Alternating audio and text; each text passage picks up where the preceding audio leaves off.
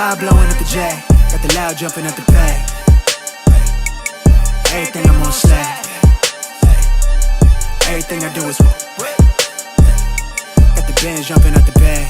Vibe blowing at my J, got the loud jumping at the bay. Everything I'm on slack. We've been with the Brazilians. This will be the first. They wild, I think. I'm innocent. Bro, you hear that guy?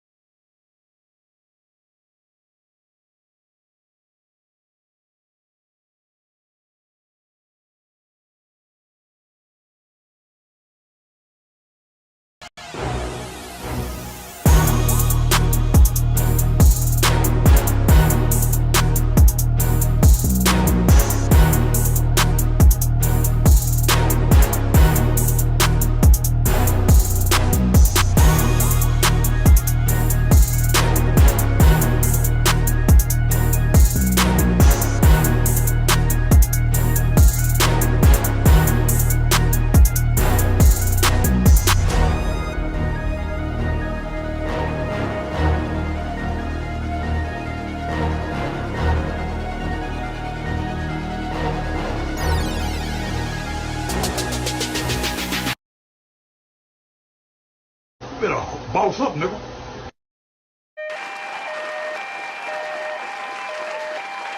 Hey, what's going on, everybody? It is Coach Greg Adams back in here with another YouTube live stream. Shout out to the Coach Gang. And that's you. For being in here, being involved, and being active on this YouTube channel. And welcome back to the internationally known, not a Chinese dupe product. This is the real deal, the internationally known Wake Up Show, part of the Free Agent Lifestyle podcast here on the Free Agent Lifestyle channel. You in here with the Bruce Wayne of this ish, the King of Kings, the King of Content, and the Speaker of Truth, yours truly, the Notorious one, a.k.a. Mr. Coachellini, better known as the Prognosticator, Coach Stradamus. And you're in the Desert Storm bunker with none other than... Smells like Teen Spirit. EWF, that is every woman's fantasy and the whole fucking show. I'm the CEO, Niggero, of Fix His Binds, LLC, the unbinder, the undebatable, the undisputed best edutainment here on YouTube. You can call me Senor Gregorio Graybeard. The ladies love to call me Mr. Third Leg Your third Greg. leg was just phenomenal. Also the man with one trabajo, that is the Mitch Slapper, the anointed one. Acknowledge me. The founding father of the After Pill, the junior college sociologist, the Morpheus of the Matey Matrix, the chocolatey Confucius, the Black Moses, the deliverer, also known as the man that walks in the spirit of Elijah. I'm the man with more nicknames than anyone in the game, but in case you forget those names, just call me the Benevolent Monarch CGA. See God Allah. And the show can start. I'm the 14-time demonetized champion of YouTube. We got a great show for you lined up today. Today, ladies and gentlemen, we're going to talk about a 19-year-old. Wait a minute. a 19-year-old trad wife. Self high five. All right, a 19-year-old trad wife defying the social norms, choosing to be a stay-at-home mom for her husband, and guess who mad? All right, guess who mad? And it ain't just the feminists. It's Mitch's. Mitch Ass Ninjas is mad too because they can't afford $100 a week for snacks. We're going to talk about what incentive do women have in this particular moment to become 19-year-old. Wait a minute. Self high five. What incentive today do women have to buck social norms of the feminist boss babe biatch in order to become the 19-year-old? Hold on for a second. Self high five. A 19-year-old trad wife. All right. Is there an incentive for women to buck this social norm? Will men allow this type of thing from happening, or allow this thing to happen to buck the trend of the strong and independent, college educated, boss babe in millions of dollars of debt ass queen? All right. We're going to talk about that and why she's denying the social norms, and why indeed this confirms what CGA is saying.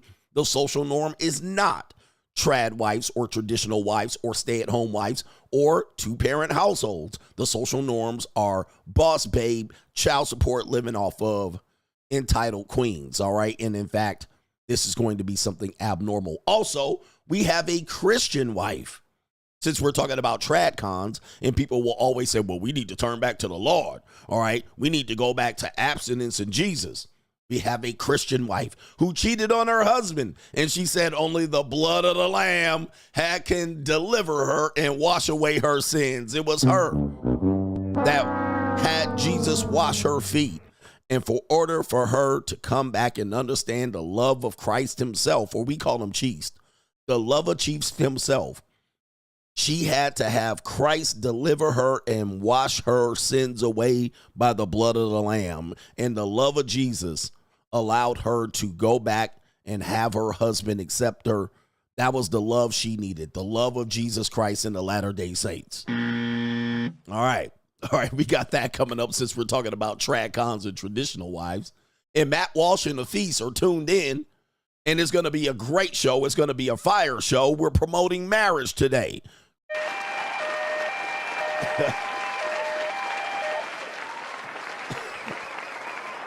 The love of Jesus Christ and the Latter-day Saints came out here. All my sins are washed away. I've been redeemed. I've been redeemed by the blood of the Lamb. Filled with the Holy Ghost I am. All my sins are washed away. I've been redeemed. Hallelujah. Hallelujah. Hallelujah. Hallelujah. Hallelujah. All right. The Christians are going crazy. They're like, this is blasphemy. But you're here with the King of Kings. The Holy Spirit guides me. I'm here speaking, and the Holy Spirit is guiding me through today's show. There is no blasphemy here. Okay, if there's blasphemy right now, if there's blasphemy, New world order. let the Lord strike me dead right now. All right. Nothing happened.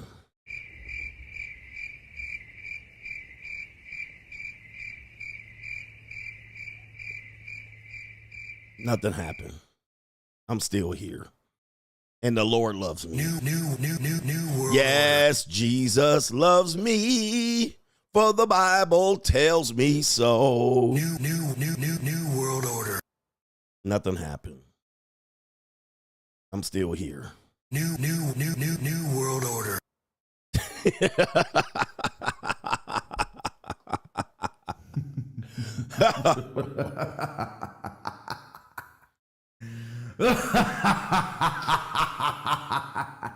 Y'all scared, man. Y'all scared. There's more evil in the world than the Notorious CGA. I'm going to tell you that. New world order. I'm the Black Moses of this, the deliverer. I walk in the spirit of Elijah. The Lord would not let you down. He wants me here. New world order. He wants me here to guide and teach you. He has put me on the throne of the King of Kings right now, and he wants me to save y'all. Mitch ass ninjas, indeed. Yes. New world order. All right, these people like he's a heathen. He's a heathen. I know it. All right, I'm not a heathen. I'm the king of kings. New world order. All right, anyway, there's people leaving the stream right now. I can't take this. Everybody in the American South are leaving the stream. All right, they're going, this is crazy. All right, this guy's lost it officially. Wait a minute. My balls are tingling. My balls are tingling. Hold up for a second. Hold up. All right. Oh, I'm pissing out razor blades. Wait a minute. Wait, hold up for a second. It burns when I pee. Could this be something? All right, hold up for a second here. Hey, yo, chill, son. Hey, yo. There it is. When I pee, it burns at the tip. Is this something here? I don't know. Hey, yo, chill, son. Hey, yo. Shout out to George Carlin here. I don't know what's going on here. Maybe that's the tip. Yeah, I don't know. All right, or maybe it was that Mexican woman that I was with down in Tropicana. All right, last night. Maybe it was that Mexican chick. I don't know what happened. Hey, yo, chill, son. Hey, yo. Maybe that was it. All right, I don't know. All right, what are we doing here? This is already a great show. New world order. NWO all over me already. New world order. All right, this is what's going on here. This show is already off the rails. To contribute to today's show, $ the Notorious CGA on the Cash App, Venmo, Coach Greg Adams TV, PayPal, paypal.me/Coach Greg Adams, and that is near the top of the description box on the Free Agent Lifestyle channel where you can super chat by clicking the link on the top of the live chat. New world order. On the Free Agent Lifestyle channel, do me a favor, refresh your stream if you're having troubles. You know, they're on me already. What's going on? Refresh your stream. And all of that in a bag of chips ahoy. No government name was trying to keep me on the stream last night. But look, Monday and Tuesday, I tend to go long on the live streams in the evening. But he was trying to break me. All right. He was like, stay on the stream. I'm going to just keep super chatting you. I was like, no. Nope. I'm out of here. All right. I'm out of here. All right. I'm tired, boss. I'm tired. People don't realize how exhausting this is. Okay. People think this is easy to do. All right. To be up here 8 hours, because I was up here yesterday, 8+ hours. All right. And I'm going to show you what happens here. We got a guy who's a streamer and his girlfriend, he lives with his girlfriend, his pregnant girlfriend. And guess what? She's mad that he was up streaming. Like, bitch, what are you smoking? All right. But it's not easy to stream that long. All right. It is very exhausting. I know that I could be doing very much more laborious type work, but it is not easy to talk continuously for 8 hours straight. It is a lot going on. There's a lot of stories. There's a lot of teaching points, talking points, a lot of preparation that goes in even before I hit the live button. So it is not easy. It is definitely around 11 to 12 hours of work just to stream for 8 hours. And doesn't include the post work, all right, that we have to do to get the stream ready for editing, clips, all of those things related to timestamps, waiting for the timestamps to come in from our live timestamp guy, get those up there. It's a whole day. It's a whole day. And I hope you know that. And if you don't know that, now you know, nigga. Shout out to everybody that thinks I make content just for black people. We learned that yesterday. All right, we learned that yesterday. I was like, wow, boy, perception can become reality. Shout out to Preston Yu. He says, we're due for a good drink all the drink rant. All right, shout out to, we got one coming up probably. Drinking up all the drink, smoking up all the smoke. Shout out to No Government Name says, double my income due to the money mindset. And he had this to say. We had this to say. He also had this to say. A triple sponsor home run.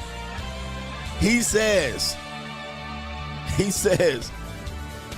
he doubled his income due to the money mindset. Yo, shut up. Wait, that's the Mexican sound effect. New world The money mindset is going to be undefeated, man. That is going to be that right there is the thing, man. The money mindset. Congratulations to, he won't even say his name. All right, he says no government name, but the money mindset is here. The people that are on money mindset that are winning. All right, not everybody's going to win. You do have to apply. The money mindset is the business. All right, it is the business. It is the most select group of men that have chosen to go over there and learn how to change their mindset and apply it to do what in 2025? Better boss up, We nigga. told you, man, boss up 2025. It's your only choice. It's your only solution. So we're getting people mindset ready and prep for this new world that we're living in. All right, the old world is gone. Larry Bird is not walking through that door. All right, the 2019 is say bye-bye. It is time for men to arm up. All right, get they numbers up, run the bag up, boss up. Ain't no time for this. Oh, we don't need all that. Minimal. Nah, bruh. You're getting priced out of the market. You're getting priced up. He doubled his income due to the money mindset, and he dropped 3 bags on us for 3 sponsorships today for the people who cannot. But we're trying to lead y'all right over there, man. Y'all can join the money mindset, schedule a coaching call. You see the links dropping in there. All right, you can join the JUCO. I'm pretty sure the JUCO is next for him. All right, we're changing the mindsets of these people out here, man. 2019 ain't coming back. 1990 ain't coming back. We're pressing forward. We got to adapt and boss up. That's the only thing. Better boss up, That's the nigga. only thing left that's going to save y'all. All right. Shout out to you, man. Congratulations to you. And thank you for being a Money Mindset member. Shout out to 50 Mints as reading The Free Agent Lifestyle, the book for the second time, but listening to it on Audible this time. You're finding new things that you can add to your life as I have grown from the first time I read it. You had me cracking up yesterday with the sign here, bitch. It's a cheat code when you have options, 100%. Okay? It's the cheat code, sign here. We're teaching leverage. We're teaching leverage, 100%. As no government name says a lot of Gen Z men like me don't trust or care about Western-backed messages via lamestream media and realize that everything that men like is viewed as bad in the West. Mainstream is mad that Gen Z men are more influenced by the East, and it's increasing by the day. And he says, I refuse to watch any Western-made entertainment, and it was the best decision I've made as a Gen Z beside watching your content. He says, Western men don't realize how much society hates you. And it's changed you and masculinity until you've lived overseas, not just visited it. You lived overseas for years. And he says most men don't realize that the women have made their rights a business. He says someone on the Coach Gang said that women have made their rights a business. As someone who was in the military and a Gen Z, the idea of a woman leader, especially a president, is terrifying to me. Terrifying. We're going to give no government name a sponsorship. He chips in every day. All right, Ferg is on. He said Coach is on fire. Ferg is on fire. Shout out to the Ninja Watcher is back. And then we do have a couple more. And then he says build free media. Coach, I agree with last night's theory of the long-term subversion of masculinity. But don't forget, women are horrible as long-term thinking. He says, if all men are like women, then that's the end of society, dumbasses. LOL. Shout out to you in the money mindset. And it's also gives us more. It's just going to bring in socialism, right? So then we'll be under everybody's authority and thumb, which most people are already living a socialist lifestyle. We know that. But it's just going to force us all into that because women don't have a plan. They're just being guided, all right? They're being told constantly on what to do and programmed, right? And then men fall under that order. Then what happens? Then we're all screwed because women don't have a long-term plan. All right. Anytime I'm in a relationship with a woman and she says she has an idea, what is the long-term effects? If she doesn't know, well, shut the fuck up. All right. I'm not listening to ideas. All right. I was listening to the great Thomas Sowell today, and he was talking about there's a difference between a good idea and what actually works. All right. What sounds good and what actually works. And this is where we're stuck in society. We are fighting between what sounds good and what actually works. I want you to listen to me, man, because I'm teaching today already. We're going to get into the show, but this is the show.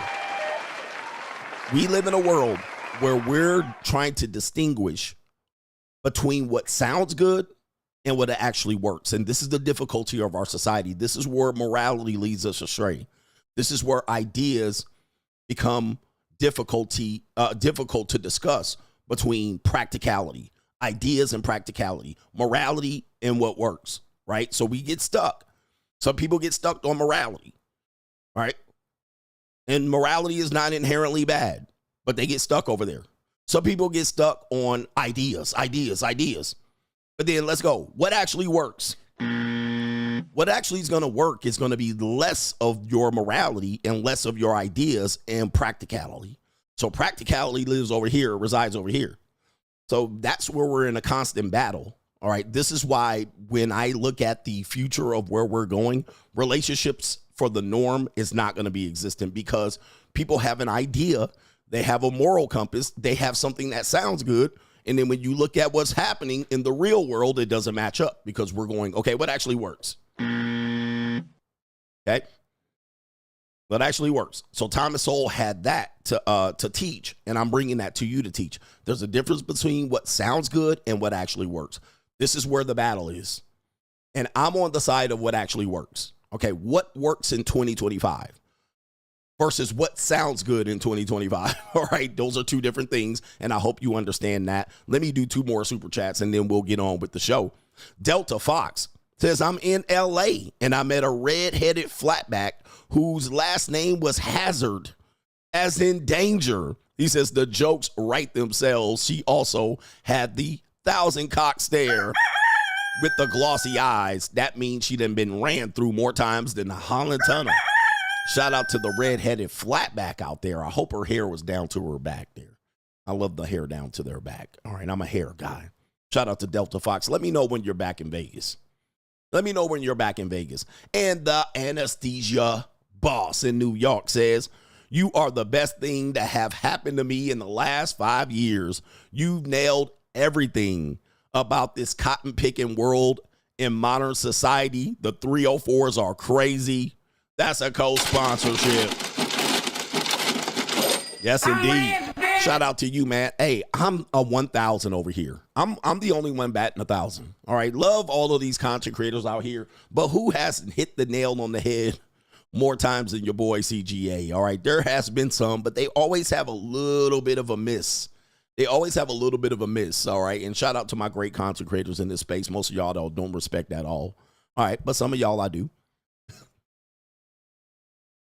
All right. Yep, Ginger's got them super pink toes. There's something about those pink toes. All right, but even Quavo, and the Migos talked about pink toes. Right? Even they like pink toes. So did Takeoff. All right, but yeah, man. Shout out to everybody. But do me a favor. Let's do a little Doom and Gloom CGA. Let's talk about these normies and Doom and Gloom CGA.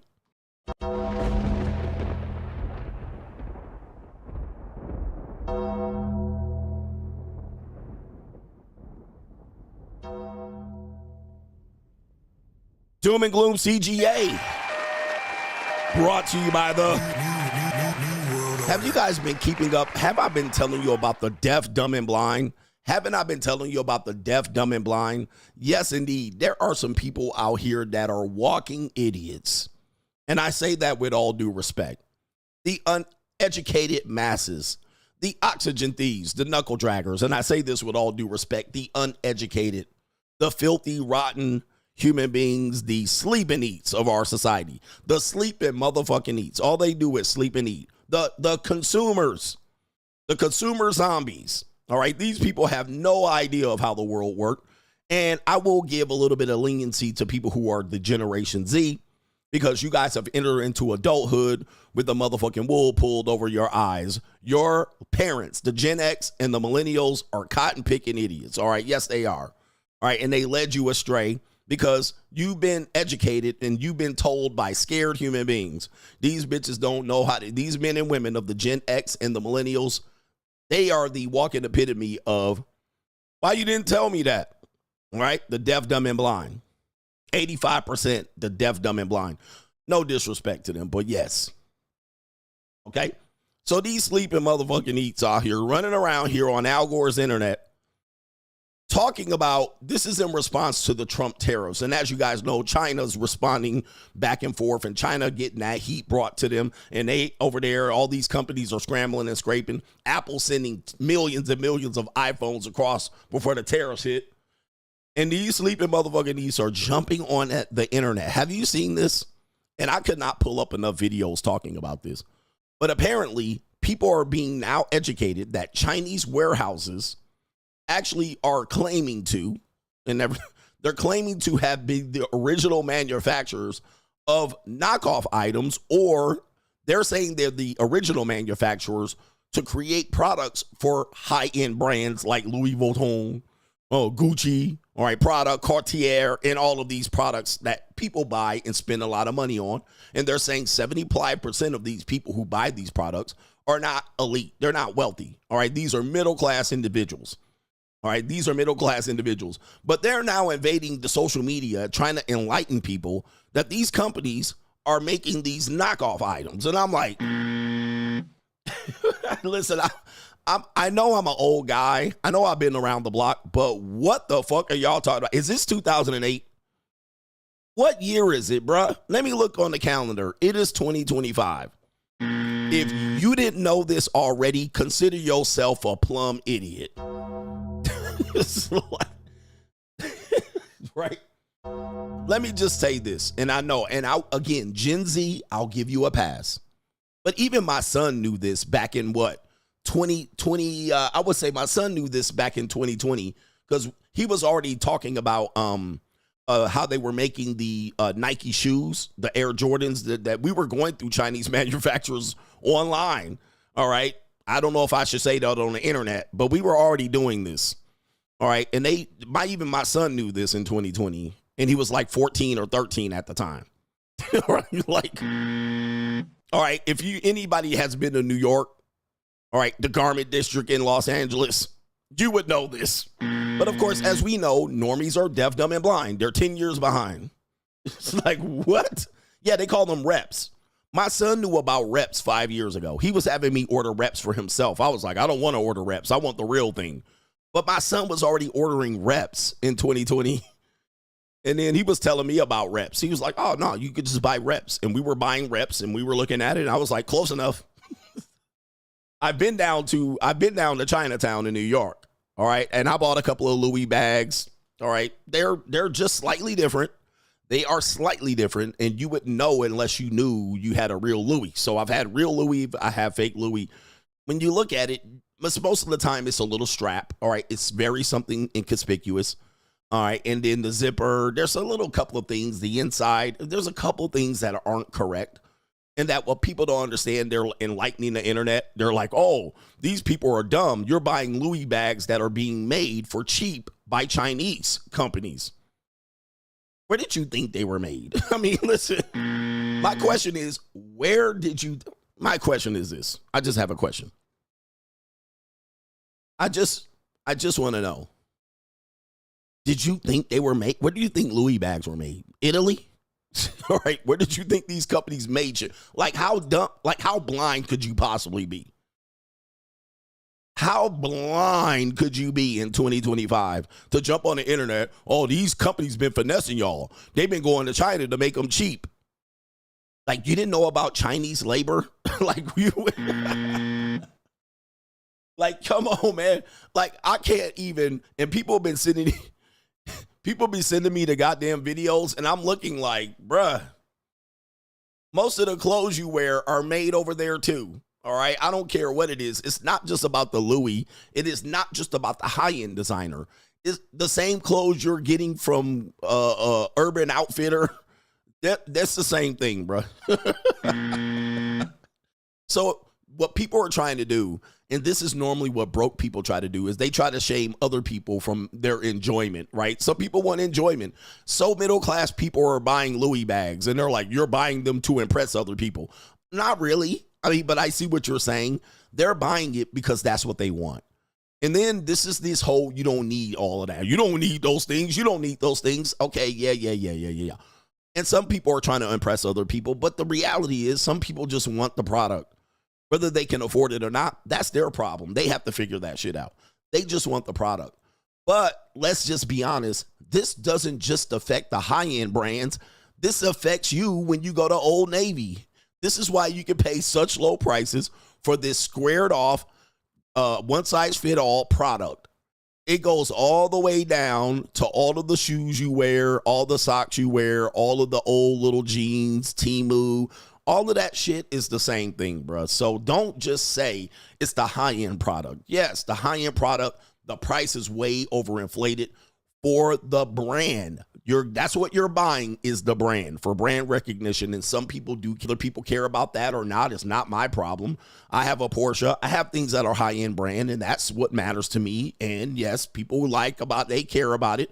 It matters to me some. Sometimes I don't care about recognition related to that. Sometimes I can use it for my brand, and it can increase my brand awareness because people do care about those things. But now when they're bringing this, you don't need all of that type shit, normie conversation. Let's just say this. Just say you're broke, okay? Just say you're broke. Just say you refuse to be able to buy or afford these products. That's what the bottom line is, because now we're trying to bring this issue in with these normies. All right, y'all buying these products and wasting y'all money. Same thing with your jeans. If you're wearing blue jeans, it's the same people making them over there too. So if you're buying Polo, Old Navy, those are the same people making it over there too. Okay, all the way down to your drawers and your socks. Now, the reason why I think this conversation is goofy is that these people are thinking they're enlightening people, and there are some people certainly enlightened. They're like, where's the video? Where's the evidence of this? I thought my Louis bag said made in Italy, right? And you're like, oh my God. I mean, we just are lost as a society, especially here in America, because most of us think we're smart because we're Americans, but we're really dumb. 80% of Americans are gone, all right, with no help. No help. So if you are one of the people here that are completely enlightened by this trend that is being pushed out in 2025 with these companies trying to convince people, hey, just buy directly through us. All right, buy directly through us. Forget product. These are the brands right here. Okay. These are the brands, all right? And so you're saying these brands are not valuable to you, all right? You don't understand why people buy them. Okay, just stay out. Don't buy them. But why are you making everybody else not buy them? If they want to buy them and spend their money recklessly or responsibly, let them buy. Why is it your concern that they're buying these items and they're being finessed with a 350% markup? If that's what they want to do, that's what they want to do. Let them deal with the consequences of it. But telling people not to, or telling them to go straight to the knockoff to override the tariffs, or just to say, listen, it's a knockoff item anyway. The same company that makes that item makes a replica of that item. By the way, China's been doing this forever. All right, just look at Samsung versus Apple. I'm like, people have their head in the sand related to this issue. But if you just don't want to be involved in buying brands and you don't see the benefit, or there's no benefit to you for buying brand names, don't buy it. Don't buy. Don't buy. But what people are also missing is that most of the time there's a this is a blue chip. Okay. This is a blue chip. What is the thing that they're missing on this one? He said, coach is biased and water is wet. Right. If you're broke, just say that. If you're broke, just say that. What is the thing that they're missing in this conversation? And there's something very, very valuable that you're missing in this conversation. And yes, jewelry, incredibly marked up. I would never pay full price for jewelry because it's completely marked up. If you know a jeweler or you know who. I'm not going to say what race, what people. We know I can't say that. All right. If you know this, you know. And Arlene is in the house. And why did you delete it, Arlene? Arlene just got it and she deleted it. All right. But watch this. All right. And by the way, yep, all of your black brands are made over there too. If anybody's ever been in manufacturing, you know China is the place to go for these things. Arlene, you deleted it. There we go. Reality's got it. This is what they miss. If you do buy luxury brands, the luxury brand holds value. You could resell it at a high price. And yes, you're going to resell it to somebody where there's a seller's market, right? The seller market is going to be there. Okay. But that's what they're missing. So let's say you bought, and I've taught you this. I've taught you this. This is what people miss. Normally, when they buy those products, they know they can resell those products. Okay, they know this. This should not be, again, we're talking about 85% are deaf, dumb, and blind. This is why I'm biased.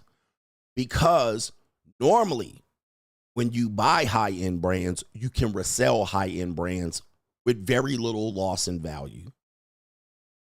Okay? That's what people don't get. They miss that completely. So this is why when you buy reps, you don't get that. All right. And that's something that I had a conversation with my son. I said, well, buying reps don't allow you to resell it because, you know, if you buy rep shoes, yeah, you got the usage out of them and people thought you had the real version. But once you grow out of them, you can't resell them. And so I said, that's one of the things about reps. And he was like, well, I don't care about that. Okay, cool. You don't care about that. All right. Your feet are going to grow and the rep is going to be trash. You got the value out of it. So people saw you wear it. They thought you were cool. You grew out of the shoe, you threw it away. But if you have a luxury brand, typically you're going to resell it. And sometimes in a good market, the price goes up. Sometimes the price comes slightly down. But typically you're going to be able to resell it. Rolex, okay? Louis Vuitton with the monogram. So not only did you buy the brand, you also bought something that tends to hold value very well. So when you're done with it, you can resell it. People miss that part. But of course, they're not going to tell you that part. Why? Because they're over here dick policing you and policing you about buying high-end products that they're saying are marked up 350%. Okay, we get that. All right, we get that. That makes sense.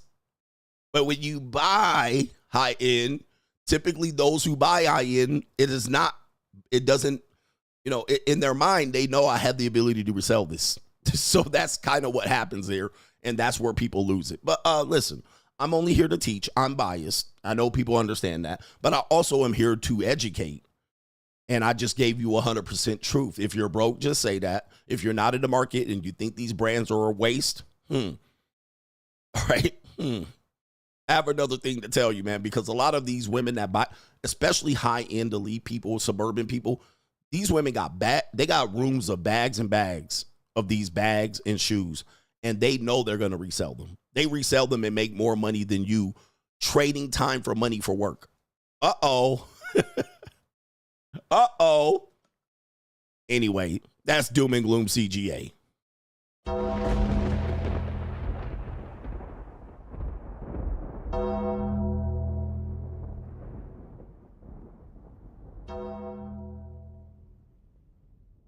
Doom and Gloom CGA. Sorry for the normies. All right, sorry for the normies. You don't need all that shit. These brand names don't mean nothing. You're going broke trying to impress people. That's normie talk to me. When I hear that, that is normie talk. But of course, I don't make content for normies. Like I try to make content where I'm trying to trigger your inner normie. All right, so almost everything that I say, almost every segment is to trigger your inner normie. Now, it probably would be better for me to make normie content because I would be more accepted by saying, you know, you guys, the middle class people are the ones buying these and going broke and running up their credit card bill, and I can help you fix it. Here's 10 free stocks on a new app. I mean, I would probably be a better content creator by just doing normie content like that. Chinese manufacturers are actually the ones making the products, and they sell the knockoffs, and you can get them for cheaper. And these people who are buying them for high prices, they're dumb. Like I would be a better content creator, right? People will probably be able to watch me, and I'll just do a 10-minute video saying some normie shit. You don't need all of that. Minimalize. These people are dumb for paying high price for high-end products, and they're going broke and running up their credit card bill. And I'll have sponsors join my mobile app. I have a free mobile app where we give you 10 free stocks when you sign up. Webull gives you 150 free stocks. Stop going broke if you're trying to impress broke people. All right, I probably would have way more viewers doing normie shit. You know what I mean? But I'm just not a normie content creator. I'm not a content creator for the normies. I'm just like literally trying to trigger your inner normie, just shocking your system. That's why people can't deal with me, because I'm trying to trigger your inner normie. Right? Yo, shout out to our brother. It is no government name again. As a Black American Gen Z, it disgusts me and boils my blood seeing pro-blacks thinking that you're their people just because of your skin color. CGA is an individual man who's a winner with accomplishments, who doesn't have to rely on his traits. Shout out to you. You can't stand the commies. Appreciate you. You wanted me to play a clip, but I'll go ahead and keep it going. All right. Western males also... Wait, Western males are so down that they don't see the point of being, let me slow down. Western men are so down that they don't see the point of becoming a winner unless someone else benefits from it. CGA is trying to give Western males the freedom and wings to fly, but they rather crawl and argue like tradcons. All right, 100%. They rather crawl. All right, they rather crawl. And he says, I've had a married Ricky Tan Uber driver earlier today ask me why guys under 30 like me rather stay single than have a girlfriend or a wife and kids when he found out I was solo traveling. I recommended him to your channel. CGA's free agent lifestyle message is spreading internationally. New world order. Why don't you want a girlfriend or a wife? Why don't you want someone to love you? Someone to love. Right here. All right. All right, why don't you want this? Like, misery loves company. I'm like, okay, why are you selling me this? Are you selling me this because it makes me better or not? Shout out to 50 Mints reading and rereading the free agent lifestyle. He knows that, you know, as you level up, you got to go back and get that lesson again. All right, Cisco says, growing up in the 90s, I remember my older cousin's Jack LaLanne bench press set. It was his pride and joy, along with all of his Easy Rider posters. You're right about growing up in a hyper-masculine society. Mitches today are soft and need to boss up, especially the YNs. Better boss up, nigga. I heard a woman, somebody playing a clip. I was listening to somebody early. I think it might have been Dr. Thunder. Shout out to Dr. Thunder. He was playing a clip of women saying men are the new women. They want to be passenger princesses. They want to be pampered. And listen, I don't disagree with her. Now, I don't disagree that men should not be pampered. I mean, men are the prize. I think women should be the ones pursuing men, and they do. They do by virtue of what they're saying. But we think we're supposed to be chasing them, which I don't think so. But today's men are super soft. They're soft. And much of what they've learned about being a man is that it's bad being a man. 100%. But yes, man, bench press. I remember I was a kid when I was a kid. And I used to see these muscle magazines thinking that these men did all of this bench press and they were natural. All these dudes, you know, muscle magazine, they muscles was like this, veins all pumped up with steroids. And they're telling you to eat chicken and broccoli and drink protein and you can be just like them. So I remember for Christmas, I might have been 12 years old, maybe 13. My mother gets me a bench press set and I'm just in the room doing bicep curls. All right. I'm just curling every 3 minutes. Anytime I'm just in the room, door closed, just bicep curl. I woke up the next day. I could not extend my arm. I was like an alligator. My arms were stuck like this. It was cooked. And I was like, I'm in there like this. I'm trying to get the Bengay, trying to rub. I'm like, uh-oh. You know, back then you didn't have Google. You didn't have WebMD to figure out what the fuck to do. Nobody in the magazine told me what the hell to do. All right. And I literally was like, oh, shit, stuck. How am I going to school? And I was sit there all day. All right. The next day I woke up. I was just like this. All right, the whole day. I was like, oh, shit, like a T-Rex. I was like, whoa, they didn't tell me. I'm looking in the magazine. They didn't tell me what to do about this shit. All right, I'm stuck like that the whole day. I don't even tell my mother. I don't even tell my mom. I'm just stuck in the bedroom like this on a Saturday. Oh, shit. I'm like, what am I going to do now? All right, how am I going to go to school now? So I'm waiting to see what happens on Sunday morning, Monday. I wake up and it's a little bit better. All right, they loosened up. All right, it's a little bit better. But, yep, that's me trying to be He-Man. the power of Grayskull. All right, I wanted to be a man so big. I want to be a man. All right, overtrain them arms. All right, that's why my biceps are so good right now. All right, and my arms are so big. All right, yes, man. All right, I was trying to get the Hulk Hogan status and Mr. T. That's all. But I overdid it. All right, some shout out to everybody. Anybody ever have that happen to them? Anybody have that happen? All right, did a little too much training, but we want to also acknowledge our brother, no government name. You know who you are, for the triple sponsorship early in the morning. And he said he bossed up and he got his money right. All right, he got his money right. Ooh-wee. All right, I was panicking for a minute. I said, I'm doomed. Doom and Gloom CGA, how to overtrain your arms. We got some other brothers that we need to acknowledge. Yeah, see, these brothers know we all did stupid shit like this. Trying to be a man. Shout out to our Gen Z men. Have this ever happened to you guys? Nope. No Gen Z men has ever had this happen. All right. Because you ninjas standing there doing TikToks. All right. TikToks in the mirror. All right. None of y'all niggas did extra. All right. Shout out to our brother. It is Timon Jr. Coach, did you report on the guy that raped the deceased man on the train in New York City? Oh, no. Somebody needs to share. But I don't even know. I don't do too much dookie play on them on my show. So I might have skipped that show anyway. I don't know about that. All right. Shout out to our brother Hakeem, says thank you for the coaching call last Friday. I have better ideas of where to take this channel. He says the fact that you were able to come up with ideas on the fly shows that you are a genius when it comes to content creation. Let me know when it works to best to schedule the extra remaining time, since I scheduled it at a bad time. Thank you again for your valuable insight. Shout out to you. That's a sponsorship. I got you, brother. I'm going to email you probably later today. All right, it's a tight schedule today, but yes, shout out to you, man.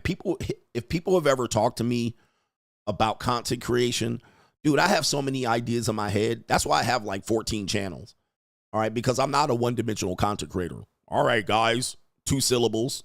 All right, I can talk about a variety of things. So when people counsel me for content creation, which some people do through coaching calls, some people do through the money mindset, when they talk about their channel, I can come up with a dozen ideas. All right. And content creation is a specialty of mine. Although people for real, you guys are still stuck in somewhere in 2016. Content creation isn't a real job and people are becoming millionaires under your nose.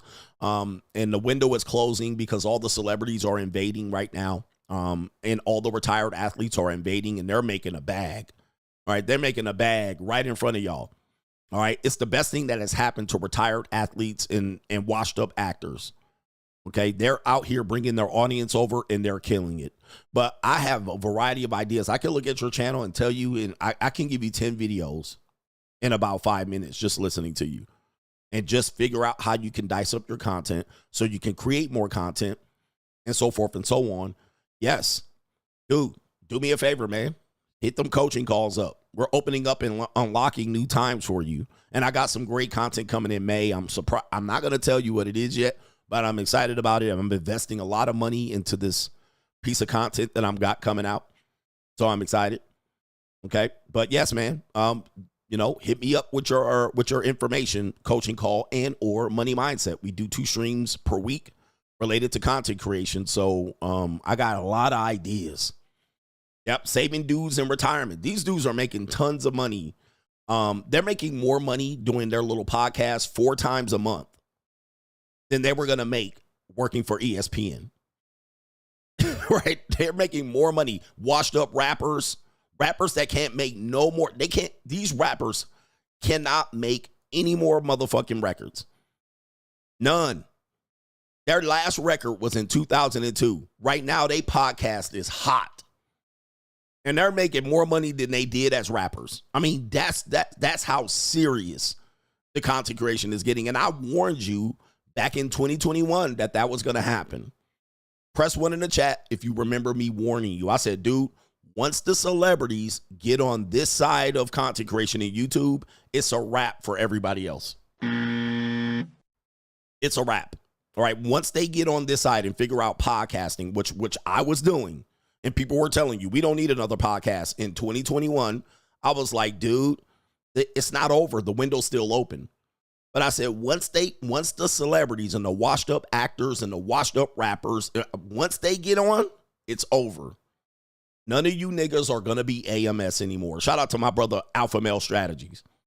I said, there's no more that y'all just going to use your phone and hop on here. You can't make lazy content. So if you're going to be a new content creator, you got to come out of the box. And Fresh and Fit was the one that changed that for the Manosphere. So if you want to be a Manosphere content creator, your production going to have to step up. But in 2021, I said, once the celebrities, because I saw it with Instagram did the same thing. And back then in 2015, 2016, Instagram was a place where it was the Insta celebrity. So you could be a fitness trainer, whatever. You could be that and you could become a celebrity. You can go from unknown to known on Instagram in 2015, 2016, 2017. Once Snoop Dogg entered into Instagram, it was over. That's when the blue check mark came out. That's when the celebrity said, oh, Snoop Dogg's on. Back then, celebrities used publicists to get their information out. Celebrities didn't touch social media. They would not even touch it with a 10-foot pole because they thought that would ruin their mystique. But once Snoop Dogg got on and then people followed that, then it was a wrap for everybody else. You could not become an Insta celebrity unless you were a Insta model or any of that. It was tough to on Instagram. Now it's a little bit better now because a lot of people, they're trying to get new content creators because of competition between TikTok, Snapchat, and Instagram and Facebook and Reels. So now they're opening up a lane for people to become known, but of course, they're not paying anymore. They're not paying people like that anymore, except for TikTok. So this is where it is, man. This is where it is. Once the celebrities come over here and we now see it, these people watch me as well. All right, because you can kind of hear it. And I've opened up the ability for the celebrities to say what they can say now. Okay. Not just me, other people in this space. And guess what conversation the celebrities are talking about? People care about their little sports, but what do the celebrities go viral talking about? Relationships. Shannon Sharp, his most viral content is when he talks about him and young women and blah, blah, blah. Chad Ochocinco, Gilbert Arenas, Cameron and Mace. Those people are going viral talking about relationship. Joe Budden. Those guys are going viral talking about red pill shit. They're not going viral talking about their old rap shit and making videos. Shannon Sharp's not going viral talking about he's a Hall of Famer. Chad Ochocinco's not going viral because he's talking about how to catch passes in the NFL. They're going viral on dating and relationships. That's why I'm telling you. People that told you that it's a dead content, they lied to you. Which means, in effect, if you want to be a content creator today, the window is closing. It's closing because you can't jump up here on like AMS. Stephen A. Smith, Paul Pierce, they're going viral talking exactly about what I'm talking about for the last 8 years. And they're just jacking, they're jacking all of the shit that we've been saying over in this space and got demonetized and shadow banned for years. They're saying the exact same thing and they're going viral. So with that being said, how easy is it going to be for you to pull the alpha male strategies, tilt the phone up like this and talk where I can see all the boogers in your nostrils? I'm just joking, AMS. I'm just joking, AMS. But you no longer can do the AMS entry and go viral as an unknown. Shaquille O'Neal, same thing. Shaquille O'Neal going viral, talking about relationships. Okay? Straight jacket. So no longer can you just jump in there like I'm going to just put my red pill shit out here and I'm going to go viral. All right? Or talk about dating and relationships and just go. It's gone. You missed the window. So you better come up with another creative idea. And you better come out with some better production. You can't just use your iPhone and do this. All right. AMS is always going to be my measuring stick for entry-level base, entry-level low production content, because that's what he does. He just does it right off his phone, uploads it, no editing, gone. You can't do that anymore. All right, you can't do that anymore. So what you're going to have to do, you have to talk to a man like me that has years and years of experience and has 14 channels that have all proven to be monetized until the haters hit it. Okay, whatever it is. I've been able to go viral in a bunch of different genres, and I've been doing content for over 20 years. All right, for people who don't know, I've been doing content for over 20 years. It had just not been, I didn't just start doing red pill content. I was doing content in a bunch of different genres before that, before this. All right, so I got experience doing this, and I can pass that on. He knows that. All right, you're going to have to learn shit. You can't take the easy, lazy route with content anymore. Like I said, bro, I did 8 hours of content live, which is really 12 hours of work, and prep, post work, preparing for the next stream, doing the next stream, post work on the next stream. 12 hours. No longer can you do lazy shit. And that's why I call out a lot of Manosphere content creators. They're just doing lazy content. All right, they'll just play a video that's an hour and a half long and then pause, play, pause, play, pause, play, pause, play. All right, you ain't about to do shit out here. You ain't about to go nowhere if you starting off like that. So don't think you can just do it like that because you see maybe Abbott and Preach doing it like that. You see maybe MTR doing it like that. You can't come in here and do that. They already built their audience already, so they can get away with that. All right, you on the other hand, you cannot. Okay, so where do I find the prices for your consultation? Well, number one, you can click the link. All right, that's the best way to find the price. Okay. Number two, you can click the link. It will tell you. You click that link and you click through, you will see them prices. Yes, indeed. You need to come in here business-minded. All right, and we come in criminal-minded too. Let me get back. Straggle and Sniggle Theater. Like, ride with me if you ride with me, you can slide with me if you feel like 550 on the 5 sticky, come get high with me, that's a deal, right? Straggle and Sniggle Theater. All right, we got some interesting Straggle and Sniggle Theaters. We have a content creator that has a fake Andrew Tate. All right, so now what we see here, we have Andrew Tate. All right. A fake Andrew Tate representing the hyper-masculine manosphere. Okay, my hyper-masculine manosphere. And then we have a Russian Natasha shooting down his manosphere talking points. All right, here it is right here. And how many did this go feral? Oh, yes, it did. All right, so for the haters, this went very feral. Okay, this is where we are. What did I tell you about the manosphere?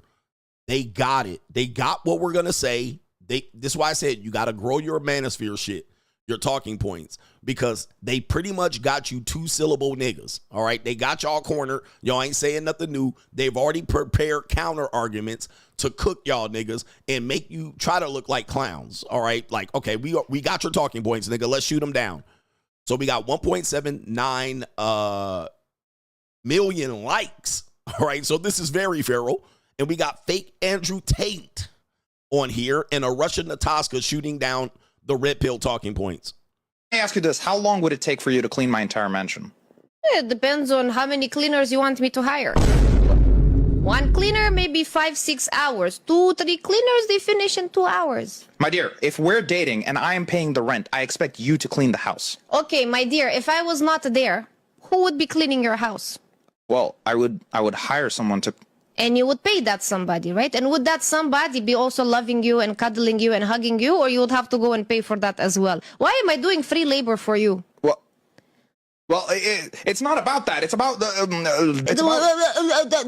Have you seen those nails that you still did not pay for yet? Do you think I want these to be cleaning, scrubbing your toilet? No. What about when I'm paying for your nails to be done? Okay. And what about when I have to sit there and deal with you every single day? You don't pay for my mental state, do you? I can get you a therapist. Yes, and I can get you a cleaner.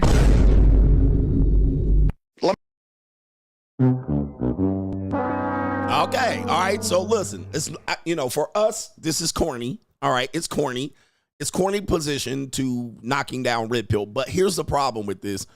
This shit is feral. All right, they are saying she cooked so hard it practically burned the house down. All right, this is the normie side. Somebody said definitely a skit. You think? All right, you think? All right, that definitely, guys. I'm not even going to go there here. But as you can see, this is the type of thing that they're doing now. The Red Pill has had its ride. The Red Pill refused to grow. The Red Pill just keep putting out what I call rage bait. All right. And then people are trying to just swagger jack people and just copy people. And they're coming out with no substance. So I challenge the Red Pill to grow. Now, these are easily things to counter to me if Natasha was in front of us. But of course, they're looking for shit to knock this space down and continue to just kind of cherry pick and take the points that they like and drop the rest. Okay, so this is obviously a fake interview. This is not really Andrew Tate. It's Andrew Bate, Andrew Tate, Andrew Ain't. Okay, but this is her counter to Andrew Tate. This is counter to these, you're going to cook and clean and these type of things. Where I said you guys haven't really grown to the monetized dating marketplace. Whereas this place want to bring shit back to the past. These women are saying, nah, bruh, we in a new world. Whether you think this is going to work or not, that's not the point of the conversation. All right, so that's why I'm telling you, the space needs to grow and come up with some new shit. Right, they do. All right, so anyway, they'll eventually catch up. It took about 10 years, and now they've caught up, all right, in their mind. In their mind. All right, and as you can see by the response, whether you like it or not, guys, the response is showing, yeah, fuck that shit. Russian girls don't play that 50-50 mess. And if you know Russian girls, they don't. They're big-time gold diggers. All right, we also has, the boys have Andrew Tate. The girlies have Russian women. Okay, she cooked so hard it practically burned down the house. Imagine acknowledging that your girlfriend will need a therapist because of you. All right, God, I love Slavic women and their ability to shut down these red-pilled American men. Okay, goodness gracious. Gotcha, bitch. All right, Red Pill needs to grow. All right, it definitely is a problem. All right, if you wanted to keep this shit going, I mean, I'm telling you, niggas is still trying to get triggered off of OnlyFans girls. I'm like, oh, we cooked. All right, we cooked. All right, so anyway, and this OnlyFans is almost 10 years old. This is where I need you to understand. And guess what? It's going nowhere. As I said 5 years ago, it's going nowhere. Just get used to it being here. We need to stop Instagram. Instagram about to be 30, right? Certainly about to be 20. And it's going nowhere. Has it left? No. Guys been still trying to shut down Instagram since girls was taking ducklet photos. And that's the Red Pill. The Red Pill still hasn't progressed. All right, so anyway. All right, we got another woman here that says why he talks freely to his homeboys and not you. And that's you. And look at them thighs and cankles. That's what niggas call thick right there. And she got her feet out. All right, why do men talk freely to their male friends instead of their girlfriends? All right, here we go. When you go outside and you deal with your homeboys and stuff like that, the reason why it's so fun and enjoyable to you is because they're not asking follow-up questions. They're not saying, hey, bro, are you good? Like, let's talk about it. Like, let's dissect this. Like, they're not doing that. So, of course, that's more fun to you because you don't have to actually deal with any of the stuff that you are struggling with. You're running. You're a runner. You're a track star. That's what you're doing.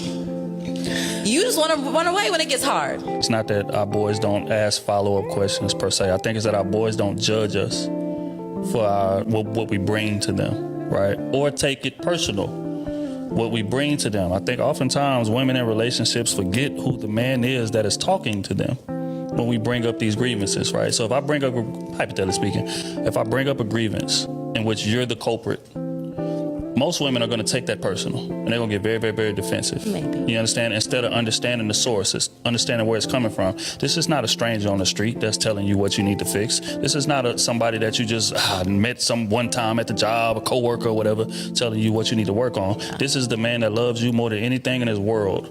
All right, niggas love conversation between men and women. All right, bruh. I mean, anyway, they saying a lot they could have shortened this up. All right, but yeah, shout out to the music in the background to make it feel some sort of way. Right? They put some goddamn neo soul on the background to make you feel some sort of way. All right, but the woman is saying, why don't men open up to women? Obviously, we put that fire out long time ago. Shaquille O'Neal has become viral by saying, never talk and share your intimate details with women. This is obvious. Now, he's saying the same thing to her because, you know, women tend to want to go further. They want to dive deep. They want to unpack. They want to see how this was traumatic, what childhood experience brought on to this, whereas the men tend to be non-judgmental and say, it'll be all right. All right, it'll be all right, pal. We just need to say to the other guy to say, do you understand us? For other guys to say, yeah, I understand. I've been to that situation. I've been through that situation, and this is how I handle it. And there'll be a solution instead of unpacking it and becoming judgmental and criticizing and then trying to, you know, try to become some pseudo therapist. Not only that, using it against you down the line. So men know that they're going to use it. This woman's going to use that. That's why your father wasn't a part of your life. All right. The reason why you like that is because your dad wasn't a part of your life for 12 years. All right. And then they'll use it against you. So this is why men tend to bottle up their feelings and their issues and don't share them even with their intimate partners or their spouses, girlfriends, their bitch or hoe or whatnot. Men are more likely to share their intimate details with their hoes or street hookers than they are their girlfriends. And the bottom line is that women don't care. They don't care in the end. They want to see how it applies to them. All right. They want to see how it applies to them. And these pseudo unpacking therapist broads can't help you. They cannot help you at all. All right. And they want to find a way to say, oh, let's attach this to something. They always want to attach it to something. All right. Something happened in your past that makes you feel this way. You were traumatized. You were dropped on your head as a kid. All right, nah, bitch. All right, let's give the responsibility to the issue here. Why I have trust issue because of hoes and bitches. All right, and skeezers and good girls trying to say they ain't hoes. All right, Straggle with Sniggle Theater. We have a woman named Bhad Barbie or Bhad Baby. I can never get it right. Is it Bhad Barbie or Bhad Baby? All right, Bhad Baby. She's pictured here. She's definitely a little petite little thing. I didn't realize she was so small. All right, but she's rocking the helmet afro, the Jufro.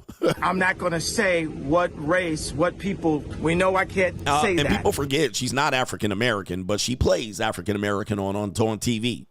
Well, apparently, Bhad Baby, who is a rapper, OnlyFans, actor, all of these things. And yes, there's girls that buy her music, or they bought it at some particular point.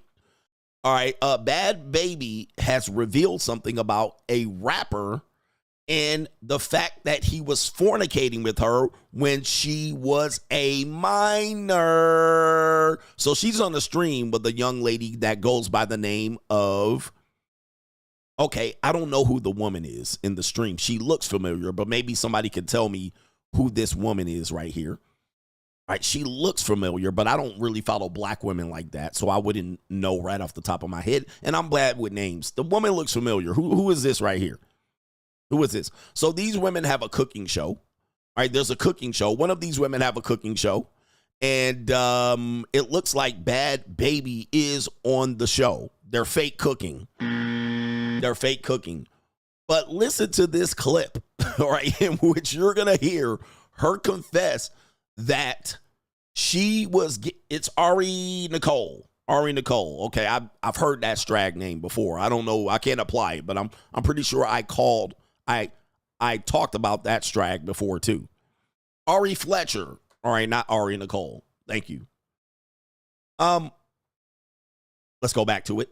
She is now going to reveal that she was getting her guts throttled as a minor. Now, the reason why this is important is I always been telling you guys that this has been the case. You have to watch out for girls after the age of 12. You don't know what the fuck they're doing. They be out here in these streets. They be on OnlyFans. They be on Instagram already shaking their ass. They got Finstas. They be on dating apps. They're fucking grown men. I've been telling you this for a long time. Not all of them, but the ones that are, you will see it. Let's go ahead and play the clip of her snitching on someone, saying she was getting folded up like a love letter from the second grade as a minor. So you used to date Sosa. What was that like?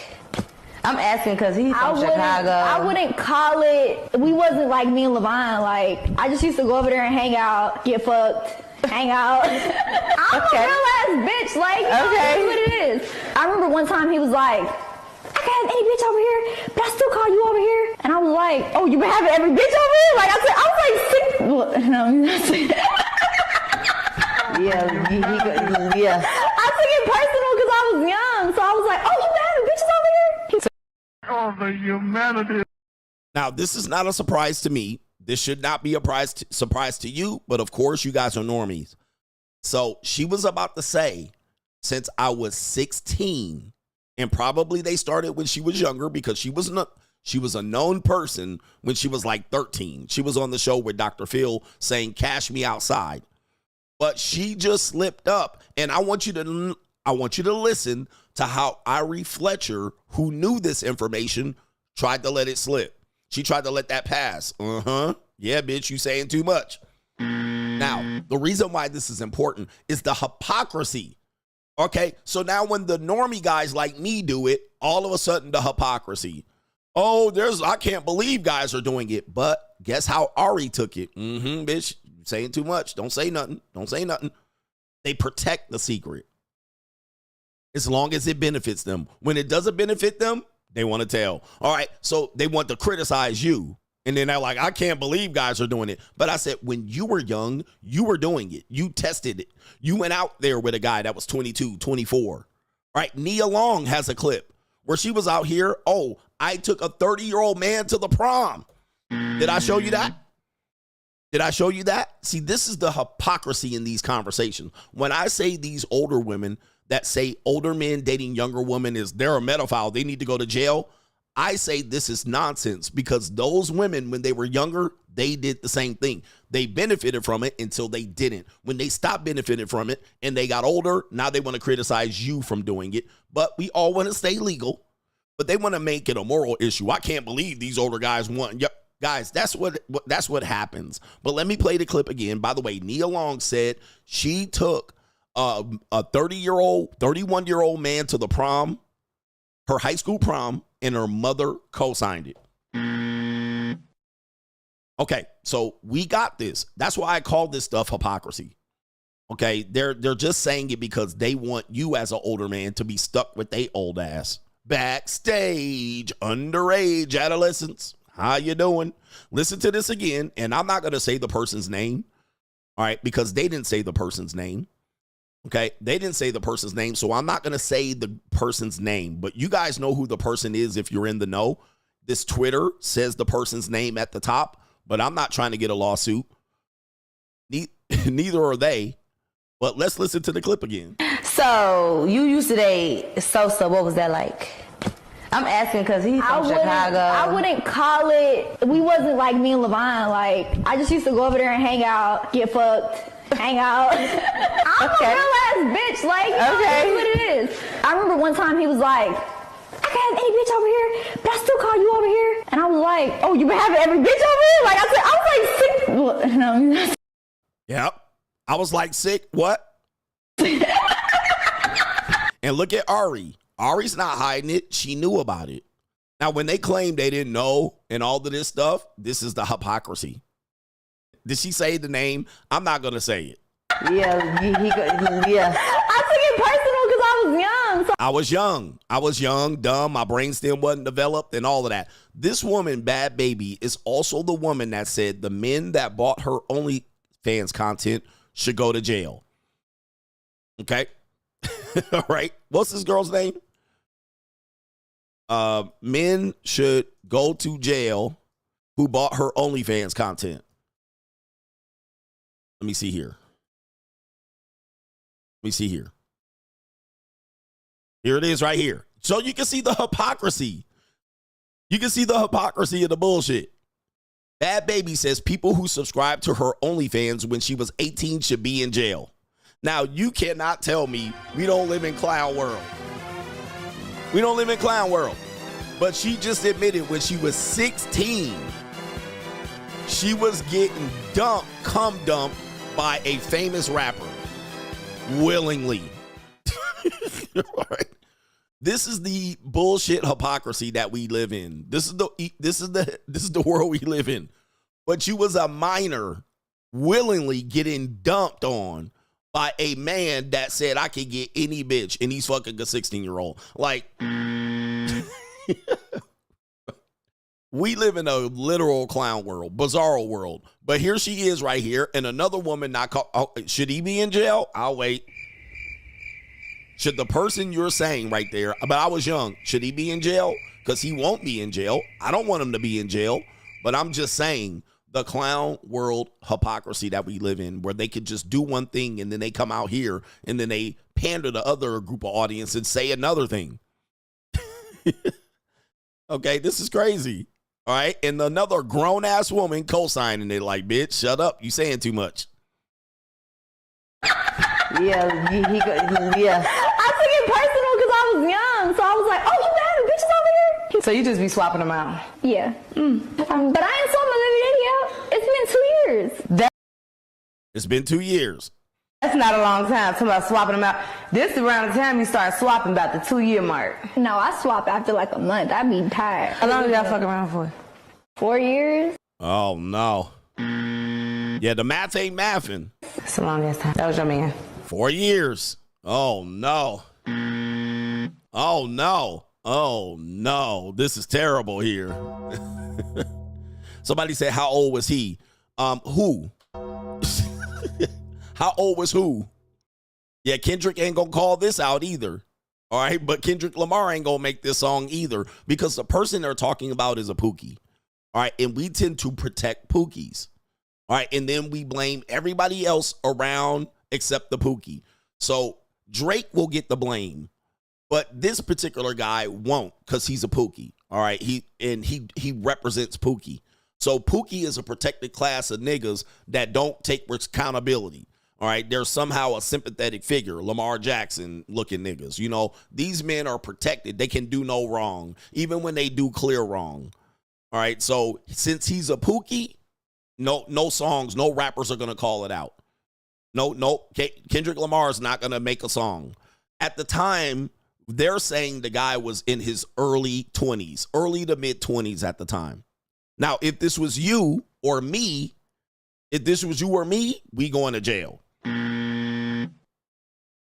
We going to jail. All right. But since it's a Pookie, right? Since it's a Pookie or a gangster or a thug or whatever they want to call it, they're not going to call it out. It's just going to just put this under the rug. We can't do nothing about him, and he was doing it anyway, and blah, blah, blah. And they won't say nothing. Yeah, Pookie politics. It's Pookie privilege. So it is what it is. Right? A minor. It's weird. But shout out to you. I'm just calling out the hypocrisy.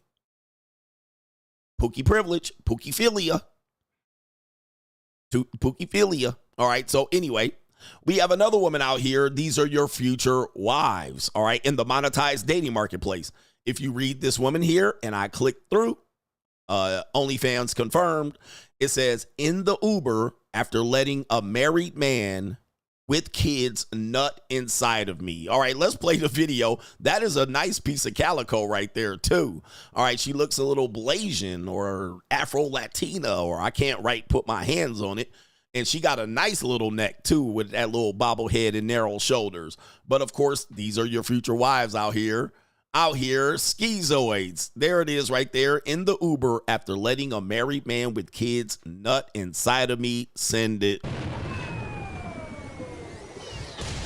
These are the women y'all want to save. These are the women that somehow, when it's time to save marriage and tell men to go get married, we forget about these schizoids. All right. For some reason, these women, y'all forget about that. These women are out here. All right. There it is right there. This activity is going on. I can't confirm. All right. I can't confirm. And that is one nice piece of calico. I might definitely try to get in touch with her just as a side project. All right. And I'm not even married with kids. All right. But what did I tell you? They like to go home after that. They won't even piss it off in the toilet. They'll go home and be like, yep, I got his kids inside of me.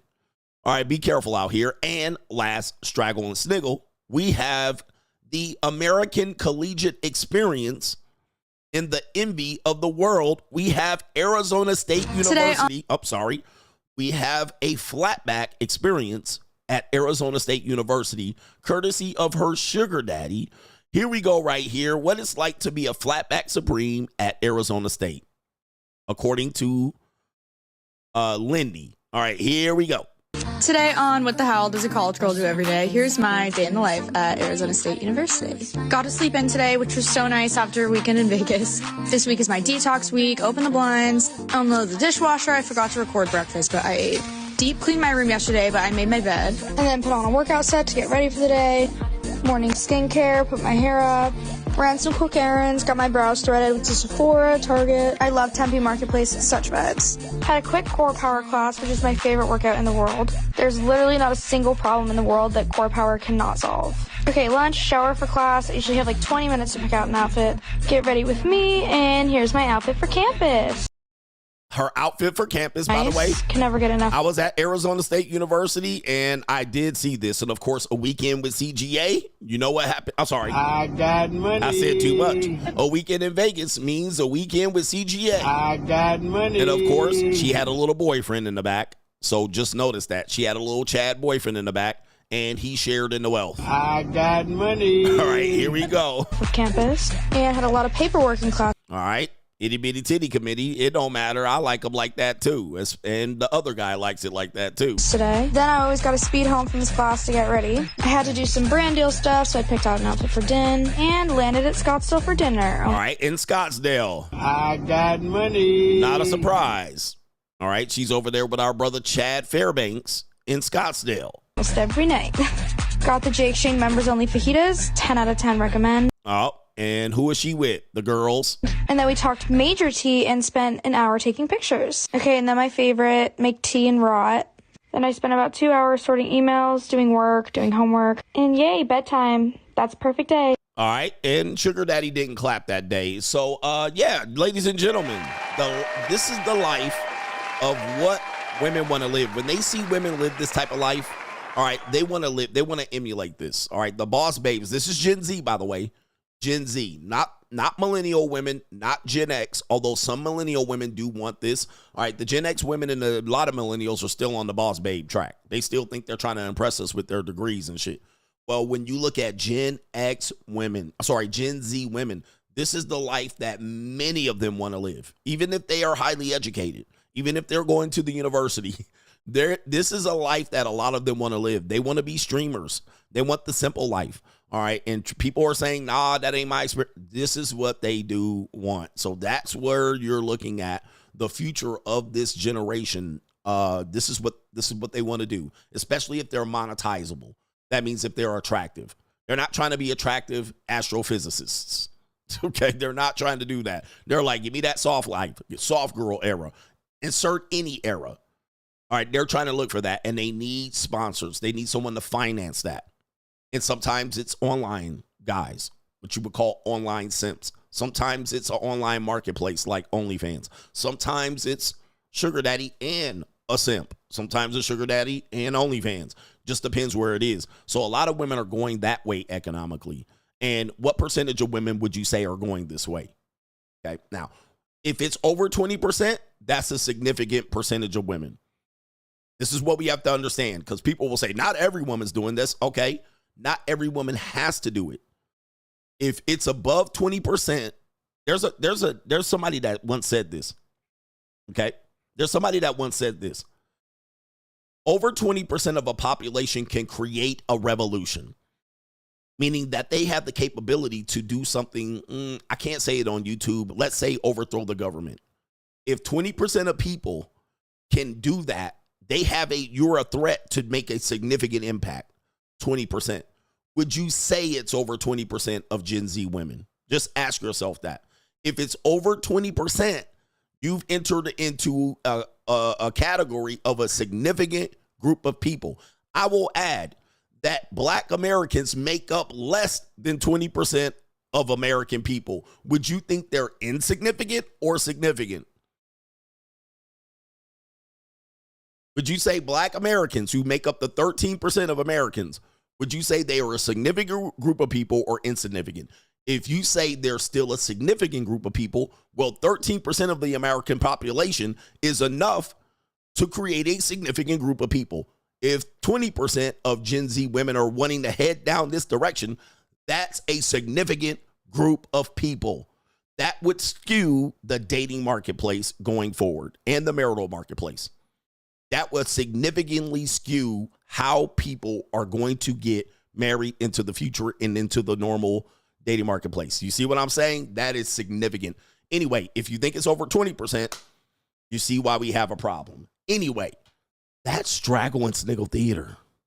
Like, ride with me if you ride with me, you can slide with me if you feel like 550 on the 5 sticky, come get high with me, that's a deal, right?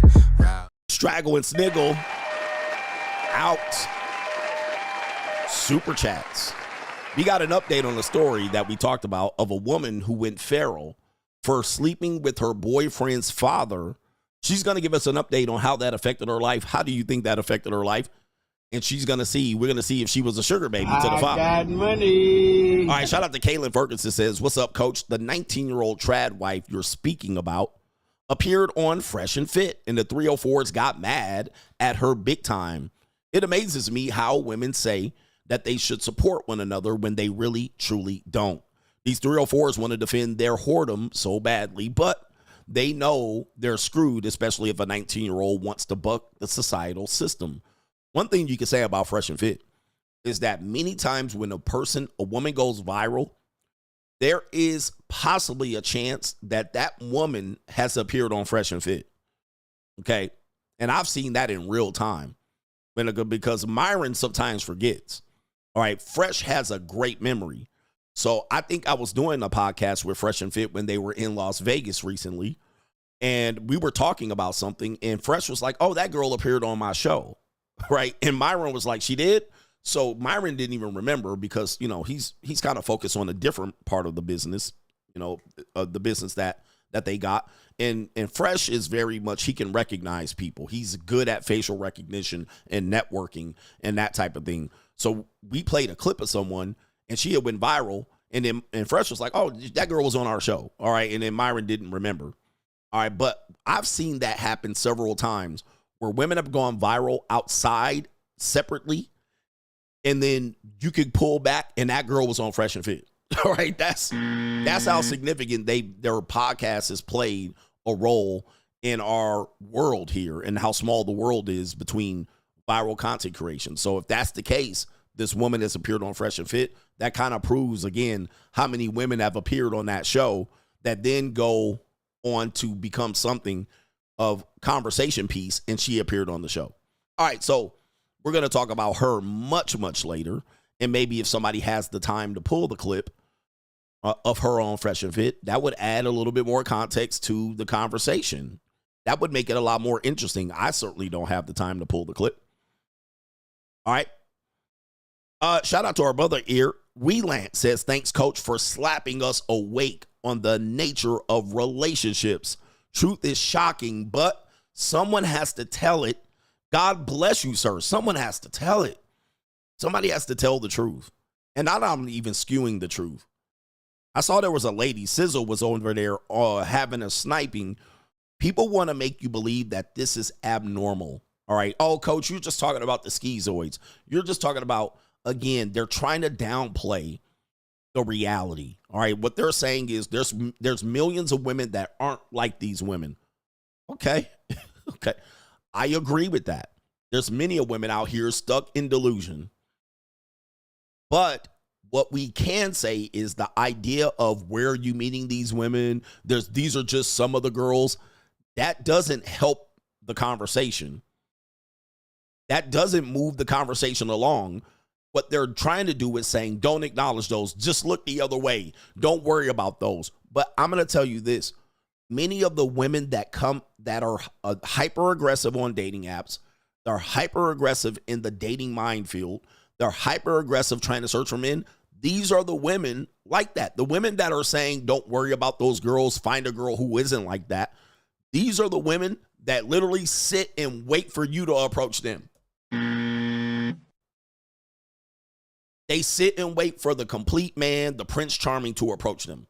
These are the women that are oblong with crooked noses and jacked up teeth, fat gunts, triple rolls on their belly, and they sit there and wait at Starbucks with earplugs in their ear and glasses and their nose in the phone or a book, waiting for men to approach them. How come men don't approach these women that are completely oblivious to society? They're not aggressive on dating apps. They say they don't do hookups. All right, they're waiting for the complete man to match with them on a dating app. They're completely bombed out of the dating marketplace, whereas men on dating apps are constantly dealing with aggressive women. All right, so we have the same experience with the same group of aggressive women. The women just sitting there like, I don't know why men don't introduce themselves to me, stirring their tea. These bitches ain't never pulling. They're not on dates. They don't go on dates. They're not serial daters. Bitches don't travel. All right, they just sit there with their nose in a book, with their eyes glazed over, waiting for men to approach them. Okay, so you're a select group of women that are in a marketplace that you are not very active in, or you're washed up and washed out. Where men aren't going to sit up there. Guys aren't going to sit up there and approach women like this.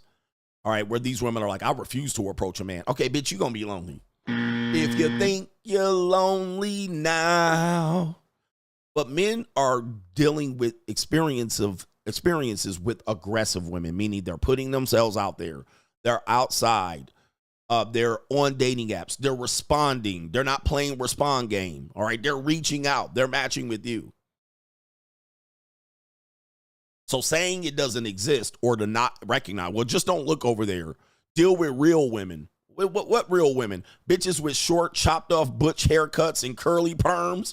All right, sitting in a coffee house or the bookstore, rejecting 90% of men that approach them. Oh, I have a boyfriend, ass bitch. Oh, I don't know. All right, why do you want my phone number? Do you even know anything about me, ass bitch? All right, what the fuck?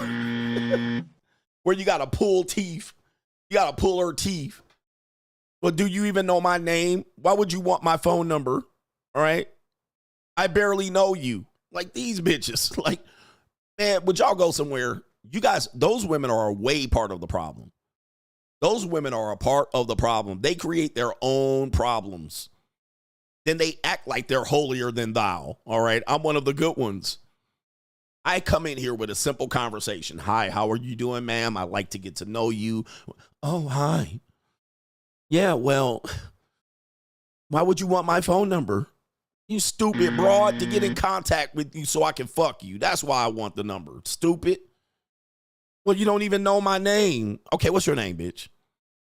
What's your name? Julie. Okay, Julie. I like to get to know you. Perhaps I could take you out. Where are we going to go? Oh, my fucking God.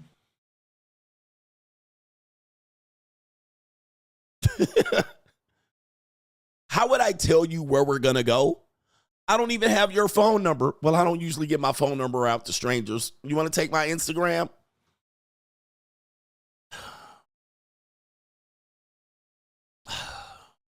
Do you know how old I am? Bitch, would you just give me your phone number? We can figure that shit out. The rest we can do. They don't think they're the problem. They think they're the good women. And then they go on the first date. Oh, okay. Well, is this really a date? All right. I don't really consider this a date. Perhaps when we go on a real date. Why I oughta. All right. These women think they're the good ones. Just stretching this shit along, playing dumb. All right. The whole time. Making you just pull teeth the entire time. All right. Sitting there. What do you like to do for hobbies? Oh my God. These women are just as garbage as the 304s. They're just as garbage as the 304s, but they think they're the good ones. All right, I've never hooked up with a man on a first date. I've never had a casual hookup. Oh my Lord.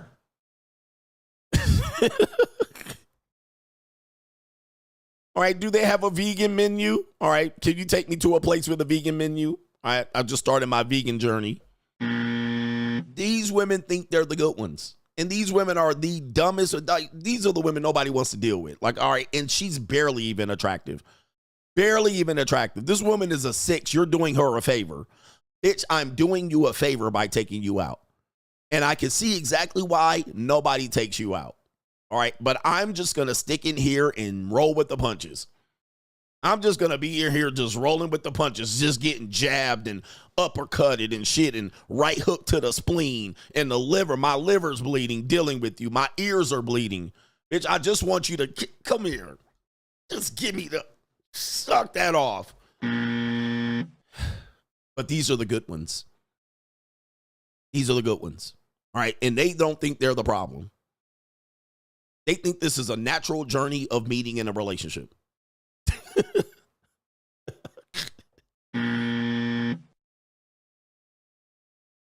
Then they want to skew it off by saying, you're just talking about the 304s.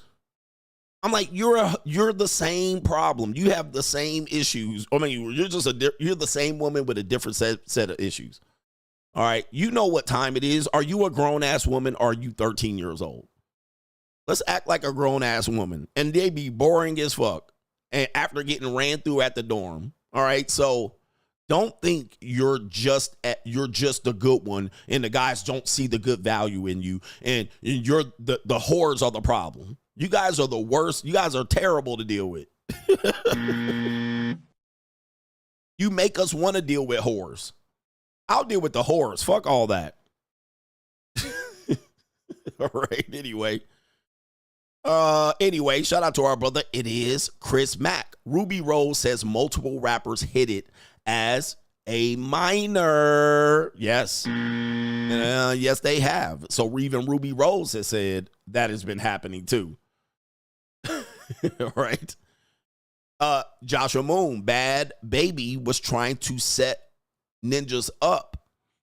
All right. She trying to set them up. New world order. Okay. Yep. Be careful out there with them.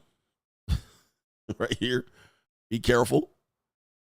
And don't get, well, she's trying to set him up. We got our brother here, Mr. Inquisitive. God dang. He says, my money is up, but my mindset is we earn more when we learn more. I need to get back on the money mindset.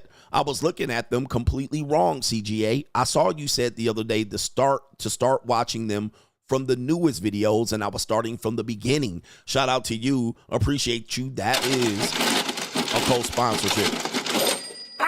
All right. The newer videos are the hotter videos. All right. The older ones are good too. All right. You just gotta, and the thing is with the money mindset, I'm gonna have to refigure out and reconfigure the money mindset because you guys are getting access to just over about 100 videos, which is almost too much. All right. It's overload. So when you get over there, you're a new money mindset member. You're just like, whoa. All right. I need to probably restrict videos and take videos down to give it to the entry level. And if you want the more videos, it needs to be just a separate price.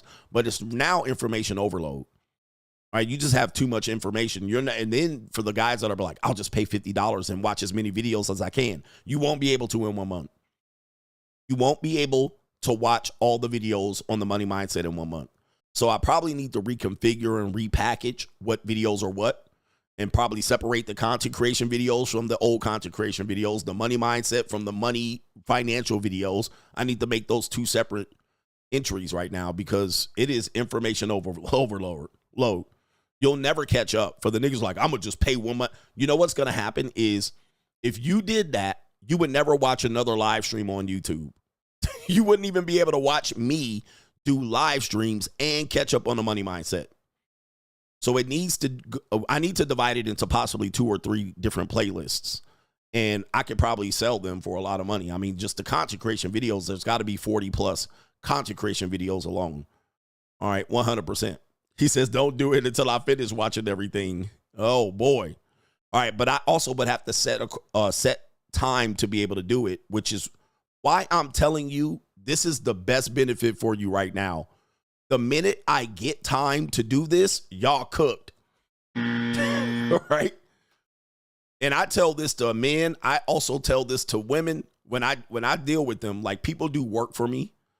And sometimes I don't pay attention. Right. I'm not paying attention. I'll give you an assignment and then I'll be like, okay, handle that assignment. And sometimes you're getting more for doing less and you're not paying attention. So then people take it for granted. I know the employee mindset. Because you're like, oh, he's paying me and I'm doing bare minimum easy work. And then you'll capitalize on that by doing bare minimum work.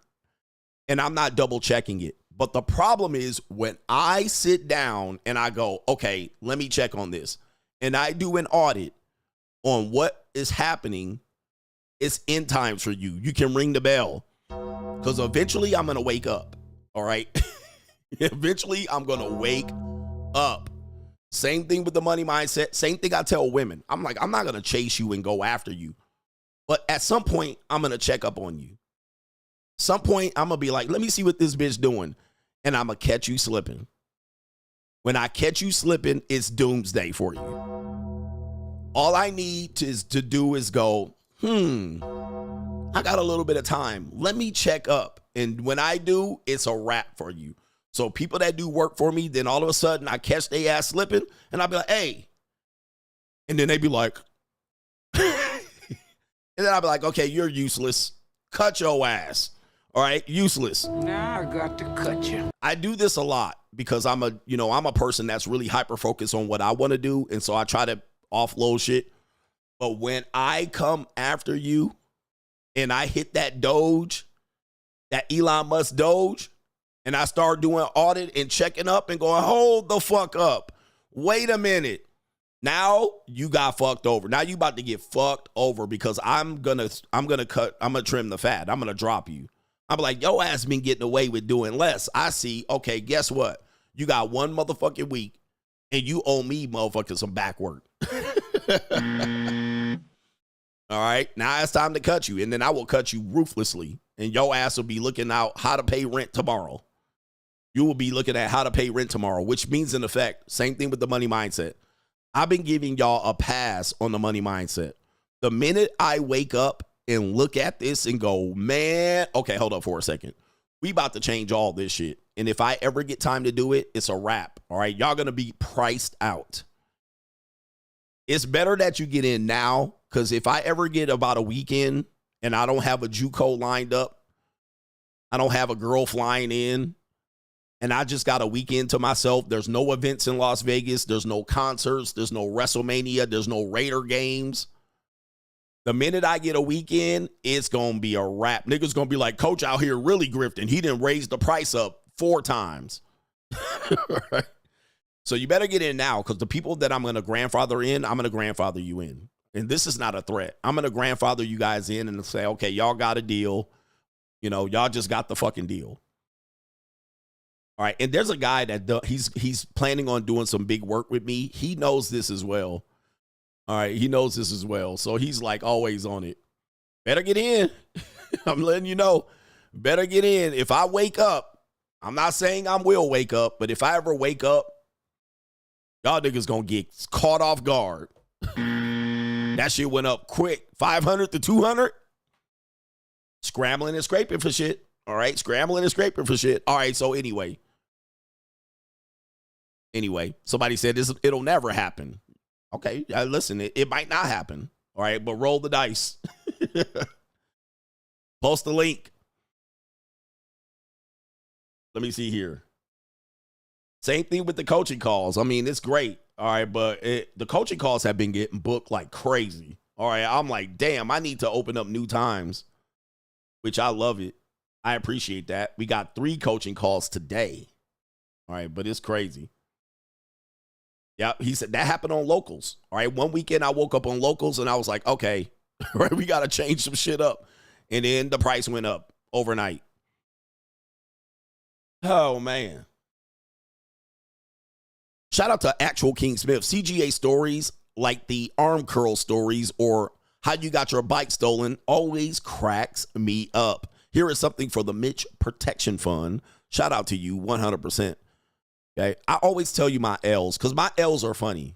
My L's are funny, and I'm not the perfect guy.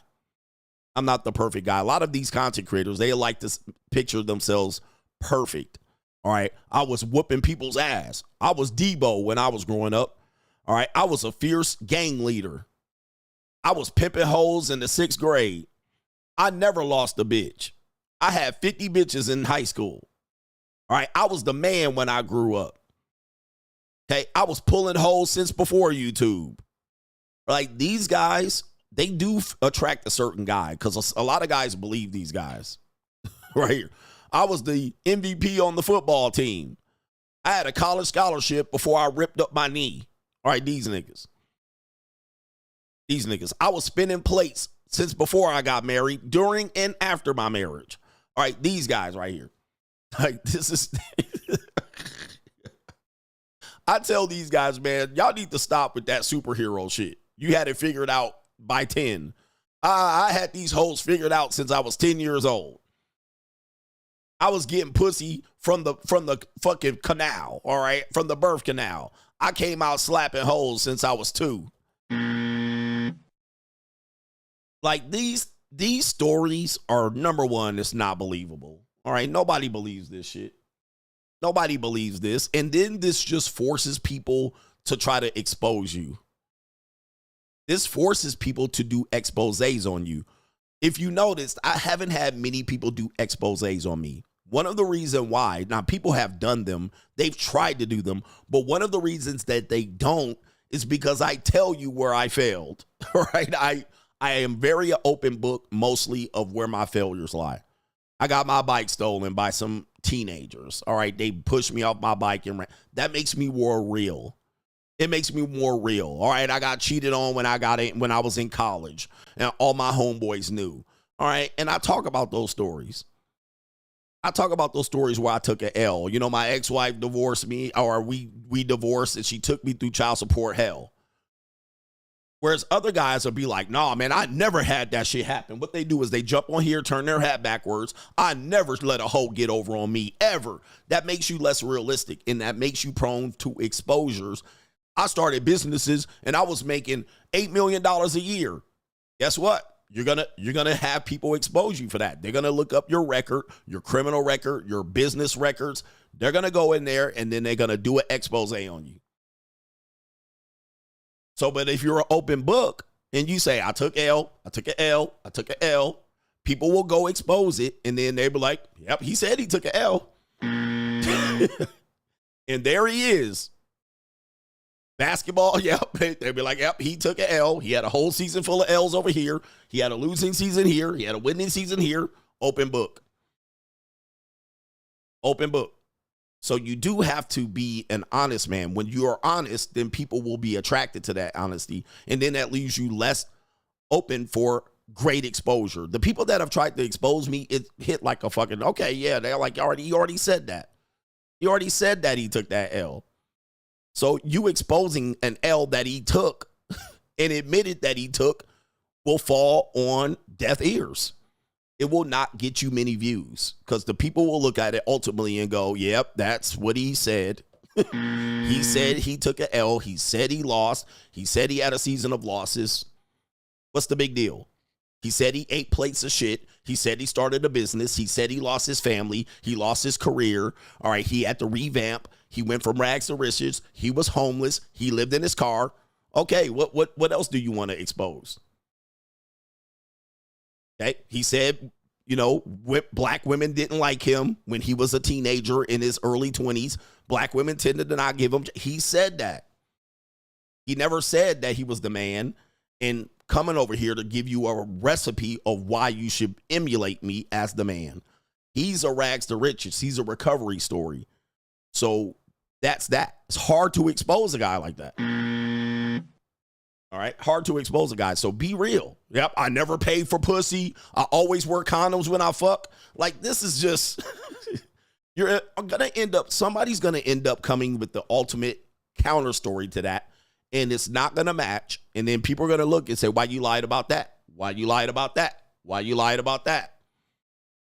So try not to be that guy, because let me tell you, those guys do not do well long term. They're eventually going to be counted as a fraud. I never took steroids. Then there'll be a video of you saying you took steroids. I'm natural. I have this muscle because I'm natural. Then they'll take a picture before and after, and then they'll just make a video on you all day long. All right. Yep. I never dated single mothers. They live with a single mother. They married a single mother. All right. What was the one guy? There's a couple of guys that have been exposed on that. Never date single mothers. Marry a single mother. It's like, don't be that guy as a content creator, because let me tell you, it does well for a little while. It does well for a little while, but when you find out you'll have growth, people will find a way to expose you. They'll make video after video after video. Look at Wes Watkins. Wes Watkins is an example. Although he still does well, all day they're just finding way to expose. Like, it's just too much. You don't want that type of attention, although it does get you attention and does keep your name in there. But all day, people will just find a way to make money on exposing you. For me, when people try to do it, it doesn't go very far. People will just be like, that's interesting. He's an asshole. Okay. And then it moves on. It doesn't have legs. People have tried. All right. And I know I see it all the time. Somebody will share a video. Oh, they're exposing you over there. It'll go for like one day. It'll get more views if I recognize it. If I comment on it, it'll get way more views, but it don't even get that many views. You'll show it to me and I'll be like, it's got 1,000 views. Why would I recognize it? If I recognize it and talk about it, it'll get 10,000 views. You see the difference? Now you saw it, but only 1,000 people saw it. So why talk about it? The minute I play it on mine and I call the content creator out, it'll get 10, 15, 20,000 views. Now 20,000 people saw it just because I mentioned it. All right, so anyway. All right, anyway. Let's get on to this. We got Crime and Law CGA. Crime and Law CGA. All right. Crime and Law CGA.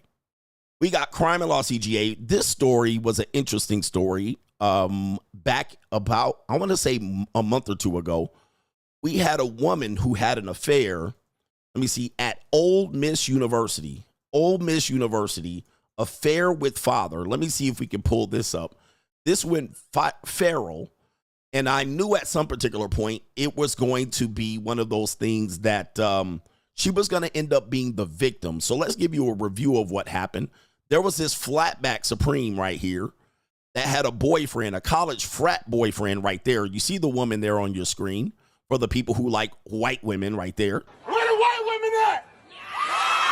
All right, and we got the frat boy, Brad, with the little college flatback right there, sorority whore or sorority girl. Well, it was revealed that the father, Mr. My father will sue the pants off of you, was clapping her cheeks.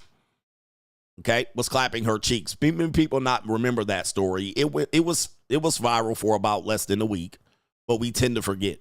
But Mr. My father will sue the pants off of you was clapping the young girl's cheek. Her name is Mary Kate.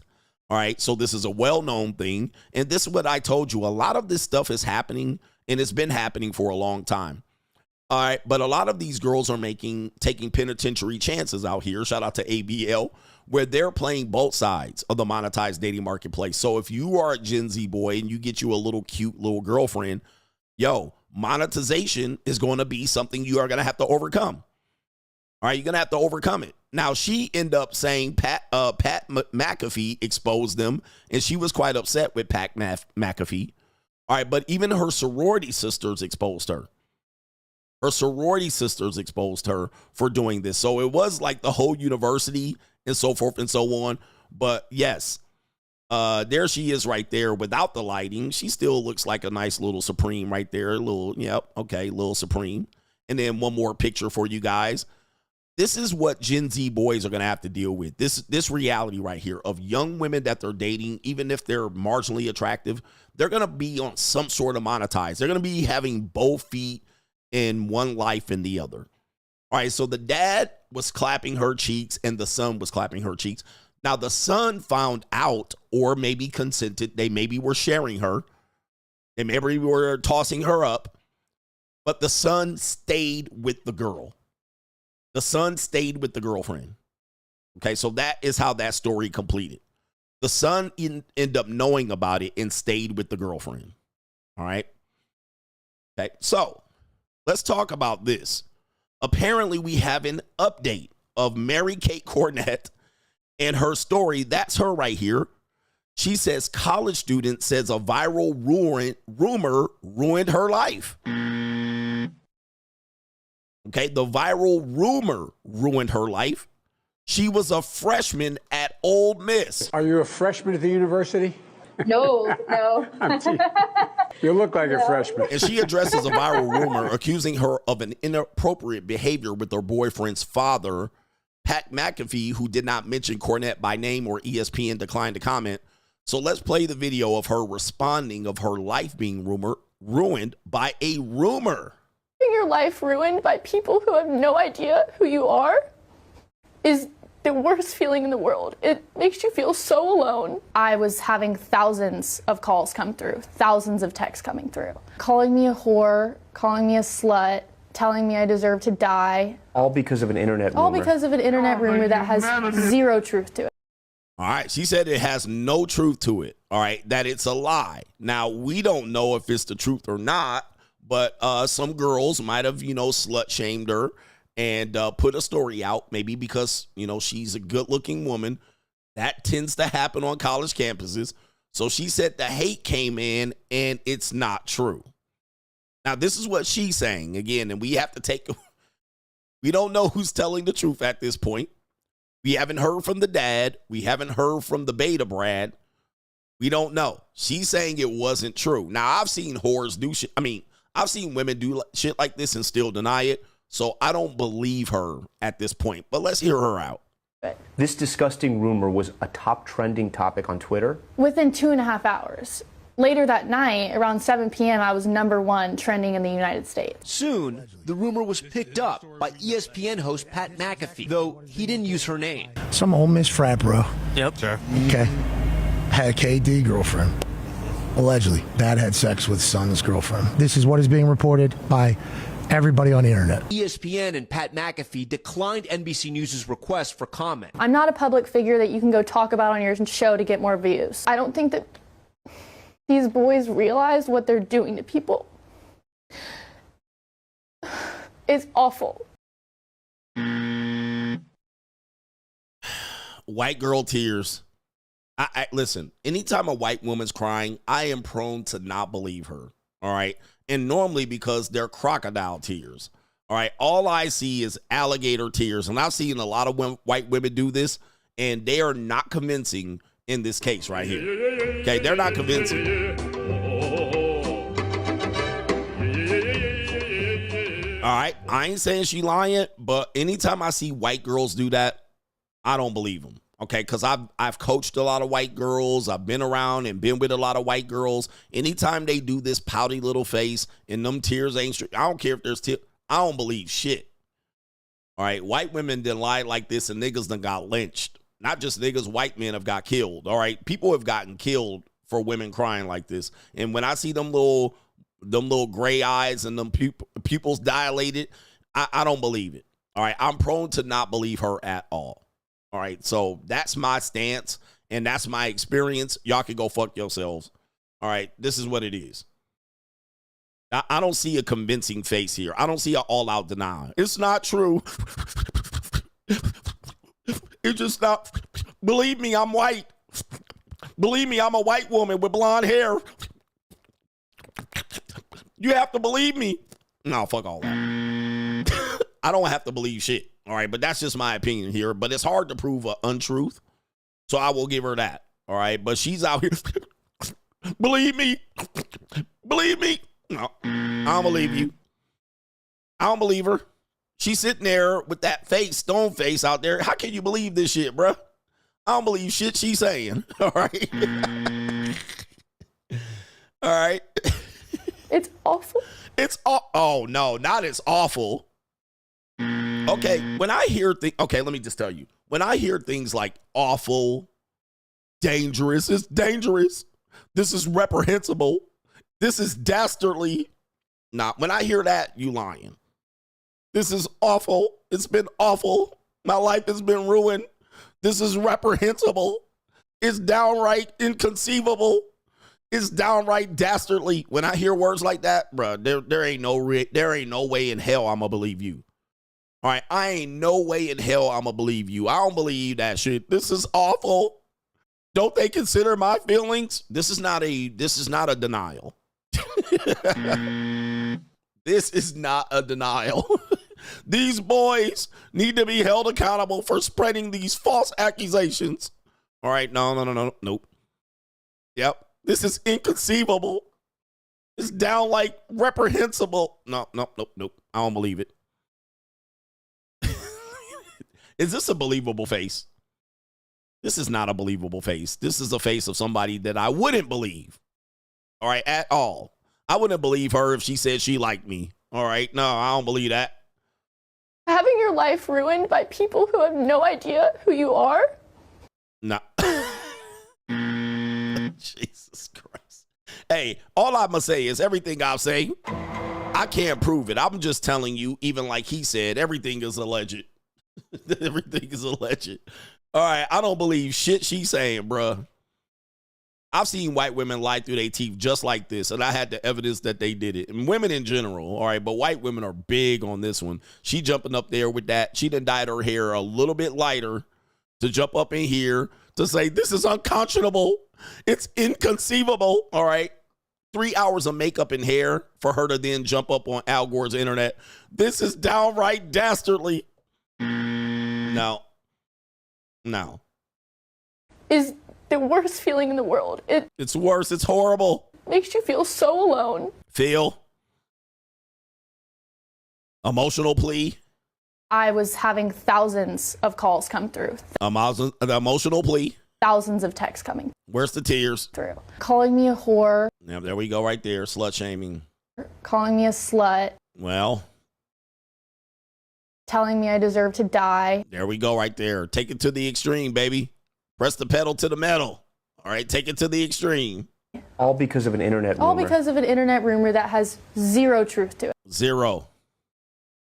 This disgusting rumor was disgusting.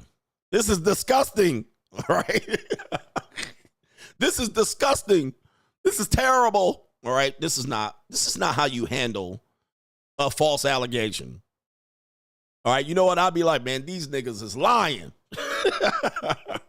Man, these niggas is lying, bruh. All right. So I fucked a couple of girls. All right. I didn't fuck her. I fucked a couple of her friends, though. That's the way you handle it. Now, I did not fuck him, the dad. I fucked somebody else's dad, but that's neither here nor there. I've been in these streets. All right, so I've been in these streets. I fucked a lot of dudes at Ole Miss. All right, but I didn't fuck the dad. That's how you handle it. I've been a virgin all my life. This is terrible. These disgusting rumors about me. I'm a virgin. Top trending topic on Twitter. Within 2.5 hours. Later that night, around 7 p.m., I was #1 trending in the United States. No tears. All right, anyway. All right, yes, indeed. She's looking for lawsuits, all right? And everything I said was alleged. She's looking for some people. She's out for blood.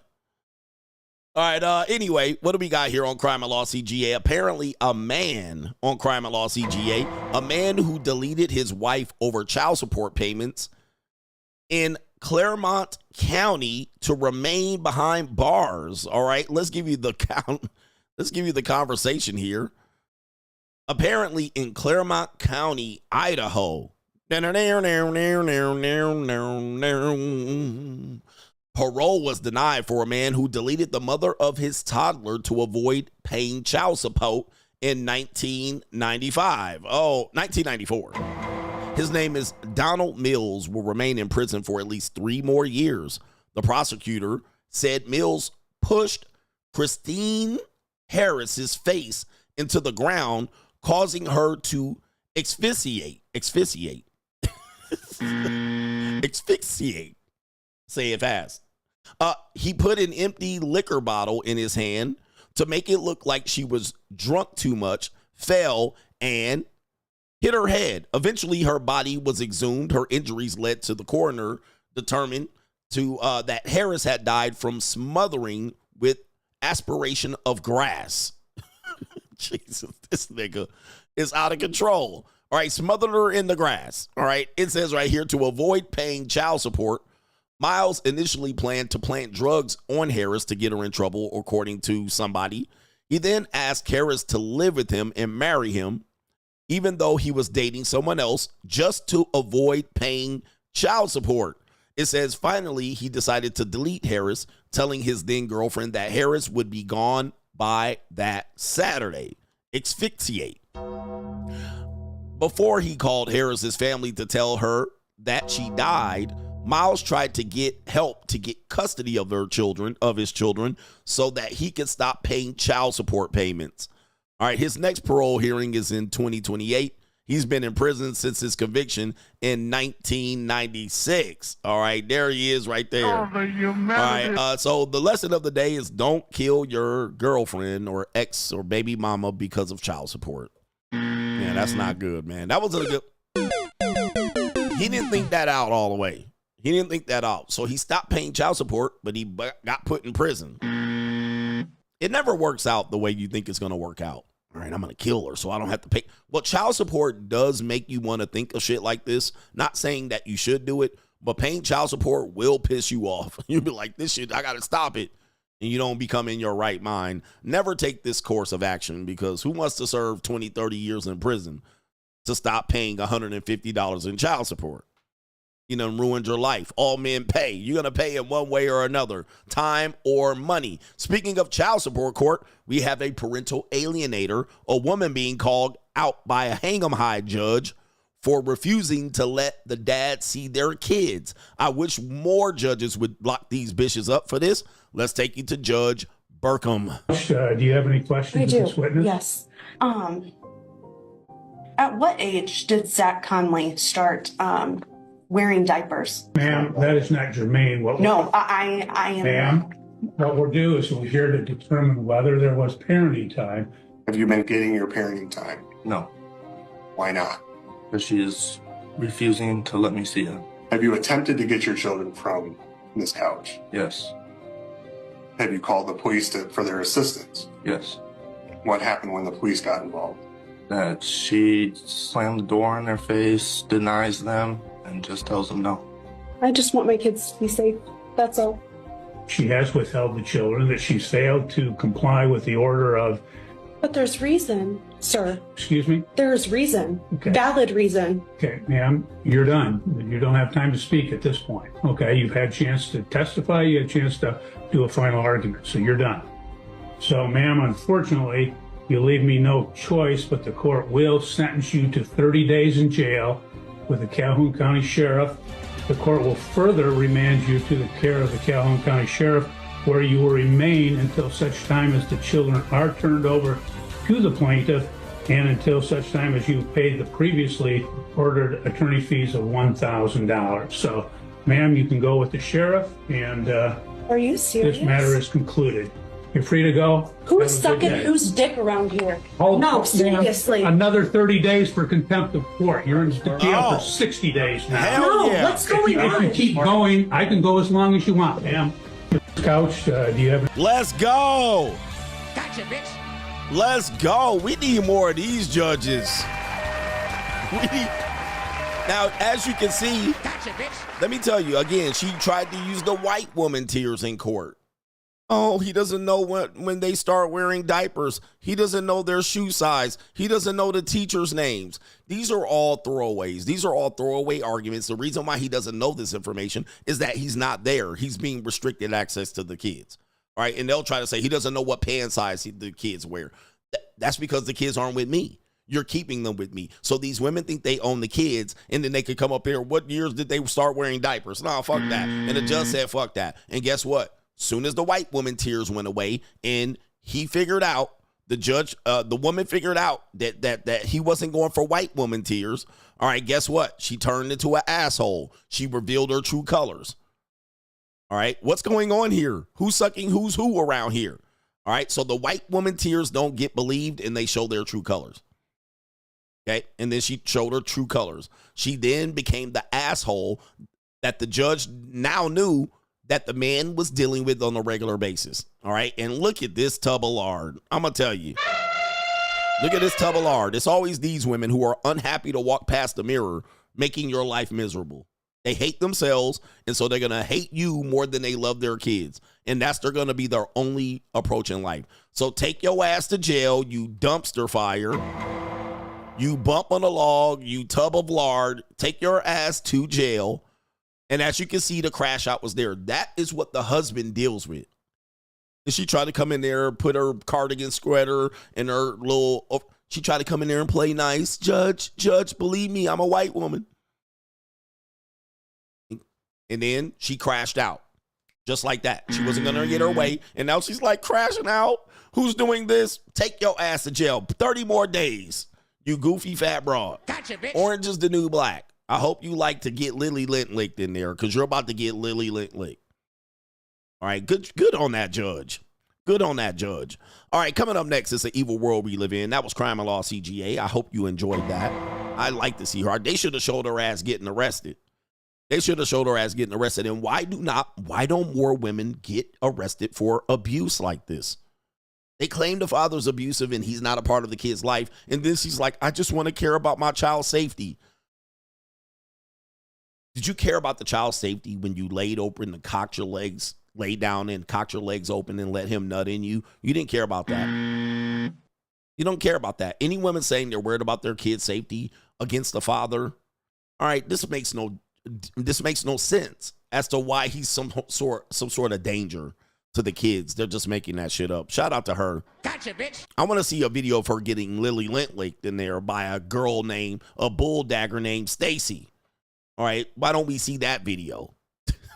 All right, I really like women, by the way. Cisco says, you grew up in the 90s, but I got Cisco already. Shout out to our brother S.W. says, what's up, coach? Showing love. It's been a while since I've donated. I attended the Warriors game last night and sat in the lower level 100 sections by myself. I saw plenty of gump ninjas with their fat girlfriends being an absolute distraction with no self-awareness. You are right. Shaking my damn head. Shout out to you for sitting in the lower section and seeing what happens here. All right, you seeing what happened. A lot of guys taking their girlfriends.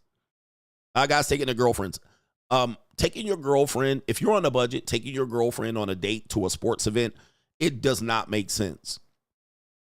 It does not make sense. Number one, no matter how much she says she's interested in sports, she's not that interested. Number two, why are you taking a woman to a middle of millionaire niggas, right?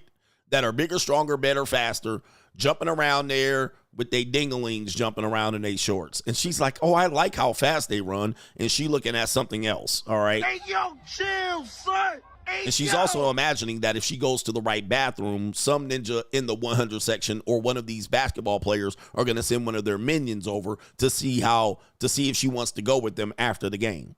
So her mind's racing like that.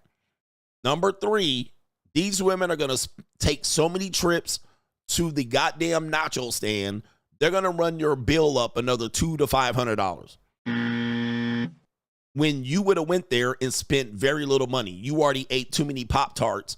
All right, you didn't drink a couple of beers before you went to the game. You don't even need no peanuts. You don't need nachos. This bitch going to get sushi up there. She going to get nachos with carne asada all on top of it. Bitch going there on the first quarter, into the first quarter, into the second quarter, into the third quarter. She getting last call at the end of the third quarter, running up your bill. And you thought it was a good idea. And she ain't even watching the game because she don't get back into the middle of the second quarter, 5 minutes left.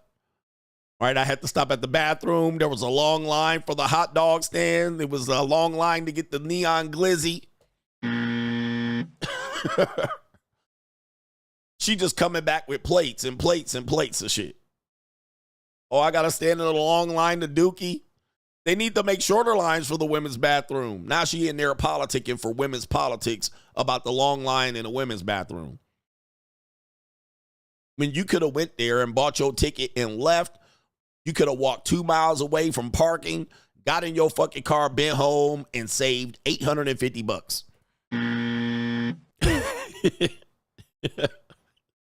All right, and she looking at her phone and shit, scrolling TikTok in the middle of the game after she munching on nachos. Oh, what happened? Oh, okay. Did they play it on the replay? Scrolling TikTok. People watching. Oh, look at what kind of purse she got. Like, bitch, you watching the game? Are you watching the game? I went to a Raiders game, and this Latino dude, this Mexican dude, took his fat gordita to the game. This bitch had headphones in. She was dressed all in Raider shit with her looking like an egg with legs. Huevos with legs. She's sitting up there with sunglasses, a Raiders hat, Raiders jersey, Raiders all kind of shit. And she sat up there and watched a reality show with earplugs. And he was sitting up there looking all goofy. I was like, you took this bitch to your bruh. You could have left her home. She had no business at that game.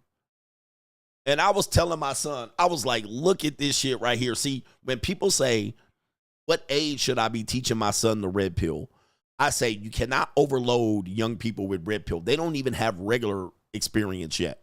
But what you can do is take a scenario like this and say, look, son, never take a woman to the game that's going to do that. That's an intro to the red pill. That's a little bit of red pill knowledge. Just a little bit. Son, look at how ridiculous that is. Son, doesn't that look ridiculous? You know how much he spent? He had to wait for her to get ready. Honey, we got to leave at 11:30. I'm still curling my hair. He had to wait for her to get dressed. Be late to the game. You know they were late to the game. I forgot my purse. I forgot my mints. I forgot this. Late to the game.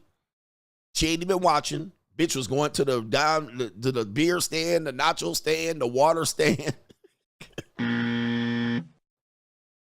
He could have left her at the crib. But of course, she couldn't deal with it. I want to go to the game. I don't want you to go by myself. You're probably going to go see hoes. You're probably meeting one of your hoes there. All right, come on. All right, come on. So you don't think I'm meeting one of my hoes there. And he was miserable the entire time. He was just sitting there like. Now, he was watching a Raiders game, so that's miserable amongst itself. All right, so there's nothing to cheer for most of the time. All right, it's a lot of fool's gold during the game. So there's that.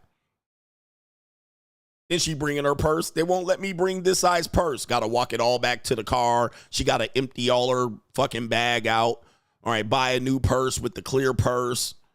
Okay, I'm ready. It's like, man, like, bruh, this is a waste. Why don't you guys like girlfriends and have a wife and all that? Because they're a waste of money. It's a waste. It's a waste of money. It's crazy, man. They are an absolute dump to wait. This is just a waste. All right, anyway. All right, anyway. Shout out to you. Congratulations for getting down there and enjoying the good life. You got to learn to enjoy that in silence. Then if you guys want to start bringing women to the 100 section when you can afford it, or when it's something you can bring some nice piece of calico down there where everybody in the 100 section looking at you like, damn. All right, that's a different story. But man, if you ain't got it, you ain't got it. Yep, and he gets it for free. Yes, I'll never pay for pussy. I'm like, nigga, you don't waste the $800 at a Raiders game. Like, think of how stupid you look. Shout out to noble government name BH. The few CGA proportion exposure videos are all ratioed in the comments and the like section. The comment section of those few videos are mostly men shouting praise upon CGA. You've seen it, I've seen it, and it's a fact. All right, I've seen a guy even, and that's a co-sponsorship. I've seen a guy try several times to make an exposed video on me. And he put a video out, and the guys were like, oh, where do I find that content? They sent them over there, took my members' content, trimmed it up, and people were like, oh, I like that version of CGA. Where did you find that? And it literally was behind the paywall content. I'm like, you're sending more people to me because that's the version they like, to see me rant, crash out, curse. But that was supposed to be an exposure. All right. I'm like, boo. I'm telling you, boo. I'm telling you, boo. Nice try, sir. All right. Nick, too quick. My girlfriend is slowly crashing out. That means time's up. She thinks I work too much and don't plan enough dates. I'm 28. She's 24. I work 11.5-hour shifts, 6 days a week, and have 1 hour of commute time to work. Doesn't spend the night as often because she lives with her mother and because of culture. What should I do? You know what you should do? You know what you should do? You should dump that bitch.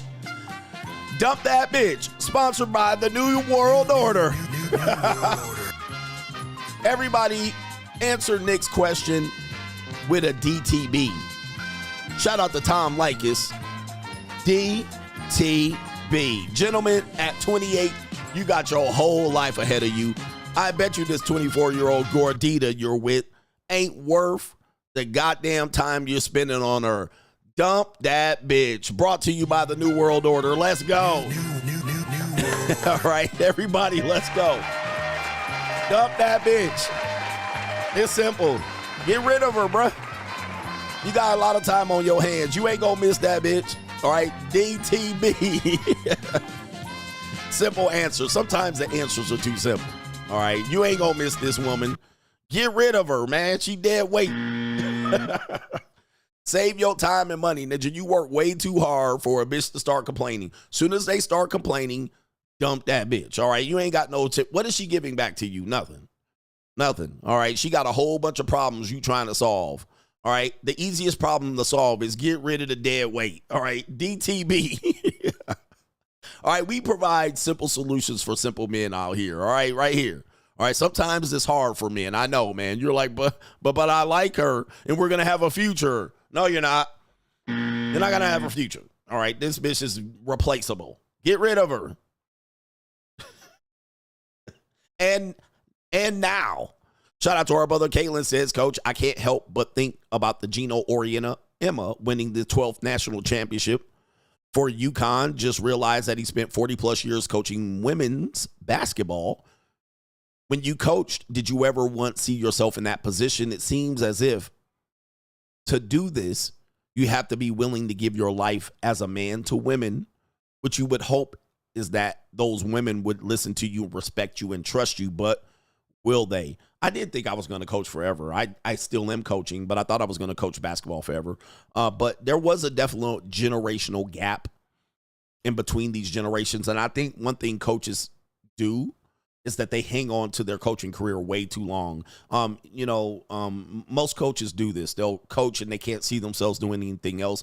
A lot of their coaching is related to their own ego, but there's been great coaches. These guys just stay around too long.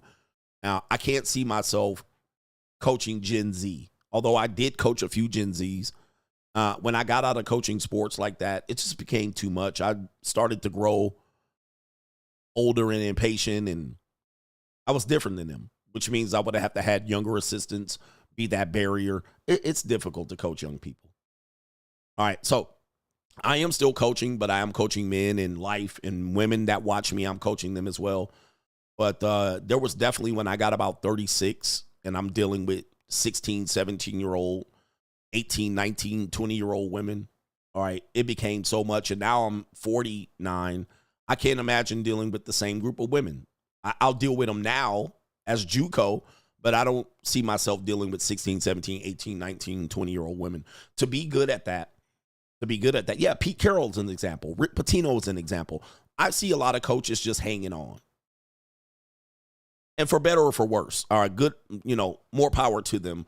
I just can't see myself constantly going back and trying to coach young people. It's frustrating as fuck. I can't control these new kids are different.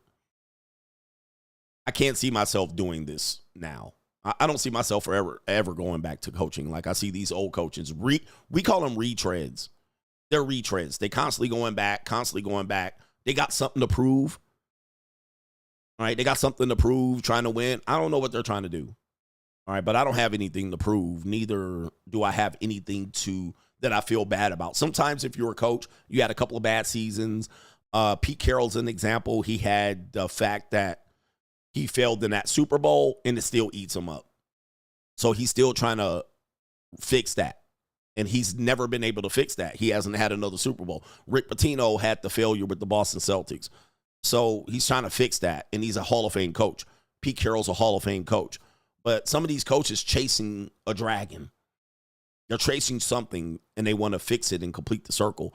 And they're using the coaching to do that. Although they had a chance to get out of coaching. You will hear some coaches never get out of it. Bill Belichick still coaching. I mean, I don't see myself. There's no way. Bill Belichick's still coaching. Like, what are you trying to prove? Nigga, go sit down, okay? Some coaches get out, bruh. You know, they get out. The coach for Villanova, he ain't going back. Mike Krzyzewski, he ain't going back. All right, they like, I'm out of here because it's a different game. Let's see if Nick Saban can stay out of it. Nick Saban seems to be done with it because it's a different game. You have a different set of rules that where you were dominant in one sector, in one era, where you can't dominate again. All right, but I ain't going back to take no losses, nigga.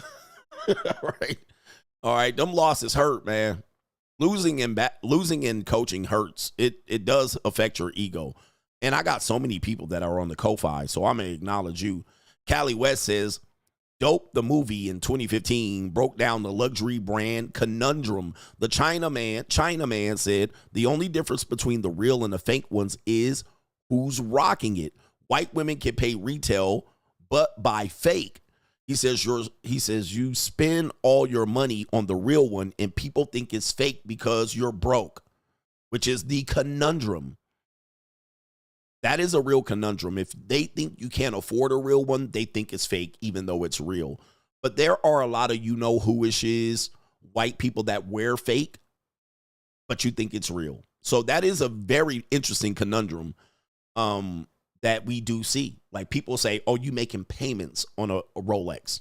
They assume because I'm broke and I'm black, I can't afford the Rolex outright. So it must be fake, and it must be that your only way you're doing it is you're making payments. Whereas if I was a white content creator or, you know, a white woman, female content creator, you would assume someone bought it for them. You would assume that it was real, but it's probably fake. That is an interesting conundrum. Thank you for sharing that.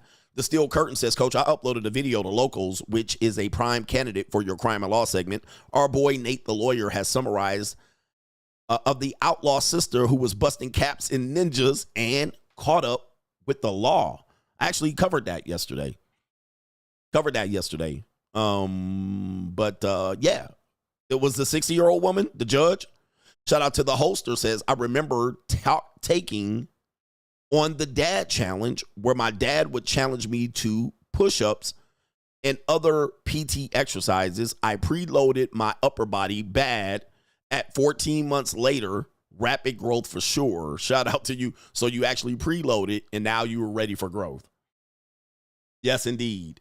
All right, Emont says some coffee change. Reading my chat line, something like that.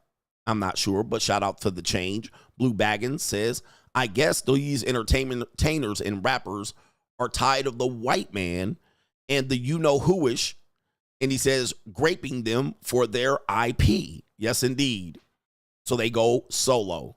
And there's money to be made. Our brother here, Brian Sean, let me see if I can say your name. For some reason, Ko-Fi is dragging. Let me do this. I'm going to move over here. All right, it's just taking too long to load it up. So I'm going to move over here. All right, I'm trying to read and click, and it's not even clicking through. So it's got to switch over to this computer. Sometimes you got to have backups to the backups. Brian Sean says, I've always been baffled with the community's infatuation with Nipsey Hussle.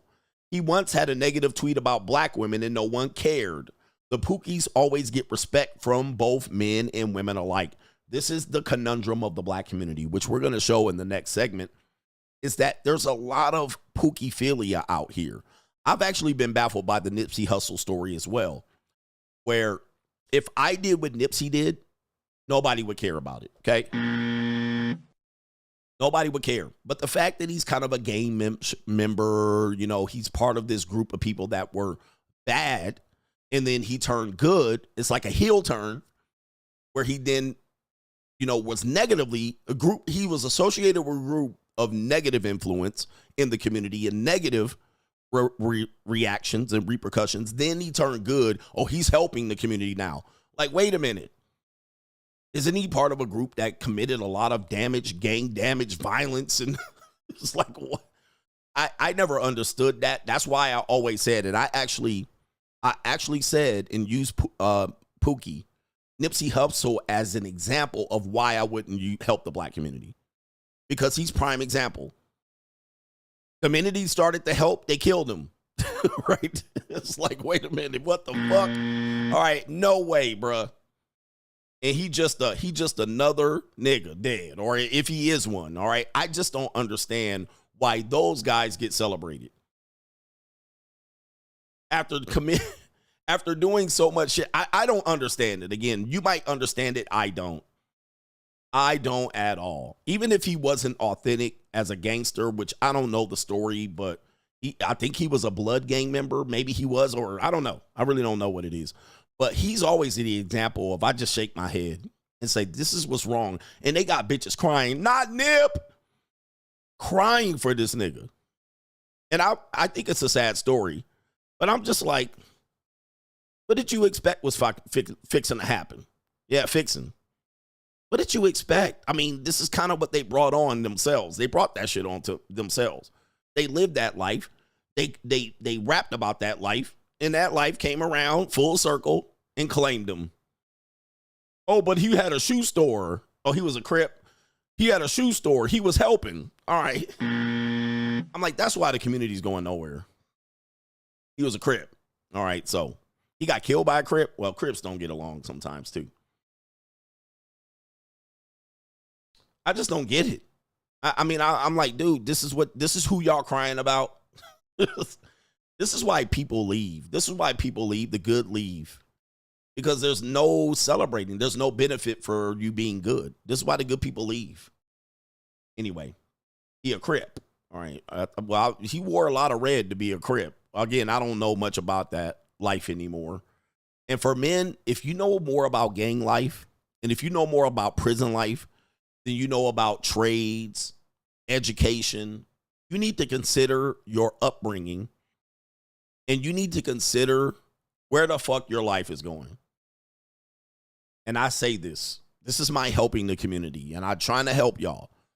If you can identify every set, every street gang, every top G in Houston, how the gangs are affiliated, the BGs and the GDs, you can tell me about the Latin Kings and the GDs and the Brothers of the Struggle and the Vice Lords and the Crips and the Blood and the Sets, the 20s, the 60s, the 40s. If this is you, and you can tell me about every county jail, every, Tehachapi, every Atascadero, every jail, every juvenile camp detention center.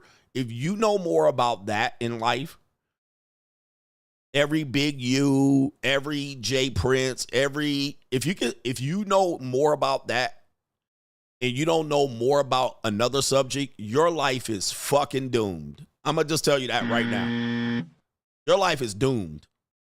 You're headed nowhere and fast. Right here, right now. You're headed nowhere and fast. All right, just to let you guys know, you need to get out of that life. And if you're around people constantly talking about that, you need to move. It's happily. You need to move. Right? You need to get the fuck out of wherever these conversations are being had. Nigga, you don't know nothing about Big U. I know Big U since he grew up. All right, I saw him when he was out there jacking Nation of Islam niggas for their final call and bean pies. If this is you went. Your life is going nowhere. The trajectory of your life has ended. What is around the corner is death or prison.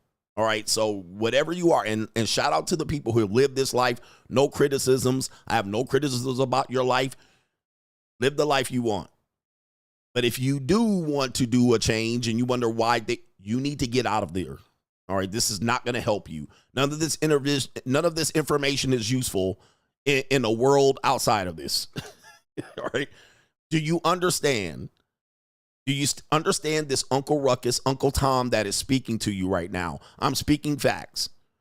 All right. If you aren't impressed by this information, if you are someone intrigued by this information, if your understanding of this information is on a PhD level, but you're not benefiting financially from it except making YouTube videos or going on Adam 22.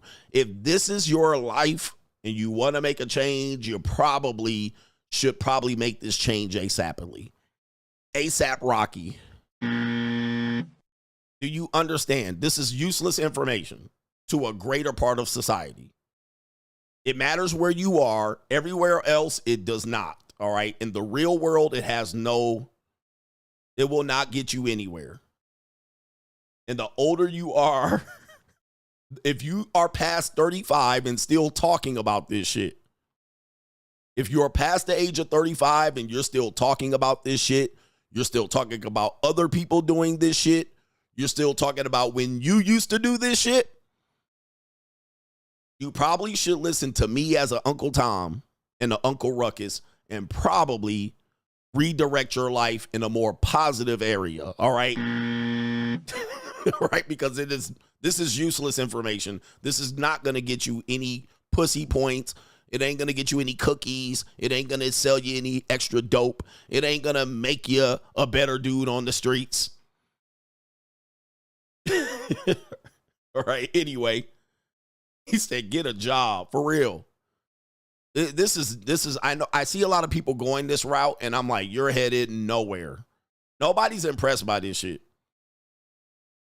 Nobody's impressed by it past the age of 30. And if you are impressed by it by the age of 30, you need to re-question your life. All right. All right. If you're still talking about your 46 checking in, Steven Jackson, and you're still checking in, getting extorted by gangs,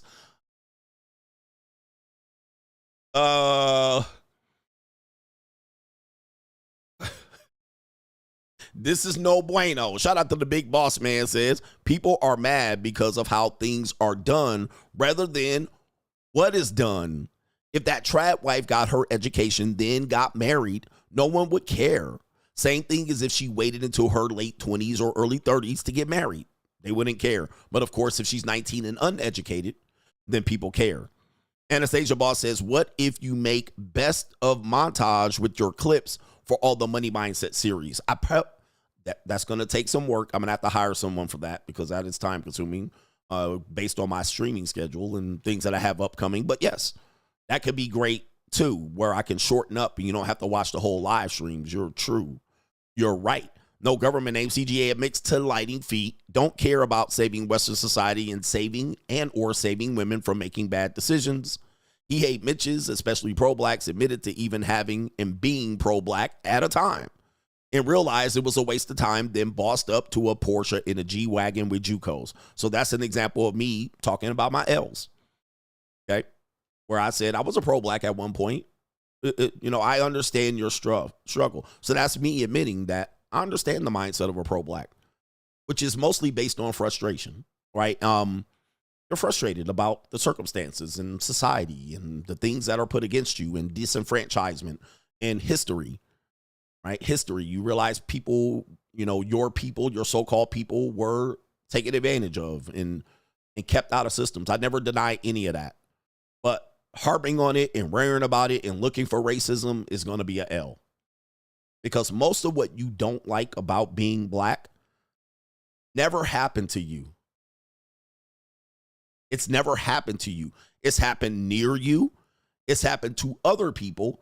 And we all have stories about the police pulling us over. We all have stories. I have stories galore about police pulling me over and profiling me. Who doesn't as a black man? So it doesn't make us unique to continue to harp about these things. Then when you live by proxy of somebody being victimized by this and go crazy and lose your mind, yeah, we should be mad about it. But then when your vision is blurry and you defend obvious criminals, obvious people who are guilty of shit, then you look stupid. You're going to look stupid because then you're going to defend someone that obviously is not honorable. For instance, remember that guy in Kenosha? That guy in Kenosha, it was during all of the Summer of Love where he went and got shot by the police, but he came over there with a knife and he obviously had a knife, right? He obviously had a knife. And it was like, how y'all defending this? And then he had a report where he had previous report of harassing this woman. The woman called the police on him innocently. There was a kid in the car that he made pretty much a victim of probably getting shot by the police in the interim. when you start becoming that pro-black where you defend the guy, well, it don't mean he could get, bruh, you lose respect. You lose respect. Your vision, you get blind vision. And then you start defending people like George Floyd, who is a non-sympathetic figure. Right? It sucked. Who wants to get their knee to their neck? And then when you find out, oh, okay, here's some truth, and then you overlook it, and then you make excuses for them, it just becomes to the point where nobody respects you anymore. Because you can't do that. You're looking for someone to put up as a poster of, see, this happens to me, or this could happen to me. And you're constantly trying to tell people this could happen to you.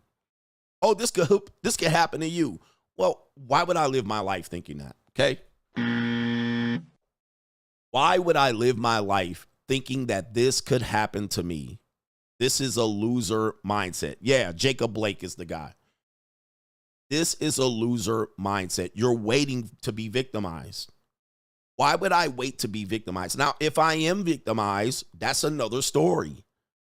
But why would you constantly say, well, you're going to get your nigga wake-up call, and it's going to happen to you, and then what's going to happen when it happens to you? It ain't happened to me. First of all, I ain't got a knife. I don't have a criminal history. I don't have a bitch calling the police on me. So I'm not cashing bad checks. I don't have fentanyl that I'm swallowing. I'm not resisting arrest. Now, could something happen to me? Yes. I'm just saying, stop living every day waiting for something to happen to you where you then are getting outraged only because it happened to someone else, which is fair. I should be outraged as well, but then you are outraged by somebody that committed a criminal act. Okay, he committed a criminal act. That's different. I didn't commit a criminal act and you want something to happen to me. These are two different stories. All right, if I commit a criminal act and something happens to me, then my nigga wake-up call probably is going to be around the corner. But I'm not committing criminal acts. Most of these guys are committing somewhat of criminal act. Like somewhat of a suspicious circumstance. Almost every time. But they literally called in the scenario. The scenario came in based on their behavior. Why don't we focus on correcting the behavior? Okay, nigga, don't jog around stealing copper, allegedly, from people's backyard. Stop running behind people's backyard or construction houses where people are known to steal copper to resell. Then running down the street and fighting racist rednecks who holding guns. All right, like... Now, if you think that's going to happen to me anytime soon, I'm just going to bet that there's a 0% chance that happens to me. Not only that, that's a 0% chance to happen to you. Can we be honest about that? That is a completely story that you called that you bless God to bring that into your life. You asked the Lord to bring that to you. You asked for every goddamn cent of that. Now, why would I be concerned of that happening to me? And why would I defend it? All right, why would I get amped up? He was just going on a jog. Okay, well, he wasn't actually going on a jog. There were some other suspicious circumstances that presented it there.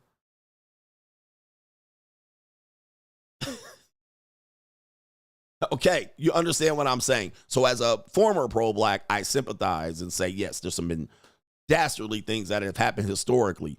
But then when I go looking for shit to be outraged, I'm really discrediting myself by supporting shit that don't need to be defended to the level it's being defended.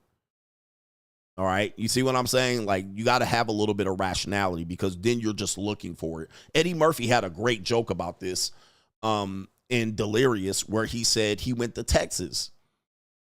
He went to Texas saying, I was looking for racism. And then he said, I got off the plane and I was looking for racism. And so he said, a white person said, this your bag? And then he overreacted. Yeah, this is my motherfucking bag. A black man can't have a suitcase. That's an example of an outrageous pro-black where you go somewhere and you're looking for the racism as opposed to going somewhere to enjoy it. And then when somebody says something racist to you, be like, all right, this goofy ass person. This goofy ass person. Okay, dummy. All right. And then let him roll with the punches. Let him leave with his racism. And then it doesn't affect me that much. If somebody's mad that I got a Louis Vuitton bag and he doesn't, he's going to react with his goofy shit. And I'm going to keep it moving. All right. So don't go looking for shit. If you look for it, you'll find it. You'll look for it, you find it. Let's get back on here. We got a couple more. All right. And then we'll get back to the show. Shout out to our brother ASAP Hanswell says, team coordinator Dan presents the marriage oval. I was crying at work yesterday. He says, I know we are in a war, but can we keep the Wi-Fi? Coach, you are undefeated, bruv. Appreciate you, coach. Keep cooking. Keep cooking. All right. Bob says, for the pro-black CGA just went 20 to 30 minutes on white women. Yep. Where are you? CGA continue to slap those Mitches. They only care, you know, it's kind of like I went in on this white girl all day long. All right. And nobody's going to care. As soon as I go in on the black woman, here come the Mitches. Kevin Samuels found this out the hard way. No good deed goes unpunished. We got it's an evil world we live in. It's an evil We're world. approaching the main event here, but we still got great show, great information. Do me a favor, hit the like button. Let's talk about this right here. And we're going to talk about girlfriend, boyfriend shit. You guys want a girlfriend? Who wants a girlfriend? Who wants a girlfriend? Coach, I need a girl who's mine, all mine. I need a girl in my life. Where y'all at? Coach, I just need a loyal, faithful woman that gives me genuine burning desire. Okay, remember when I said, if I get a girlfriend, it's going to mess up my business. Meaning that I work from home. She thinks she has access towards me. And then she thinks what I'm doing is inconsequential. You're wasting time online. Well, this is how things get done. This is how bills get paid. This is how people get supported. This is how I support, you know, you and able to do the things that I do. Well, you could just work from anywhere. I can just work from anywhere, but that doesn't mean I could just go and pick up at the drop of a hat and go on a vacation. I have to plan my life out and plan my content around my life. Many red pill guys get a girlfriend and they start producing less content. This is prone to happen because women do not like when you give attention to something else.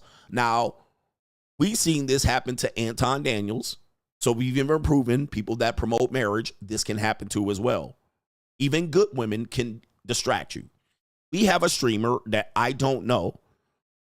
I don't know who this streamer is. But maybe it's the person who posted this is Cam Deasy. As you can see, yeah, that's the guy right here. So he posted this clip of his girlfriend. And as you can see, we got a... We got to go to Dita. All right, we got to go to Dita, and we have a black man. He doesn't look happy, does he? Why doesn't he look happy? Well, let's see what happened here. Can you stream every night? Can you just come lay in bed with me for one night? Chat, what should we do? Mods, make a poll. I'm pregnant as fuck and you stream every night. Can you just come lay in bed with me for one night? See, this is the stuff people discount. I know this happens because I've lived with several women. I've cohabitated. I've married. No matter how much you think you can control this, it's not controllable. At some particular point, she's going to lose faith and belief in you. She doesn't count the cost. She might not pay the bills. She must not. She's just like, I don't understand why you just have. She doesn't see it as a job. She doesn't see the checks come in. She doesn't see how the money. She just benefits from it. Ma'am, you're pregnant. I need to stockpile all the money I can. I'm not just here wasting time. I have to stream. And she's saying, can't you just go one day? Well, here's the problem with this. I can't. You know why? I'm going to tell you why. People depend on your consistency. Sometimes people don't get notifications that you're streaming. Then, if that's the case, if they know you're going to stream every day or at a certain time, they'll show up. Now, the minute you make this inconsistent, the minute you take one day off, the minute you become inconsistent, oh, I thought he was going to stream. Where is he? Then people start to lose interest in you. I can't depend on you being there. So now I'm going to watch something else. If you give them the option to watch something else, then they'll watch something else in your place.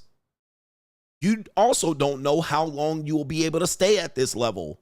How long am I going to be in there? How long is the ride? With YouTube, it could be a year. It could be 5 years. It could be 10 years. You don't know when the ride ends. I can hang out with you when I fall off. When I fall off, I'll hang out with you all you want because my audience is dwindling. I can take a day off. They done found somebody else. I've been replaced. I got a 2-year run. Now I can hang out with you all goddamn day. And we could be broke and have less money. And all of a sudden we got bills to pay. But this is inherently designed within the relationship. There is very few women that can overcome this. Let me just say this again. There are very few women that can overcome this, and there are very few men that are willing to put this woman in her place where she could be a benefit. We've even seen married women do this. I've showed a picture of Mr. Everybody Get Married, Anton, dealing with the exact same situation. This is why I said, if I was in a relationship, I could not be at the level I'm streaming because they'll start to pull and tug. This is why the JUCO suits me because I can say 8:30 where she's not sitting here going, damn, I thought you said 3 hours. Now it's 4. Okay, I thought we were going to lunch. I thought we were doing something. This is where it goes away. So I said, in order to, I can be a little girlfriend at any point. I can just, but that's going to be at the point where either she's included in it or she accepts it or I fell off. All right, I fell off. Okay, there's no point in me streaming for 6, 7, 8 hours a day. But now when you're trying to communicate this to her, most women can't, they don't care. They don't care. Dude, this is even past streaming. It goes into your employment. Even when you're at work, she's going to start to tug on this. You're at work. You're working too late. You ain't never here. And that is her saying, I'm going to look for something else, all right, because you're not here enough. Now, I showed you a clip of a woman that is married to Ninja. All right, I can't find the clip, but I showed it years ago. She literally was bringing him dinner, water. She was in the background. She became part of the business. And Ninja, if you know him, he's a video game streamer who's been around for a long time. Let me see if I can find him. Did they break up? All right. They're not divorced. They've been married since 2017. All right. I don't know if they've broken up, but this is Ninja and his wife. I showed a clip of him streaming, and the bitch was like, yeah, stream away. Stream away. Do what you got to do. Make that money. Make that money. All right. All right. But we got this right here. Here's a clip of him getting yelled at by his wife for raging. Here we go right here. Let me see this. All right. We don't have it. Let's see here. Wow. Oh my, honey! Wow. Oh my God! Are you kidding me? Oh my God!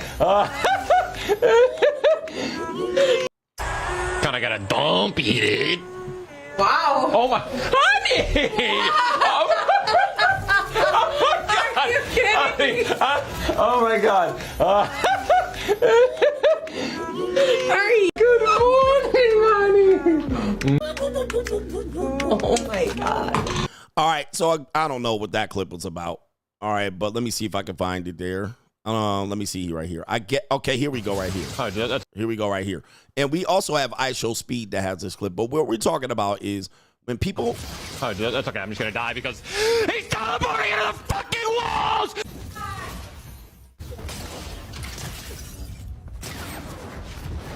Oh, thank God, bro. Oh, that's okay. I'm just... All right. All right. It sounds like what they're looking at is his wife yelling at him for raging. His wife yelling at him for raging.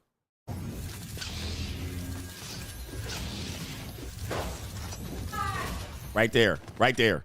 All right. So the wife yelling at him for raging. So again, why are you raging? Why are you screaming? See, this is why people can't keep up with me as a streamer, because they get a little girlfriend. They move a little girlfriend in. Why are you screaming? Why are you yelling? It's a part of my show.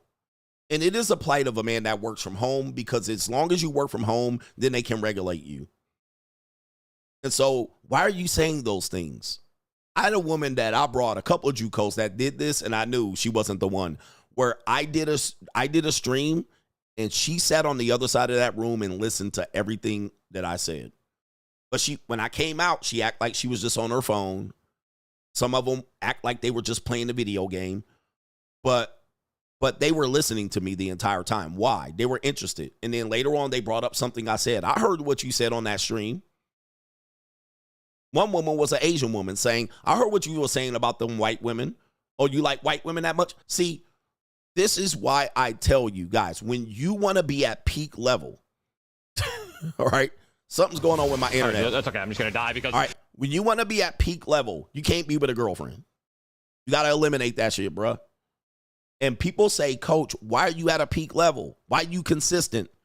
I don't have a bitch. I don't have no one regulating me. I don't have nobody having me on a timer. I don't have nobody waiting outside. I don't have nobody eavesdropping. I don't have nobody watching my stream while I'm streaming. Oh, I thought you said you were streaming. I did stream. Well, I didn't see you on YouTube. Oh, bitch, I was on Patreon. Oh. That is why I'm able to be where I'm at. And that is one of the main reasons, because as much as you want to control that, you can't. I don't have this distraction. I don't have women telling me when you going to get off. Can you take a day off? Can't you stream while we in Turks and Caicos? Okay, we can go to Turks and Caicos. You can stream for anywhere. Just take me. And then when I get over there, you still streaming? Yeah, bitch, I got to get my 4 hours in. You don't have to do 4 hours. Can't you enjoy while we're in Turks and Caicos? Don't you want some pussy? Here, come get some pussy. Why? This is why. And I see guys where I know they're red pill content creators. I see them get a girlfriend. Guess what? Their content falls off. Their editing falls off. They start doing live streams, rushing back, cleaning themselves off, all right, after getting some pussy. And rushing back to get in a live stream that they're ill prepared for. Okay, this does not just include streaming. This includes if you work from home, if you work outside of the home. Now, if she gets a little job, she makes you wait at home. Well, I got to work. All right. So this is what I'm looking at right here. These things become distractions for you, and then she looks at the time that you're doing this as a waste. You don't need to do it. We already got enough. Why you need to go on there? Why you yelling? Why you screaming? Why you saying that about that? Why you looking at that girl like that? You cannot not avoid this. You can't. This is unavoidable. This is already programmed in. Okay? This is already programmed in. All for a piece of pussy that he impregnated already. All right? Chat, what should we do? Mods, make a poll. I'm pregnant as fuck and you stream every night. Can you just come lay in bed with me for one night? Lay in bed.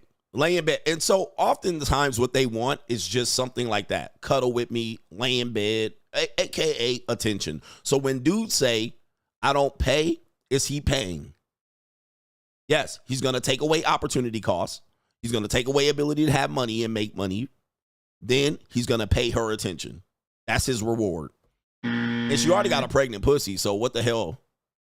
That pussy going to be there at 9 o'clock. All right, why do I got to rush off the stream? So this is why I'm able to stream 4 hours and prepare my content and have a good show and it be organized and thorough and have the teaching, is because I don't have this constant tugging away from me of taking my attention away to do these type of things. Okay, just to go spend time in bed. All right, and then eventually he does this long enough, he's going to lose her. And then you got both times. Kevin Costner found this out. Kevin Costner's wife. You need to come home and spend time with me. I feel like our marriage is crumbling. And guess the whole time she getting her cheek clapped by another man. So he shuts down production on his hit TV show. He pisses off everybody on his show. Not only that, Not only that, he ruins the career of all of these people who were hanging on his coattails to keep this show going and stack money, only for him to leave the show and still get divorced. Not only did he get a divorce, he got divorced great to Kingdom Come. Like, and she still ended up with that dude. He could have said, dump that bitch and kept the show going. Okay, bitch, go back to what you know. He could have just said go and ended up still with his hit TV show. That's the same. He would have had the same result. All right, I'm just teaching here. The same result would have happened. Bitch would have left, and she would have kept getting fucked, and she would have left with the guy. That's what happens when he left anyway and gave up his damn shit for her to be happy. And it ended up being she couldn't make her happy either way. I'm not happy. Tom Brady, same thing. She still ended up with the same taekwondo teacher. Nothing changed. And he figured that out. He retired for 3 months and said, okay, this bitch is still with the same nigga. I'm out. Went back to football. Okay, so anyway, it's an evil world we live in. We got this example right here. First interception I've seen without a football. We got a couple right here, huh? I just met this man like 5 minutes ago. Oh, y'all just met? Damn, that's crazy. Yes. I forgot his name. Sorry. Nah, it's okay. Ah, that's crazy. No, stop. No, it's okay. Wait, what's your name though? Huda. Say it one more time. Huda? Huda, my name, Hey. Hey? Yep, H-A-E. H-A-E. Oh, okay, cool. Yep. Where are you from? I'm from Atlanta. Oh, okay. Yeah, I went to Georgia State, but now I'm thinking about transferring here. So what are you doing here? We're doing a campus vlog. Hey, you look beautiful, by the way, though. It's cool. I get you on Instagram. Sure. All right, cool. That's what's up. And what's your name, though, bro? It's tight. I feel it. We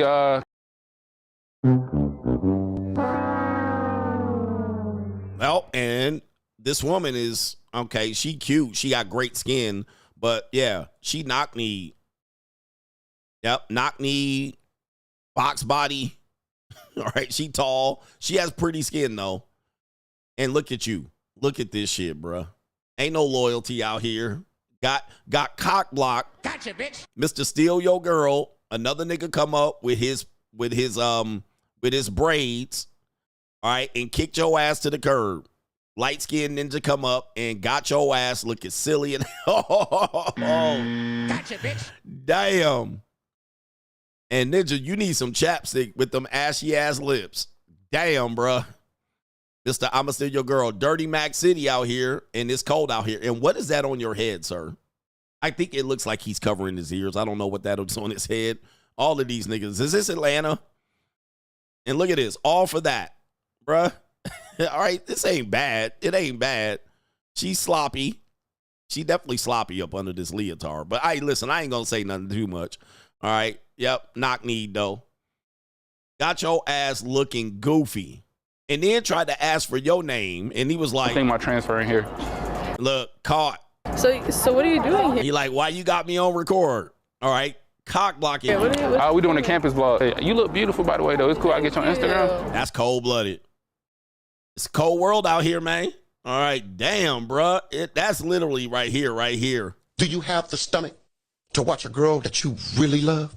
To watch some motherfucker that got more money than you, that's more handsome than you, that's built more better than you, fuck your bitch for a fee? Anybody can fuck my bitch if the price is right. Now, she happy to go get it. Yeah. And that wasn't his girl, all right, admittedly. But, you know, let me just say, she's a nerd girl, right? She looks like a nerd girl, but she's a freak. Are you a real freak? Baby, you tell me. All right, this is a real freak, but she's dressed like a regular girl. And these are the girls like, I'm one of the good ones. But guess what? This is one of what the good ones do. All right, so the good ones try to set themselves apart. Oh, I'm one of the good ones. I'm not like these hoes. But you literally got a man talking, and I guess he's wasting 5 minutes. I guess it wasn't going well. You saw a better guy come up, bigger, stronger, better, faster.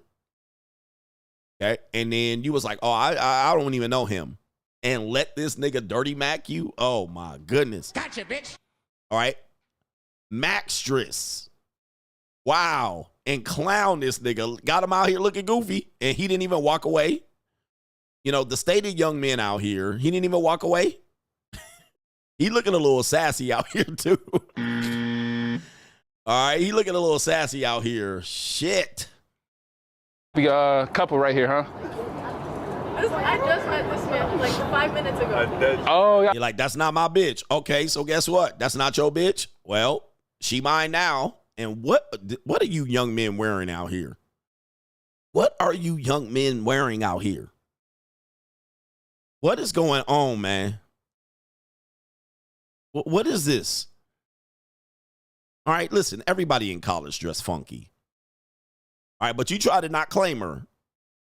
All right, but you got. Y'all just met? Damn, that's crazy. Yes. He said, oh, since y'all just met, that's my bitch now. Nah, it's okay. Ah, that's crazy. It's no, it's okay. Wait, what? He said it's okay. All right, listen. Masculinity. Where's masculinity going, man? I mean, we just need some help out here. We need help. He needs some milk. All right, we got last two on this evil world we live in. We have a vintage video of Black Americans in Los Angeles in the 1950s. Let's take a look at the video right here. Let's take the music off right there. This is Black Americans in the 1950s. As you guys know, the most likely to be married, 1950s Black Americans, all right? Faithful, God-fearing Black men. That don't mean there were no skeezers and flappers out here. There was hoes and strippers and all that. Look at these men, blue-collar men, hard-working men, all right? Women had less rights at the time. All right, as we say, men dressed in their Sunday's best. All right, Los Angeles driving their Cadillacs. All right, getting on airplanes dressed to the nines. All right, there, look at them out there celebrating life as fancy African Americans. These assimilated blacks, hardworking people following the white man's laws, learning, reading, and writing in arithmetic. All right, taking video, they clean, no thugging out here, and all of that in the bag of Chips Ahoy. Raising good children. All right, raising clean, honorable men with their shirt tucked in. All right, dogs, cats, mouses, and rats, clean neighborhoods, living in the bungalows in Los Angeles. All right, shout out to this generation of people. Suburban people. No bonnets, no plaits, none of this shit. All right, here it is right here. ABL even commenting on this. All right, shout out to ABL. We caught you in here, brother. Crime took off in the LA Black areas when Black people from other parts of the country migrated there in the 60s and the 70s. Then you introduce crack in the to the equation and downhill from there. All right, some other people. Shout out to ABL, the legend, in here in the comment section. And there's some other people that said, what happened to our people? Why don't our people look like that today? Well, one word. Bamas. Bamas. All right, Bamas. The Black migration from the South, the Jim Crow South, to these areas. All right. And essentially these people then lowered the bar. And then these are the people that say things like, those are your people. You need to help your people. We need help. And so these people escaped the bad Jim Crow South to come establish the migration into Los Angeles, into Houston, Philadelphia, New York, Chicago. We have actually talked about this quite a bit. Seattle, Dallas, and the areas like this. Now, these are the people that always constantly saying today, we need help and we need to help your people. No. These people are two distinct classes of people. These people are two distinct classes of people. These are not the same people. All right, you might have extensions of relatives from these people, but these people have two different mindsets. Where the Bamas came in and fucked it up. So if you ever want to know who fucked it up, Bamas. Because those are the people that keep reminding you, those your people. And it's always the lowest rung of people. Why do you keep comparing me to the lowest Negro? The lowest common denominator. And let me show you a video here of people even expressing this idea. This is why I say these aren't my people. We're not the same people. We're not from the same tribe. Just because we share the same skin, we are not the same kin. Because we're two different mindsets. Here's a video of this bearing this out. We discussed the problem of integrated housing, and we found out that almost 1,700 Negroes are moving into Los Angeles a month. By 1970, there'll probably be 1 million Negroes in this city. And I know that people are concerned about this. They may not talk about it very often, but I certainly heard them shudder in church when he said there would be 1 million Negroes in Los Angeles. We shudder because we're saying, in essence, majority of these people are not like we are. Ooh, I know it's hard to hear. He said the majority of these people are not like we are. These people, they didn't consider themselves the same. They said these people are going to, you can't hear it. These people are coming in with problems. These people have issues. They have a different mindset.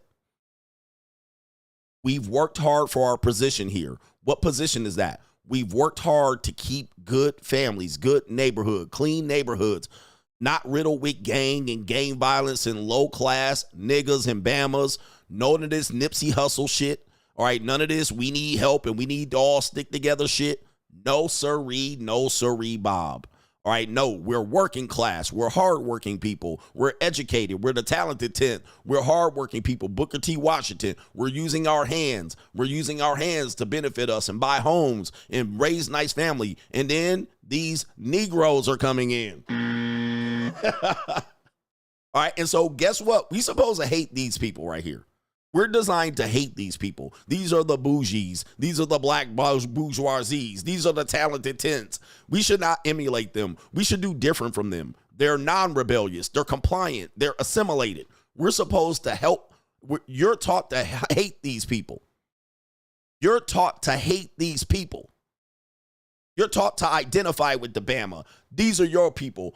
We need to stay together. We need to struggle. We don't need to listen. We don't need to comply. We don't need to assimilate. We have our own style. We're told to hate these people. We're taught to hate these people. Don't emulate them. Don't design. They're Uncle Toms. They're compliant Negroes. They're turn the other cheek Negroes. We're told to hate them. When in reality, y'all niggas need to hate these goddamn Bammers. They uppity. They want to be white.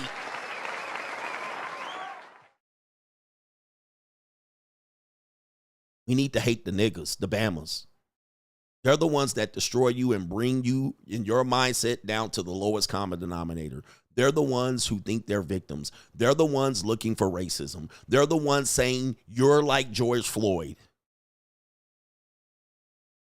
In my mindset, these are the people you need to emulate. The winners.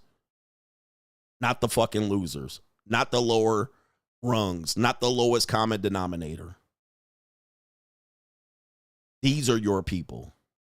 This is your destiny. These are your heroes. These are the people who had it right. Not the niggas that need help. Not the we shall overcome ass Negroes if we stick together. Not the these are your people too ass niggas. It's the Bammers. And not all people are Bammers from the South. It's the Bama Negroes that fucked it up. Until you realize that, it's the gangbanging niggas that fucked it up. It's the Nipsey Hussle niggas that fucked it up. It wasn't the sellouts, the assimilated, the Uncle Toms. They had it right, and they was comfortable living segregated. They was fine with the shit. It's the we need to be like white people integrated, but we ain't gonna listen to them. All right, y'all don't want to hear me though. It's an evil world. Look, they leaving. They leaving. It's the Black Star Line ass Negroes. It's the we got our own culture ass Negroes. It's the Bammers. Look at the Bammers leaving. They leaving. Good, leave. Leave. I've been telling y'all this for a long time. The shit was right when people was controlling their own and had their own family and own sections. It was when these people came in and lowered the common denominator down here. So you can walk around with your Timberland boots and I don't give a fuck attitude. And then when you get roughed up and cuffed up, I'm supposed to sympathize for you. No. No. Niggas is hard-headed. You don't want to listen. Then don't listen then. But you ain't gonna ruin my neighborhood and have me out here try to fix around you ruining it every day with your I don't give a fuck attitude. Go ahead with your I don't give a fuck ass, but what I ain't gonna do is sympathize with you when you get your head torn off. You non-complying ass Bama. Until people realize this, who the real problem is, we'll never, as a people, grow. And I ain't never gonna help you. Woo! We got the main event coming up. I hope we lost some subscribers on this one. We got the main event coming up. I had to remind the new people of who I am because they don't know. All right, so I had to remind you. Shout out to our brother here. It is,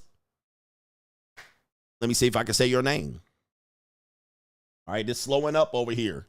It is no government name. Tragic story. I moved in my gordita. She was fine, 25 years old, and have been in great shape, but constantly nagging about jealousy. She will not leave. She will not let me into the relationship. And it says, and oftentimes she keeps the conversations going till 2 a.m.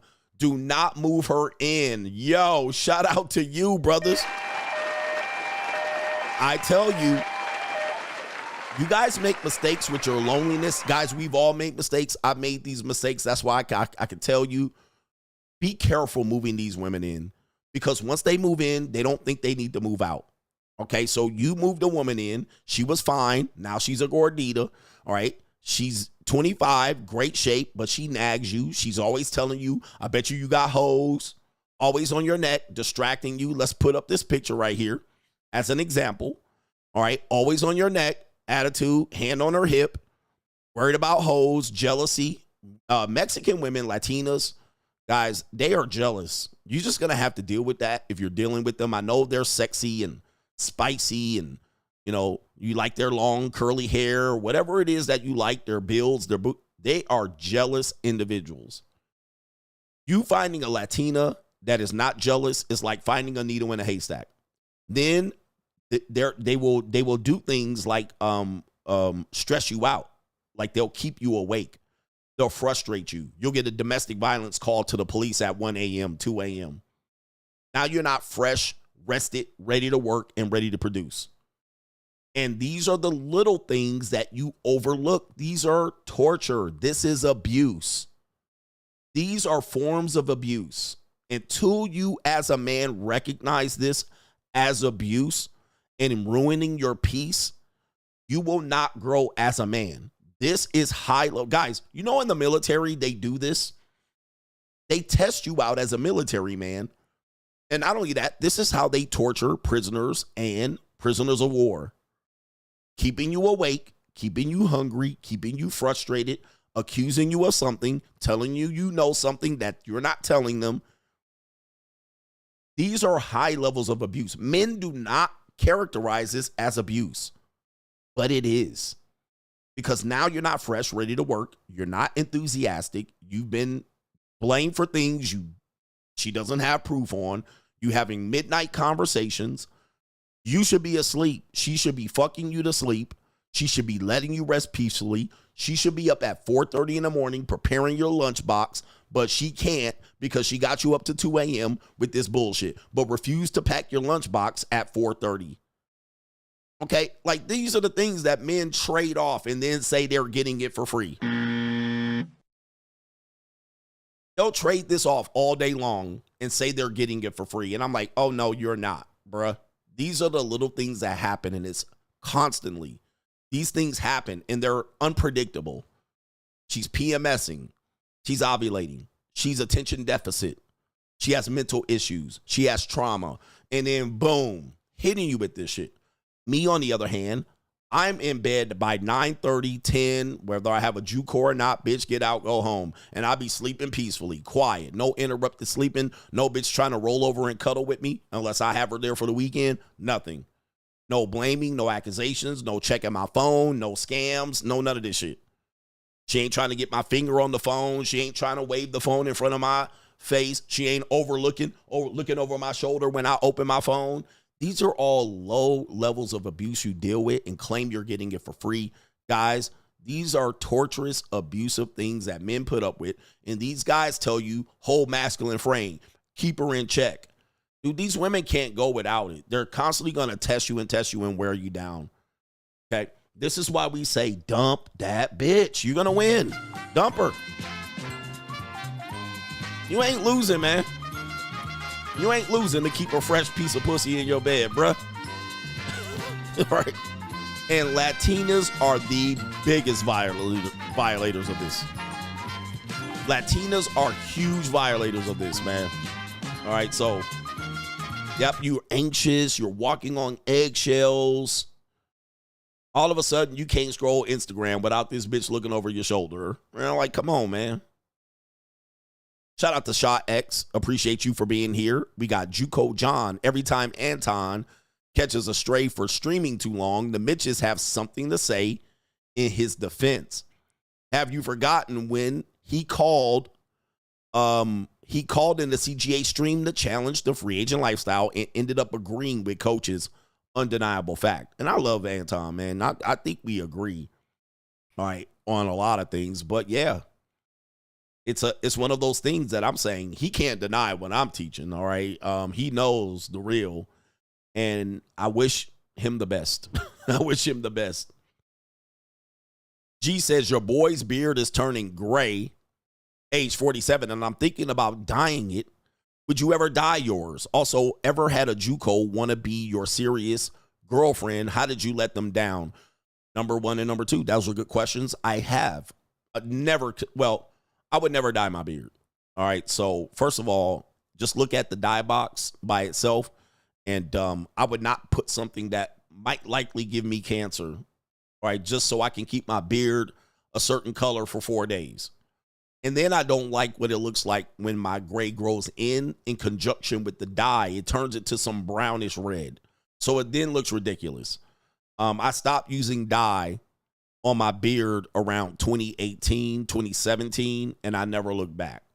All right, so I don't consider dyeing my beard. It's just not something. It's my beard is a trademark right now, so it is kind of a trademark character of me, and I would probably look crazy as fuck trying to dye it black. All right, and it would only last for 4 days. My gray grows in very strong, and it would look ridiculous.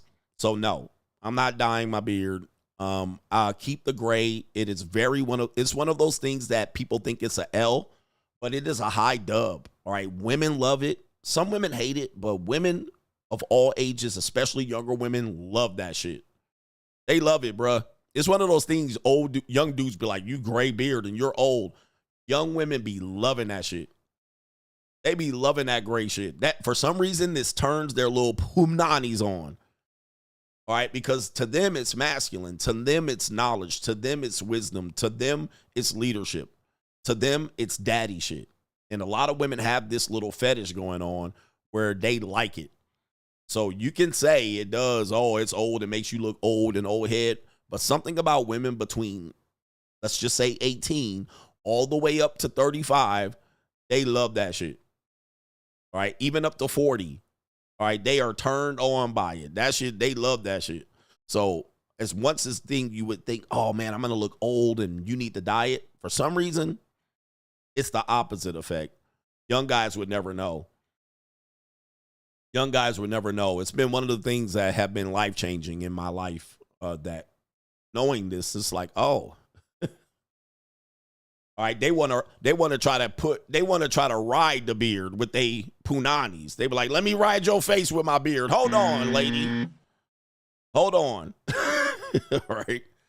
And if you wear it well and grow it right, the only woman that I've heard a couple women say, I don't like long beards. All right, because it's kind of long. All right, it's not, it's not one of those tight beards. I've heard a couple women say, you know how old the women were who said they didn't really like facial hair? They were old bitches. 40 and up. Like 42, 45, 47, 52. Those women are the ones, I don't really like facial hair. They weren't young girls. They weren't 19 and 20 and 22 and 24, 26, 28, 30. It was all some old bitch telling me, well, if you shaved your beard a little bit, I might like, bye.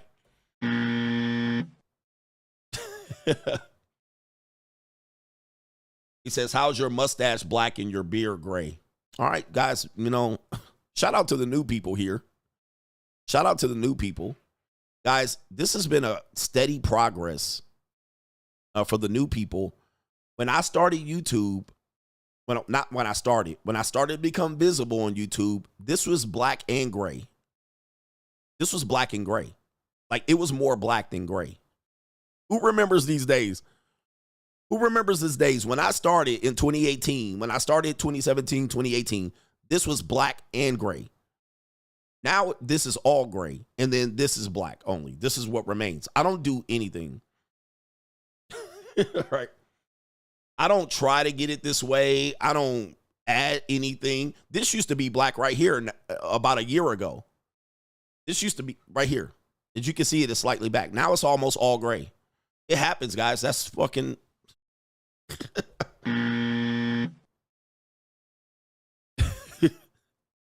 I don't try to make it happen. I'm letting life happen, bruh. Now, this is still kind of black, but gray girls in there, I just clip it out, all right, because it's just a stray here, stray there. I don't know. This used to be all black. Time keeps on slipping, slipping, slipping. Time keeps on slipping, slipping. Nigga, I don't know. But I used to, when I first started off on YouTube, and I deleted a lot of these videos. Well, when I first started on YouTube, I had a chin strap. It was black, all right? I didn't even have a full beard when I first started. But once I started growing it in, this was mostly black. All right, y'all niggas done stress me out. And now it's all gray. But using that dye, guys, if I'm going to give y'all advice, please stay away from the dye. All right, I'm not going to call dye companies out, but I'm going to tell you, bruh, putting that on your face every 4 days, you know, this is not healthy. All right, this is probably not a healthy thing to do. Not saying that it will give you cancer, because I'm not going to say it, but these products are not good to put that close to your motherfucking chin, jaw, brain, eyeballs, mouth, esophagus, and so forth and so on. I would probably get away from that. This is not something that you want to do long term. And so I got away from that. I don't have to worry about that. Yeah, KS used to call me Graybeard instead of my damn name, nigga. Call me my name. All right, shit. Say my name, say my name. Jabman says, what we should know, if the trad wife's husband has leverage and options instead of being lucky to have a unicorn of a girl, too many of those good girls say that they allow their man to lead. Not many men have our mindset, but what I stated is important. Yes, indeed. So she will say, I let, I allow. These are all kind of buzzwords that even women will find alarming. All right, women will find alarming. If I said to a woman, I let you have a job. If I said to a woman that I let you go to girls' nights out. If I said to a woman, I allow you to have male friends. Ladies, how does that sound? Does that sound like, oh, you're a wonderful man? Does it sound like he's a progressive man? I appreciate my husband. He lets me go to girls' nights out. Guess what? She's going to find that if you say that to her, she's going to be like, you allow, you let. So if a woman says, I let him lead, I let him fill in the blank, I let him do this and that, this is not good language. So don't allow you. What they should say and what you say is accept. I accept this type of behavior. I accept this position. I accept this. I accept her going to girls' nights out. I don't accept her for going to girls' nights out. I accept her that she has a job. I accept her working from home. She's the same way. I accept him being the leader of our house. I accept that. I put myself in a position. This is a different word and it has a different context. All right. But allow, let, this is all controlling. And then that means that if she stops allowing, if he stops letting, if he stops allowing, if she stops letting, if she stops allowing, then the relationship changes. So she's saying, I have control over this. I still have the control. I let him see my kids. I let my baby fathers see his kids. You see how controlling that sounds? I allow access to my kids, to my child's father. That is terrible language. And most people are dumb and ill-equipped to have good common sense. But saying I let my child's father see the kids is very controlling. Very controlling. You don't own the kids. Okay? She lets me see the kids. She allows me to spend time with my kids. This is horrible. This is terrible, controlling language exhibited by low IQ individuals across the board. You will find that this is going to erode relationships right off the rip. Okay? So be careful of how you communicate with your spouse, girlfriend, wife, boyfriend, partner, husband. You cannot go around in today saying someone let someone do something or allow someone to do it. This is very narcissistic, controlling behavior exhibited by men and women. All right. We can ill afford going forward to have men accept women who say this, and you as a man saying this. This is going to set you up for failure. Dr. Thunder reviewed you this morning. Salute. Hashtag Samish Gang. Shout out to you, and I mentioned you today. But I missed that part of the show. Joshua Moon says, my uncle disagrees, but don't want a super chat. All right. Shout out to your uncle. Appreciate him.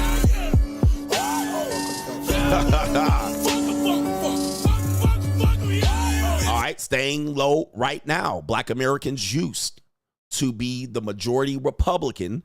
Now you see all the troublesome people in the Democratic Party. Can't change people, just move on. Yep, it was majority Republican, but of course the party switch, whatever. All right, but yes, the Democrats have done a number on that particular group of people, so there we are. NGN, I was in the military, and CGA is right as usual. Mitches like trad cons tolerate being psychologically abused and interrogated 24/7 just because they want genuine desire, love, and God in their marriage. If the trad cons, I laugh when they suffer and get divorced for lying to young men. Let them suffer. Okay, let them suffer. All right, he was joking, by the way, about his uncle. All right, but a shout out to you, man. All right, and let me make sure I get everybody while we get into this main event. It's been a great show, so do me a favor, hit the like button. I've been giving out lots of information and lessons. We are telling dudes to dump the dead weight. All right, dump the dead weight. And men, if you have a girlfriend and you're in your 20s and you think this girlfriend is going to last, can I tell you something? Guys, if I count the amount of women I've been with in my life before the age of 30, and now I sit almost knocking on the door to 50, none of these bitches do I even know or remember, know their last name, have kept in touch with them, have an impact on me today. These bitches are in my history, bruh. And same as you as a man. That's how long life is. You're 28, 48, 20 years. These bitches are history, bruh. I don't remember their last name. I don't even know how to look them up. I don't know where they at. Even with Facebook, I don't know none of these bitches. All right, I don't know where they at, what the fuck they doing. All right, they could be dead for all as I know. They ancient history of my life. Come and go. Long as I didn't marry them or have kids with them, they ancient fucking history. Now, they were important during that time because I was young, scarcity. But at this point, I don't know who any of these motherfuckers are. They all in the past. And neither will you when you accelerate your life and press the gas pedal of life and get to where you need to be at 50 and 40. These bitches in the past, bruh. Right? They're important today. In the future, they're irrelevant. Even if you live with them and they was your girlfriend and they gave you the first piece of... These women are fucking irrelevant, bruh. I don't even know who they are. And matter of fact, I'm probably fucking their daughters, nieces, cousins. I I have access to their daughters, bruh. I always give you this mathematical equation, and it sounds weird, but you have to listen to it. Let's say there's a woman I went to high school with, and she is now, 44. Let's just say. But she has a daughter, and I'll give her the age 16, but I'm not going to touch her. She's 16. But the woman that I went to high school with is 44. And we fast forward 5 years. Just fast forward 5 years from those ages. Daughter 16, mother's 44. Fast forward 5 years. The daughter's 21, the mother's 49. Who will I motherfucking most likely to be dating today in those 5 years forward? Which woman would I likely touch? I'll wait.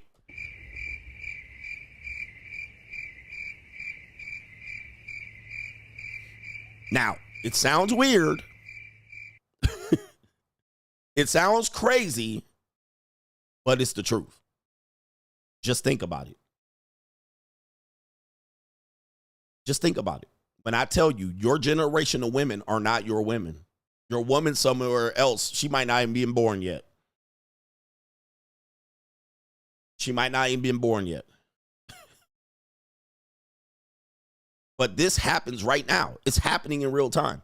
I have women that are now 20, 21, 22, 23, 24. And their mothers are my age. Their fathers are my age. Who likely to going to get drilled? The 21-year-old or the 49-year-old? Who likely is going to get on a date? The 21-year-old or the 49-year-old? Who's likely to be laying in my bed? The 21-year-old or the 49-year-old? In my world, it's the 21-year-old. The 49-year-old woman don't have a chance in hell. In hell. In hell. It sounds weird, but that's how life works for men. It sounds weird, but that's how life works for men. Now, you're going to try to make it weird shit, but that's how life works for men. Women are trying to make that life for themselves. But sorry. Sorry. Time will reveal. Time will reveal. Sounds weird. Sounds grooming and predatory, but it's not. It's what it is. Right? Anyway. So just think about it. Just think about it. I know that's just how it works. Who's likely to be on me, and then I'm going to listen. But that's how it works, cuz. Just right. But that's the world I live in today. And anybody telling me otherwise, that I'm supposed to grow with these old washed up former BBD New Edition concert dwellers, that I'm supposed to be associating with them, and I'm supposed to have better conversations with them. Nah, that ain't the truth. Time will reveal. I know just how you feel, and this time love's for real. In time it will reveal.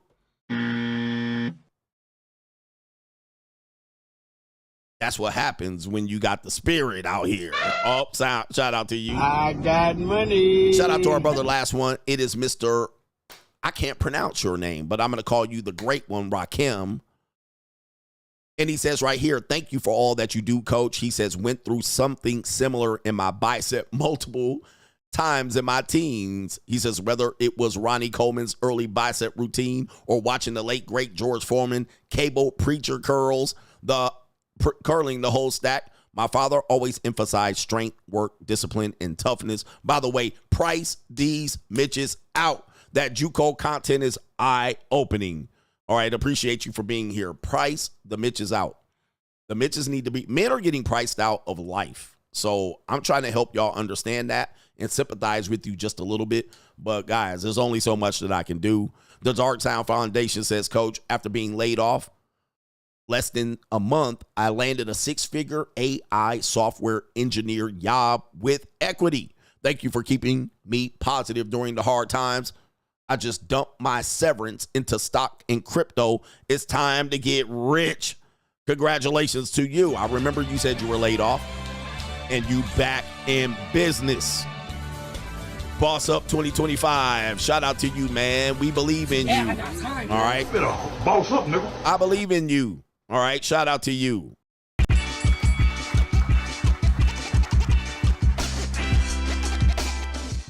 All right. Shout out to y'all. Price the Mitches out. By the way, we gave y'all a chance to get on game, but y'all want to be out here running game and getting cock block out here like these goof ass niggas out here. Y'all want to be out here like these niggas out here, man. These ninjas is getting priced out. It's time to boss up out here, brothers, and listen. Do not boss up, nigga. All right, boss up. Y'all want a cold approach? Y'all want to be out here getting cock blocked? Go ahead. Competing in the streets. A trad wife defies the norm. Let's talk about this. Men want trad wives. Let's see if you can get a trad wife in today's generation. Okay. And as I told you, traditional wives will be not the norm. They're already not the norm. Even this report is proving that the idea that you're going to get a wife who's traditional, who's young, who is going to trade her opportunities to work, career, boss babe, not get fucked and fornicated, not on the cock carousel. The likelihood you're going to find a woman like this is slim to none, and Slim just died. But I'm going to ask you, is it worth a woman trading in those opportunities to be with today's men? Is it worth it? Starting off, let's start with the Christians. We got a Christian wife responding to cheating. She says, I've been cheating on my husband for 3 years with his best friend. All right, let's see this here, because a lot of people will say we need to turn back to faith in Christ and this type of thing. I've been saying shout out to y'all, but good fucking luck with that. It's cooked. Let's see what the Christian side of this argument is, because a lot of people will come in. We need to be in the church. We need Jesus. All right. Let's see what happens. How does a Christian woman take accountability for cheating on her husband? And take a look at that woman right there. Oh, the humanity. Woo, wait. That is an interesting. Okay. Here we go. Cheating on him for 3 years with his best friend. We had 2 kids, 3 and 6 years old. And he could have walked away, should have walked away, could have. And when all this came out, and I hid it for 3 years in the church, when all of this came out, he looked at me, and listen, a good therapist knows your feelings are valid and you can feel all of those things. He was mad. He was hurt.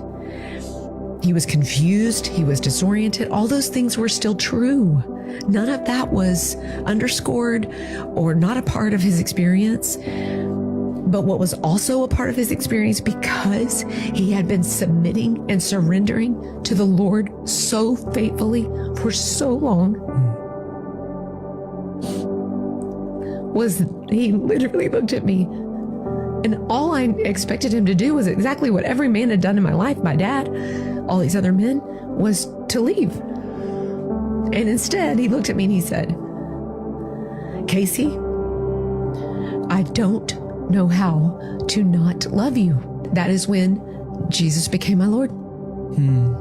That is when I got grace for the first time in my life. I realized that that is what Jesus had been saying to me all along. You don't understand, girl. You know, you can run from me. You can hide from me. You can be mad at me. You can do all these things. And the reality is, I don't know how to not love you. I've been cheating on him for 3 years. What the hell? Oh my God, no way. Hey, bro, come on now, dog. Come on, man. Wait a minute. Who are you?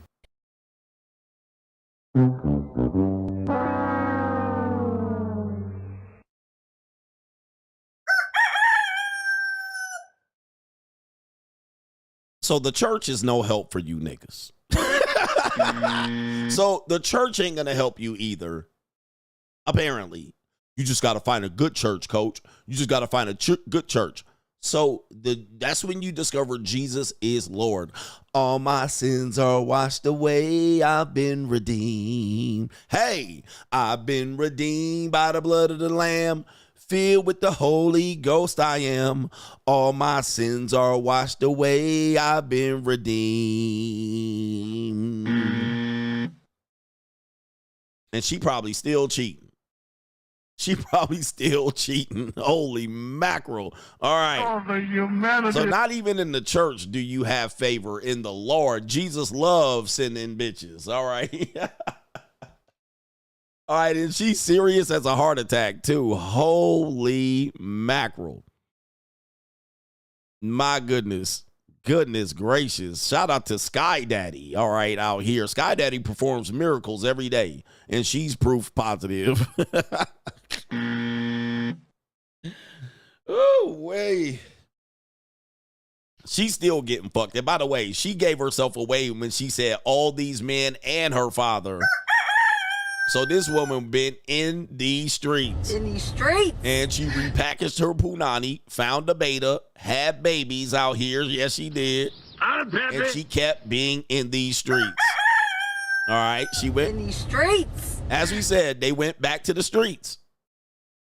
3 years in the best friend, not the best friend violated. Anytime you see Christians cheat, it's almost always with someone close to them. The pastor, Deacon Clap Cheeks. All right, Pastor Pork Chop. Shout out to our brother Ringo Raw. You will have the friend, the deacon board. It's always going to be someone close because they kind of roll in close circles. They go to the soup plantation after church. You know, the husband goes over here. He's in a Christian rock band. And then there's another guy over here. You know, she meets with him. She has a therapist, maybe the therapist. She has a therapist. Maybe he's Christian based. All right. They be going to Bible study, choir practice, you know, church board. It's always someone close in the church. It's almost never, deacon laying hands on her, deacon therapist grabbing her fake titties. You know what I mean? The Christians fight ghosts. And most of Christians are Christians because they went through some pain. All right. And then their only escape from the pain was the Lord. All right. And they found Jesus. All right. And so they'll say, hey, I was going through, I done seen, all right, the promised land.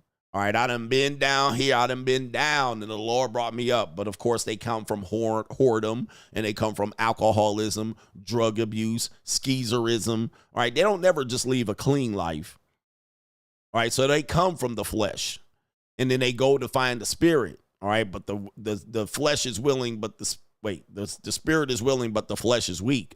So they get around Johnson, they get around pussy and pheromones.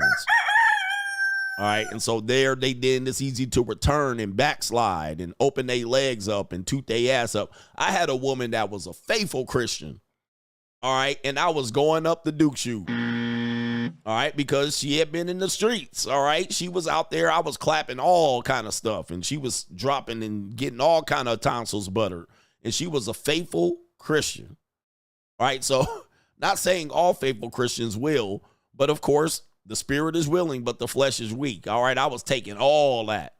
All right, I took all of that. I was her God for about a couple of weeks. All right, and she watches my show. So she was a Christian woman, faithful, Bible study, talking about the Lord all day long, and I was going up all in her. All right, so I don't believe in them Christians. All right, Christians got the spirit is willing, but the flesh is weak. They got to be sitting up in Bible study so they don't have us backsliding. I done seen Christians. I done been a part of their flesh. So I ain't got no hope and faith in being faithful bitches in the church. All right, shout out to all my faithful Christians in here. And for all that have sinned, cast the lures. Wait, for those who have, what is it? Well, for all that sinned and fallen short of the glory of the King of Kings and Lord of Lords right here. All right, anyway, not me. Not me. New world order. All right, anyway, we got this woman out here who says she's a track hunt influencer, rejects the lies of modern feminism, 19 years old.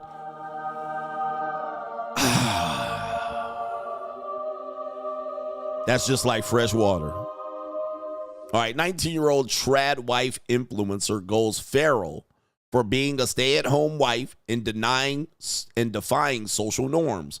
There is nothing more fulfilling and there is nothing more important in your life than being a wife and mother, said influencer Savannah. All right, this is reported 4 days ago by Fox News. All right. The left and modern feminism has... All right. We're going to see how she's appreciated here. Do you guys appreciate this 19-year-old trad wife, or do you think she's lying? Let's play the video. All right. Fox News. New world order. I had this moment before I got married and through a lot of conversations with my husband now, to where I realized, you know what? I just want to be a traditional woman. I want to stay at home, be a stay-at-home wife. I want to stay home with my kids one day. I want to rebuild the nuclear family because the left and modern feminism has truly tried to destroy that. My name is Savannah Stone. I am a 19-year-old stay-at-home wife. That's what I'm best known for on social media. It makes me sad that when women are asked what their biggest goals and aspirations are in life, they're ashamed to say that it's to be the best mother and wife that they can be. It makes me sad that when people ask me what I want to do with my life and I just say that I want to be the best wife and mother I can be, they say, well, you don't want anything for yourself? I mean, what do you do all day? I met my husband when I was 17 years old, and then a year later we got married. So I got married at the age of 18. And I just quickly realized the lies that modern feminism pushes on young women, that, you know, we have to graduate high school and then we have to have this huge career and we have to go to college and get a degree and grind and kind of get our life together and experiment. And yeah. So I could focus on my career. All right, so yeah, we're just starting off. Who believes her? A lot of people, y'all say she older than 19. She does look older than 19. I will give you that. But yeah, this is, by the way, for the boss babes, for the women who are boss babes, this is your competition. All right, there are women out here like this. They just don't stay in the marketplace very long. For example, if she's 19, she's already scooped up. All right, somebody already got her. Now, whether these relationships last, well, we know the divorce rate, even in the Christian church, even in the TradCon community, could go left. It's still 50% and up. All right, 50% and up. This is, you know, just let her grow. And then she might say, I gave away my younger years. She might feel like this was her phase. It was an era. And now I'm not in that anymore. Okay, let's let her continue here. All right, she's putting that last. the dating pool, if you will, until we find our husband. And then you still want to work because, you know, you have to be independent and you can't rely on a man. Those are the lies that I was taught growing up. I was very feminist in high school, actually. I was quite liberal. Growing up throughout high school, I believed the lies that modern feminism taught. And I actually wanted to go to law school and get a law degree. And I had no idea in my mind of being a wife and mother. And then I would kind of like joke here and there, like, haha, like, why am I even doing this? I just want to be a stay-at-home wife anyways. But then I'm interesting. You know, but by the way, that could be a red flag. All women have feminist software downloaded. You must understand that, because a lot of them are educated by feminists. All right, whether it's in high school and in college, you will find that some of the women, some of your daughters, or some of the women in your life's favorite teacher, she was a feminist. Right? You just don't know it. All right, trust me. Go back and if you have a daughter or a girlfriend or a wife, say, who was your favorite teacher in elementary school? It's probably going to be a feminist. All right, and then like, tell me about her. Oh, she was this and that. She was single in her 40s. She had cats, a bearded dragon. She was divorced, or she, you know, taught me how to be strong and taught me. She inspired me and made me believe in myself to be a lawyer, right? So it doesn't surprise me that early on women are attracted to feminism because typically their first introduction in propaganda in education is going to be a feminist. When they go to college, 18, I met this woman in my gender studies teacher, or she was an old bitch in my gender studies class at a junior college, and we got together. So then you have to overcome that later on in life. Later on in life, you will have to overcome that. Then I think men put too much pressure on me and the red pill and themselves by thinking they can overcome this. And I don't think you can, because they already got it downloaded. So then you're like, well, she changed and I'm going to change her. And she, you know, you can't, because you're already overcoming a decade plus of her feminist programming. Now, this woman only got a year or two and he's got to overcome that, but it's in there. It's in there. It ain't out of there. It's not out of her system. Somebody else in her life could trigger that. I'm like, you know what? I kind of do want to be a stay-at-home wife. Have you tried putting on a sundress and cooking his favorite meal? Have you tried actually listening when he speaks? Have you tried being happy and joyful when he comes home instead of nagging him? Have you tried keeping the house clean so that it's a sanctuary for him to come home to and not more chaos? Have you tried giving him back rubs? Have you tried making him banana bread? Have you tried thanking him for everything that he does for you? Have you tried complimenting him? I posted a video before that was like, you know, have you tried baking sourdough for him in a sundress? Have you tried just keeping the house clean? Like these little things that just make your husband happy. And the comments were like, well, why the heck would I do that for him when he does nothing? Just like bashing men. And so I made this follow-up video that was like, damn, she looked nice and tight too. She looked just right in that dress. But of course you're going to deal with women who hate men, misandry. We know what misogyny is, misogyny in our community. We know what misogyny is, but a lot of women just don't like men. All right. And I've been saying that like 98% of them don't like men. They don't like men. They tolerate men. They use men. They need men. All right. Just because they are married or with a guy doesn't mean they like men. And I would go on record saying 90% plus percentage of women don't like men inherently. Okay. Even though they're married, they put up with you. They tolerate you until they don't tolerate you no more. All right, but anyway, she's finding that out, which again, I've often said in my book, The Evolution, why isn't this choice considered freedom for women? When women say feminism is about choice. If feminism is about choice, then why can a 19-year-old woman choose this path? You will find the hypocrisy of feminism is that this path is what they don't want to choose, don't want to allow women to choose. We don't want you to do that. What about your life? What about the cock carousel? What about traveling? What about things that decenter men? So that this is, again, abnormal. This is abnormal, which men looking for this as a norm. You think this was a norm. And then you're looking for a world where this is the norm, but this will never be the norm ever again. You just have too many women out here that look at their options as better than going and serving a man in any capacity. When they finally decide to be with the man, they're bringing in so much baggage, meaning I'm not going to change. I'm not going to give up this. They basically telling you what they ain't going to do, which is usury at that point. They don't like men. All right, so let's let this woman continue to cook, but I want to see her in this dress.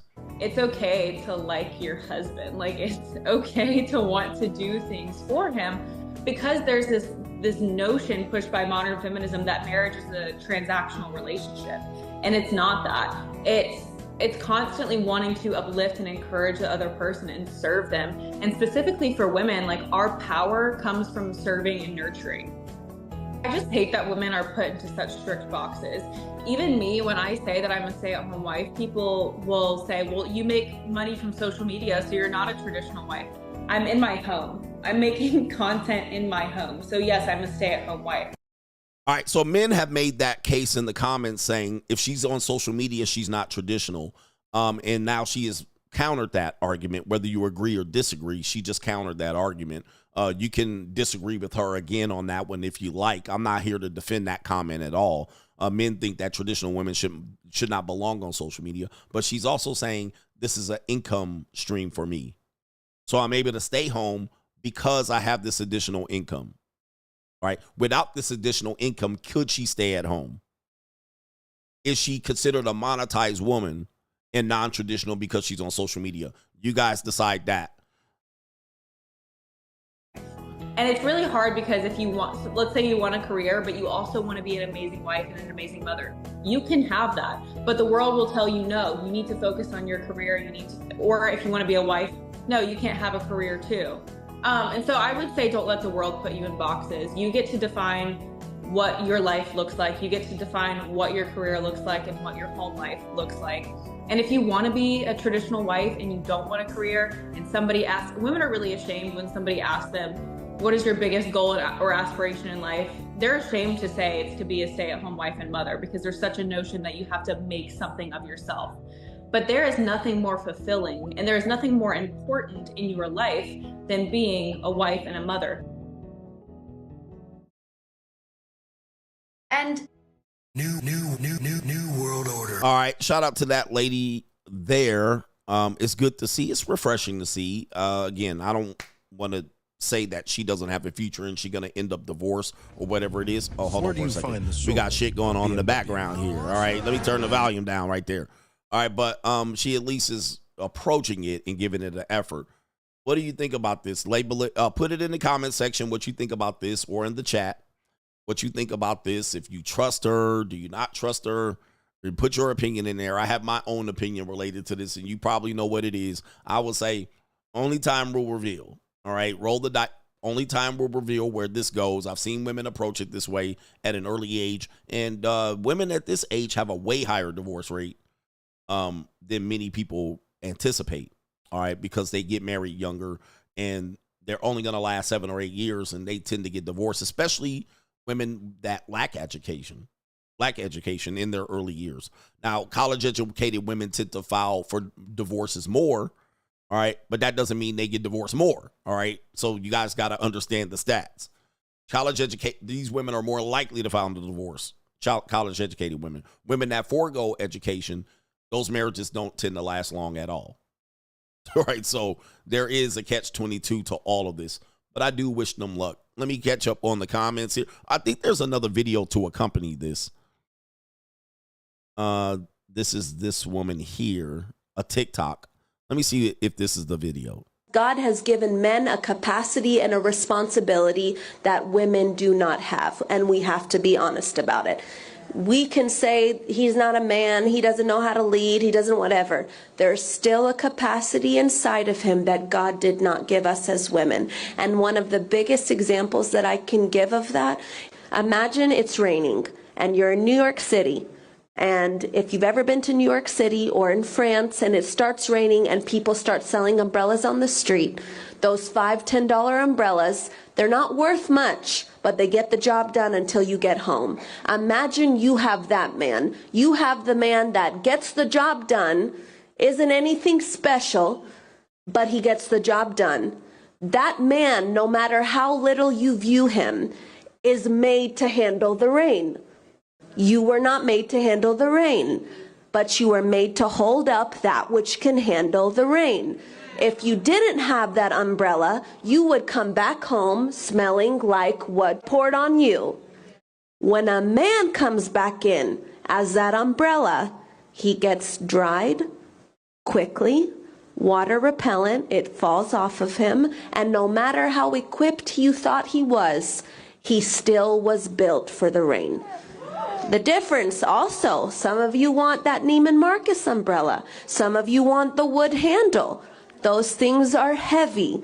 And if God gave you a man like that, then you have to be the woman that can hold up that man. Because an umbrella that is not used, it can be for the rain, for the sun, it shields, it provides shade, it allows what's under it not to be touched. We are the vessel, not weaker. We are the vessel that was meant to let the one that God gave us be held up and used for what he was made. So now, as a wife, I want to say, I don't want to get wet. I don't want to sunburn. My skin's not built for that. So instead, I'm going to let the man be who he was meant to be. And if God gave me, which he did, my man's about as heavy as this table. That means God made me capable of holding him up. If my man is not doing what he was made to do, it's because I, as his wife, am not holding him up.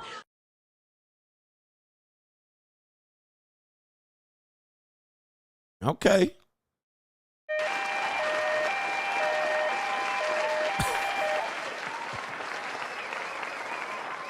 Yeah. Yeah, we're utilities. Yes, we allow women to survive and shit. Yes, I get it. We supposed to block out the sun and shit and wash off all the rain, and the itsy bitsy spider went up the spout again.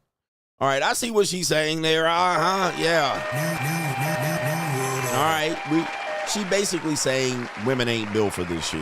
All right, I get it. Women ain't built for the life that they want to live. So they're eventually going to need a man. But why, when they need a man, why don't they uplift a man? I get it. All right. They're trying out here. They trying. They trying to understand their role here. The order of Lord here. Yeah, they trying. All right. All right, give them the help, man. Get that wonderful woman a help there. She's done until you. All right, yeah. Let me see here, and boy. All right, yeah. Yeah, I get it. Ladies, they're trying. Ladies are trying. There's some ladies that trying. All right. Do you think there's a benefit? Do you think there's a benefit for a woman being considered a good woman today? All right, let me see here. Is there a benefit for a woman being a good woman in her 20s? Okay, here. Let me see here. Answer this question right here. Hopefully you understand it. All right, where it is. Is there a benefit for a woman being a good woman in her 20s today? Today, not in the past. We tend to all want to go back to some past. Today, is there a benefit? We got super chats. Shout out to our brother here. It is how to deal with clingy JUCOs out here. He says, do you drop the hammer or let them down easy or ghost? Well, the best thing about a JUCO is you can ghost them. All right. And it's part of the plan. They have other people to grab onto. But if they become clingy, you have to establish boundaries. So there are some JUCOs that will be like, I love you, daddy. All right. You're the best. All right. I don't want anybody else. They will deal with that. That's when you establish hardcore boundaries. All right. So that's when you give them the list. All right. I got 4 boxes. Okay. And then you have them sign at the bottom. Signed Bish. So have them make agree. This is when you have leverage. All right. Not saying, a lot of people don't understand that JUCOs are not girls that don't want relationships. They're girls that want relationships. They want companionship, sugar daddies. They kind of want it all. They kind of want it all. These aren't just women selling pussy and coming back. Now, they will go through a cycle of men and go do debaucherous things, and they will go get trips paid for. But some women will get clingy. That's when you have leverage. Then you can start putting boundaries up to make sure that they know. And then sometimes get them to answer questions. What is it that you want? All right, give them the 4 boxes. That is the 5 boxes, which is going to be security, entertainment, exclusivity, and marriage. All right. And then you cross off one. Which one do you not want? Which one, as a man, which one do you, not the JUCO, which one do you want? Not the monetized girlfriend, the girlfriend experience, whatever you're dealing with. All right. Because they see you as a means to an end. And a lot of these women want to get wifed. They do. People don't realize that. That's why they watch Pretty Woman. That's why they watch the shows they watch. That's why you have these birds that are on Basketball Wives. Trying to get wife. That's why you got Matt Barnes' girlfriend out here trying to expose his JUCOs. These women want to get wifed. They don't want to just be side bitches all their lives. So they will find you and get clingy. That's when you start giving them cross out 1. You don't get this. Now pick 2. Then they will start to do this.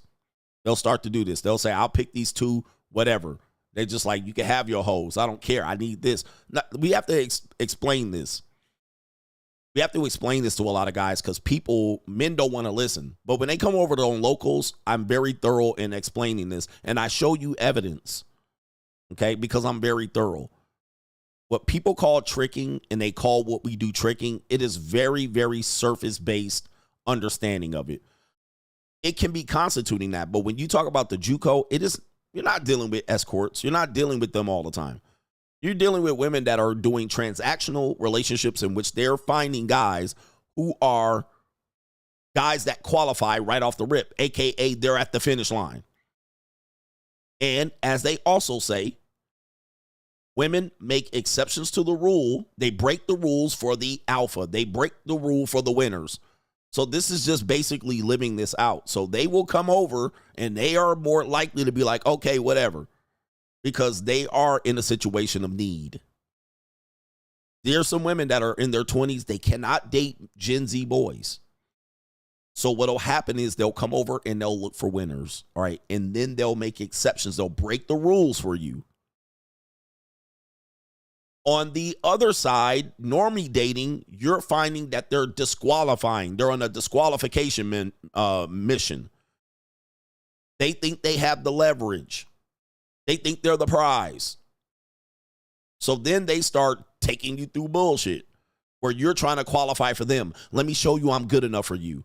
It's the opposite. They're feeling a need, but you're finding a lot of people don't understand this dynamic. That's why we have the locals group to show you in real time that this is what's going on.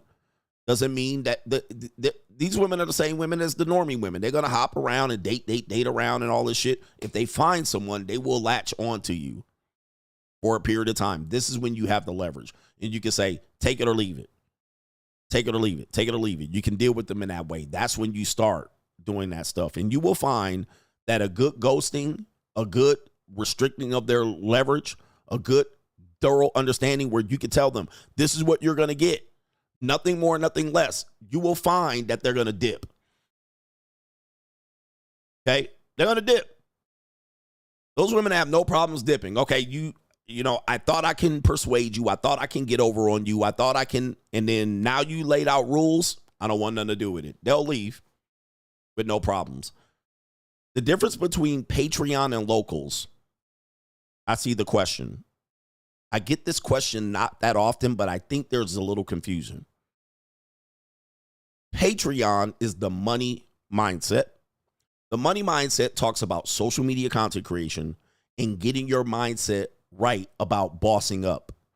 We do not talk about women, relationships, or anything we talk about on YouTube. It almost never comes up unless Calvin brings it up. Every now and then you will hear a hint of what you hear on YouTube, but more than likely 98% of that content you never hear. You never hear 98% of the content you hear over on the money mindset. We're strictly talking about economics, financial plans, business plans, marketing, networking, internet content, social media content creation, and so forth. That is the money mindset. That is on Patreon. Then on locals, it's strictly about monetized dating, luxury dating, whatever you want to call it, prostitution, if you want to call it that, JUCO, junior college. That is only there. We don't talk about red pill. We don't talk about bitches on OnlyFans or ruining society. We don't talk about money mindset. We don't talk about economics, investment plans, content creation. It is only JUCO. Those are two separate member groups that we have to separate away from the Mitches and away from, we don't bring both of those audiences together. Okay, it is an extreme, both of these groups are groups of excellence. Okay, where we're not there to argue with niggas talking about this and game and getting bitches for free. We ain't there to argue that. So we price them out because we know they don't pay for women. They don't pay for dates. They don't pay for their wives. And they certainly ain't going to pay for CGA. So we put that behind the paywall to price those crooked teeth, plaque teeth niggas out of it. We don't allow debate. We're not talking about it. We only produce receipts over there, and we show you in real time what's happening, why men are the last to know. So we price them out as to know that that group of people are less likely to be over there. And if you want to know and get an eye-opening experience, when you go over to locals and get the JUCO streams, your world is gonna be blown away if you're a normie or a Mitch. Okay, you're gonna be blown away. There's going to be no argument as to what's going on there. Mouthpiece niggas is just going to be priced out. All right. They can come over there and argue all they want. But what they'll have to show me is this happening? Because we show you in real time. We go through various sites where you broke niggas don't have, you could just subscribe to me and I will take you through 5 to 15 sites of what you guys are missing. Because I got the membership. Okay?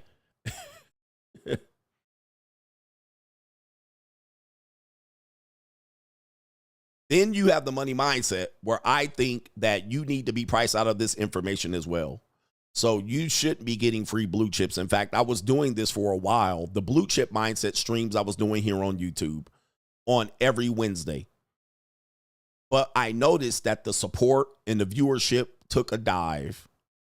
And I said, why am I trying to bless these men with life-changing information about markets and information about investments, information on creating money market accounts and networking? Why should I do this if the support was dwindling and the viewership was dwindling? Why don't I put it behind a paywall and see who's interested? Both of these groups have been going on for about 2 years. And some men called it grifting and all of this shit. We have eliminated this mindset, a group of people. I've been chasing these people away from me. These people are cancer, the plague. They're red pill ragers. They're hurt men. They're bitter. They don't want to grow. They want rage bait fed to them about how we can change society with Sharia law, how we can eliminate OnlyFans and balance the dating marketplace. Get the fuck off of my channel. I've grown up. We've grown up. And if you want to regress, go join those channels and sit back and complain about OnlyFans bitches ruining society. We will not do it over here, and we certainly don't do it on the money mindset. And we don't think we need to help all men. Sink or swim, motherfucker. Take a long walk off of a short pier. Fuck the manosphere. Fuck the clanosphere. Fuck helping men for free. Fuck you and your bitch-ass uncle.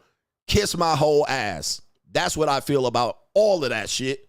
Help CGA is what we're doing, and I'm helping you grow, but you got to invest in yourself first. You can't learn how to invest without help in investing in your motherfucking self first.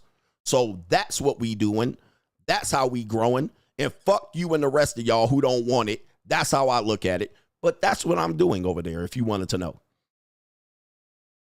If you wanted to know, that's what we're doing. All right? Because either way, we got a great group of men and women on both of those streams. Okay? Whether you're there or not, I don't give a fuck. All right? Both of these groups are an excellent group of people, and we've been doing it for 2 years. All right? So I ain't begging your ass to be up over there. We are doing completely fine without all of you bitch ass niggas. If you want to join, join. If you don't, get the fuck on, nigga. Don't complain about it. And don't complain about the marketplace that you don't know about. Because if you don't know about it and you're trying to get the marketplace back to 2016, I demonstrate on locals, you ain't getting it back. It's cooked. Then I go over to money mindset, and then these men have been testifying. They've grown. They've doubled their income. They've actually met other men throughout the group. They've learned. They've bounced back. They've already made the money back.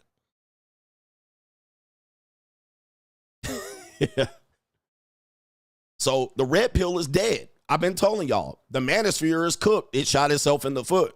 So there's no more growth in the manosphere. It has to be taken to another level. But we have to get the men to invest in themselves. If they don't want it, go ahead. Go ahead and stay over there with your rage bait material of how women are going to be traditional, and you're going to bring in Sharia law, and you're going to get rid of OnlyFans to solve the dating problem. You guys don't realize men are the last to know. You guys are cooked. The relationship, guys, there's still dudes talking about tricking. And I'm like, bruh, we have women, 47% of women admit to hypergamous dating. Okay. Where before you guys use hypergamy as a weapon. You guys use hypergamy as a weapon. This is how cooked the manosphere and the red pill is. Because you guys missed it, the Mitchosphere. 47% of women express optimism about dating someone with a higher socioeconomic status than them. 47% responded positively of the perception of hypergamy once they understood the definition. Hypergamy in this context refers to the preference for partners who are perceived to be more successful or higher status, as mentioned in this. So in this right here, this is how back the red pill is. They have not adjusted to this. This is where I criticize the Manosphere and the red pill. You guys have not adjusted to this. You guys, for some reason, want to ignore this. You think you can yield hypergamy as a weapon. Oh, these women are hypergamous, and if we can teach them not to be hypergamous, we're going to win. Guys, not in this economy. Not today. You guys are behind the 8 ball. And I'm like, this space is not growing. Why? Because they keep bringing up tricking. They keep bringing up, oh, this is just pseudo prostitution. Okay, guess what? You're cooked. If that's where you want to stay, stay there. Oh, OnlyFans. And once OnlyFans die, they're going to have to go to Subway. Okay, stay there then. You guys are cooked. Stay right there. And in the meantime, these women are like kittens. They're over there exploring here, doing this and doing that. They're doing what they're doing. And they'll be like, well, we're just going to wait it out until they hit the wall. That's why I keep telling you the Manosphere is cooked. Because you guys want that to be your reality. And it ain't coming back. OnlyFans is going nowhere. These bitches ain't going to hit. By the time the women hit the wall, you're going to be 49. You're going to be 43. So you from 25, as you Mitch Recess Chin ass guy, you're 25. You're going to wait till the bitches hit the wall and learn a lesson. You're going to waste 25 years of your life to prove these women wrong. Is that what you plan on doing? You're going to be the assistant manager at Baskin & Robbins for 24 years, waiting for these women to hit the wall when they got Botox, lip injections, titty implants, IVF, BBLs, their own little money. You're going to waste your entire life in the Manosphere mindset that was cool in 2017, but it ain't cool today. You guys are fucking your whole life up waiting for this reality, and you still going to end up losing because these bitches going to keep it going. They don't give up. I'm in my damn near 50s. They don't give up. They keep kicking the goddamn can down the road. Look at Vivica Fox. BBL 60, and she's still with the bullshit. Women in my age group dating, they still with the bullshit. They don't come out crawling back. Man, you guys were right in the Manosphere. They do not come crawling back. None of them do. They don't give up the ghost. They don't say, damn, we made a mistake believing in feminism. They don't. So I'm telling you guys are wasting your time thinking that's coming back. The world is moving past you and you're turning a blind eye. That's what we talk about on Locals. You're trying to turn a blind eye to it to say it doesn't exist. When it's growing, it's the future. New world order. It's the future. That shit ain't going away. Wishing it away ain't gonna happen. But the Manosphere is trying to wish it away. If I wish this happens, you know what they also do? Well, if the lights go out, if a war starts, if a plague happens, if the world blows up, this is their only solution. Well, if the world blows up, if China invades, and you guys are just waiting for China to invade so you can teach women a lesson. That old Manosphere shit is dead. That whole mindset is dead. Anybody still teaching that shit, if you're listening to them, it's over. It's over. These women, yep, they turning 18 gilly. Literally, they're fucking adult men at 16. We showed you this proof. Don't be mad at me. They're out here and admitting it. They 16 getting folded up by celebrity men. I mean, it's over. It's cooked for those ideals. You better boss up. It's the only thing left. You better boss up, nigga. By the way, you see the links in the description box. You do not have to join. We'd have a good ass time without you being there. All right, trust me. All right, the memberships are growing even without you being there. All right, you don't have to be there. And if you're there for a short time, more power to you. But we're adapting. My message is growth, adapt, boss up, and free agent lifestyle. trying to pull these bitches back off the right, so they can be loyal and faithful to you. It's gone. It's gone. Even in the Christian church, it's gone. Say bye-bye. Goodbye. Goodbye. Faithful women, loyal women, women looking to be wives at 19, 22, it's gone. It ain't coming back. Virgins, gone. Loyal women, gone.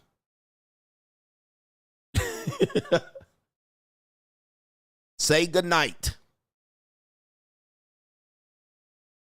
Manosphere talking points have been destroyed. They don't care no more, bruh. Nobody gives a fuck about this shit right here, bruh. Let me ask you this. How long would it take for you to clean my entire mansion? It depends on how many cleaners you want me to hire. One cleaner, maybe 5-6 hours. 2-3 cleaners, they finish in 2 hours. My dear, if we're dating and I am paying the rent, I expect you to clean the house. Okay, my dear, if I was not there, who would be cleaning your house? Well, I would hire someone to... And you would pay that somebody, right? And would that somebody be also loving you and cuddling you and hugging you, or you would have to go and pay for that as well? Why am I doing free labor for you? Well, it's not about that. It's about the... Have you seen those nails that you still did not pay for yet? Do you think I want these to be cleaning, scrubbing your toilet? No. What about when I'm paying for your nails to be done? Okay. And what about when I have to sit there and deal with you every single day? You don't pay for my mental state, do you? I can get you a therapist. All right. So listen, that's a little skit, but nobody's impressed by your red pill talking points. Andrew Late. Nobody's impressed anymore. They've cherry-picked the Manosphere. The Manosphere has been cherry-picked by the celebrities, by washed-up retired athletes, washed-up rappers, pseudo-celebrities. It's gone. All this shit, they've took it and monopolized it and remixed it and used it for their own goddamn channels. Andrew Tate shit was nice in 2021. It's nothing in 2025. Nobody's impressed. Nobody's intimidated. Right? This is just my expressed feeling on this. This is why there needs to be some sort of growth and adaptation to this sphere if it wants to survive. But they've cherry-picked the ideas. They've remixed my shit till the cows come home. People still and remix the shit that I say and act like they don't know who the fuck I am. All right? That's where we're at. They took it and it's gone. Now, it needs to have something else with legs. Yep, the Manosphere has been graped. All right? It has been. So you jumping up on here with your shit, red pill knowledge, it ain't gonna, 80% of women file for divorces. Who gives a fuck about that today? Nobody. I've heard women defend it. Now, that don't mean we can't continue the conversation, but they done went and took it. Okay, well, if that's the case, then blah. That means they don't give a fuck about them data and statistics. They don't care. All right, that ain't their world. And then they made it comedy and goofy now. Now they got Andrew Tate up here. A fake Andrew Tate debunking his bullshit.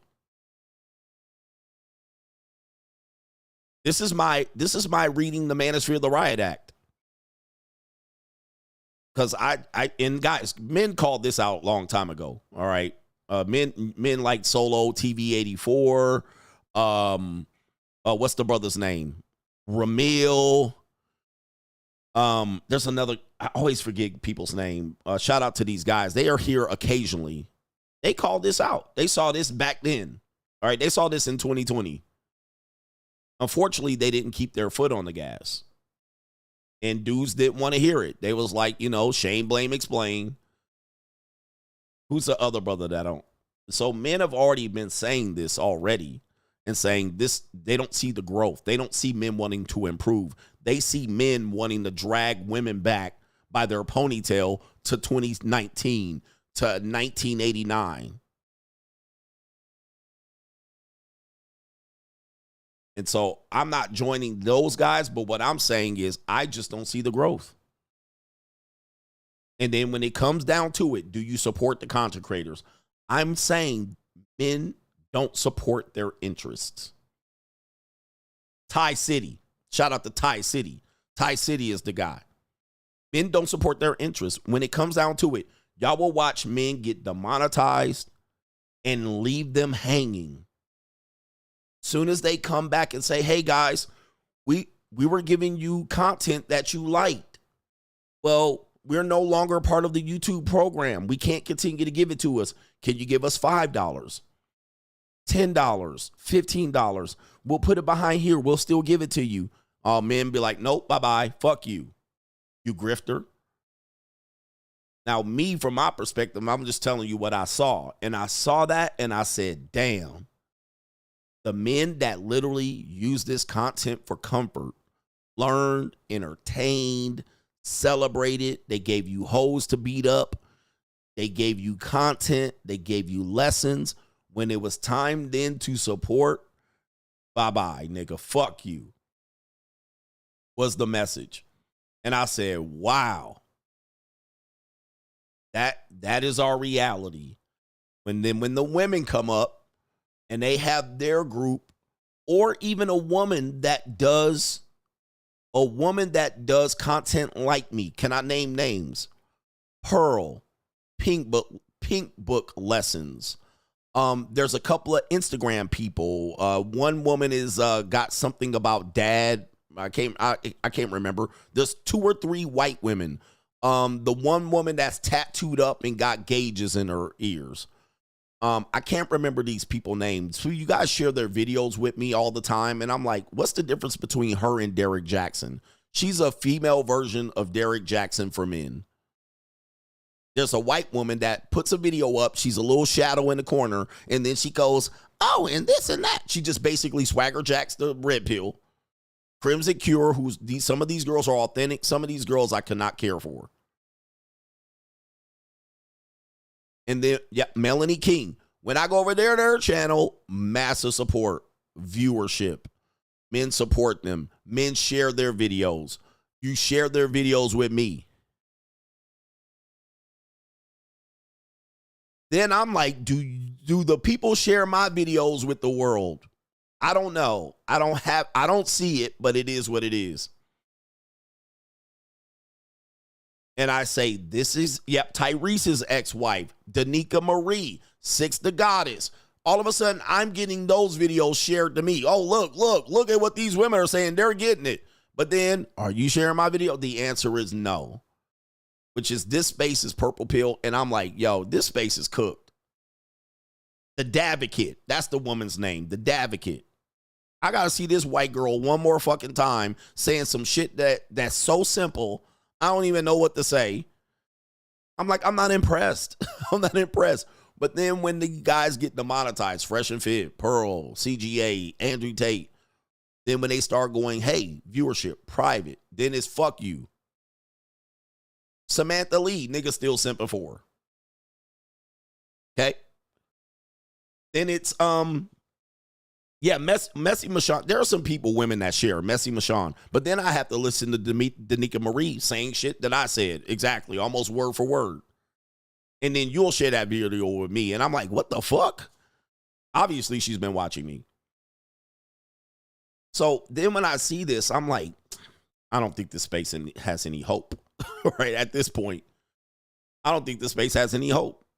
I see Pink Book Lessons. She has a great audience, great supporters, mostly men. Those men don't come over to my show.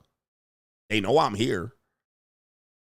Because she'll, not saying she steals, but she'll review the same video I reviewed. You won't watch mine, you'll watch hers. See? As an example. Matter of fact, you want to bring up an example. Let me see here. Not shading her at all. But what we're saying is this is where this space ends up going. Because men end up pandering to women. Let me see here. Shout out to Pink Book Lessons. Go subscribe to her channel. Right here. This is 2 days ago. Now, I covered this story 2 and 3 times, at least twice. Somebody super chatted me this exact story today. Coach, did you cover that judge? And I literally covered it.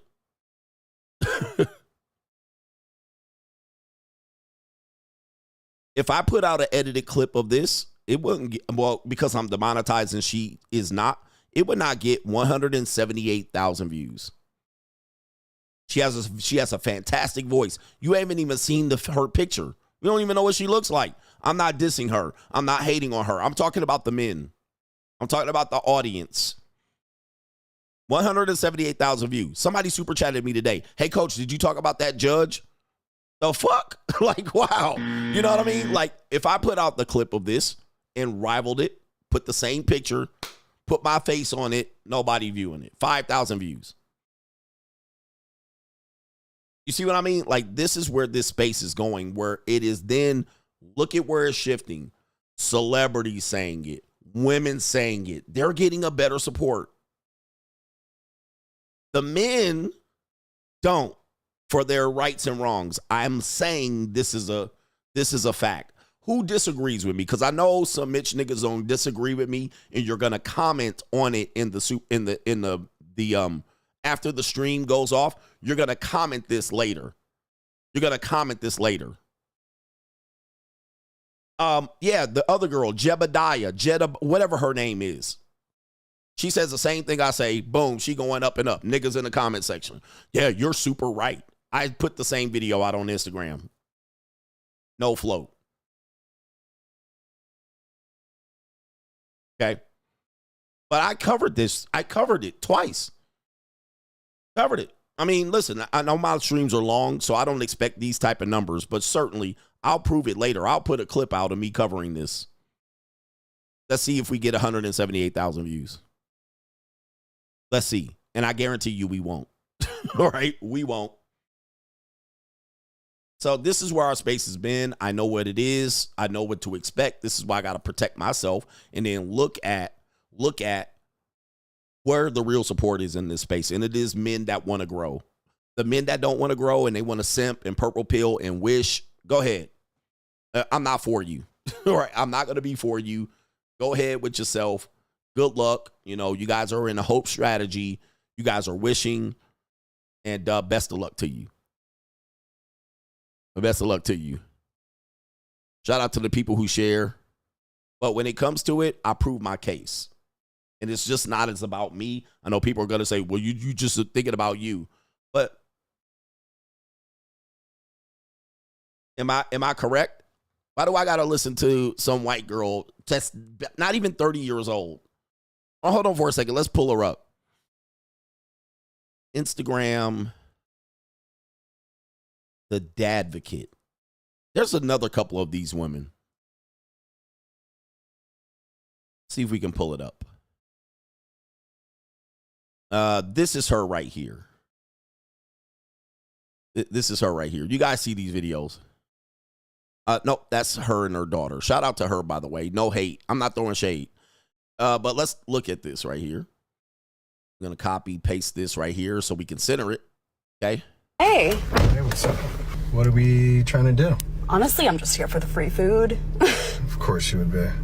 I know what's going on here. That's bait. She definitely has one. I could tell immediately they're all the same. If the fake rage bait wasn't classic enough for you, the tongue sticking out profile photo should make it a bit more obvious. Let's see how fast we can find it. Link to the Insta and... All right. So she's basically saying the same thing I said about rage bait and what to watch out for. All right. I guarantee you, I don't get this type of coverage. All right. Neither does the angry man. Not men in this space aren't getting this type of coverage. And I'm telling you, okay. I'm telling you, this is where we are because men don't support men. Men don't feel like they need to.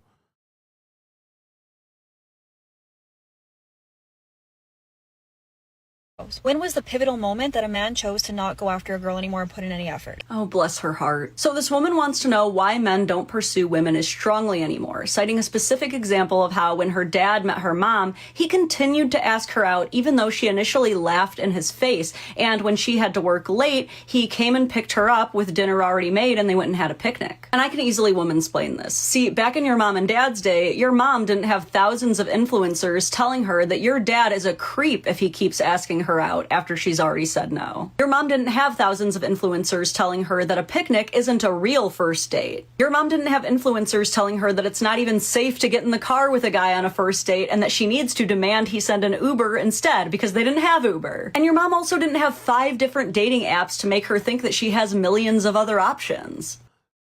No shade. No shade. We're all here to compete. But did she enlighten you? Did she enlighten you at all? Were you enlightened? Did you hear anything you haven't heard yet?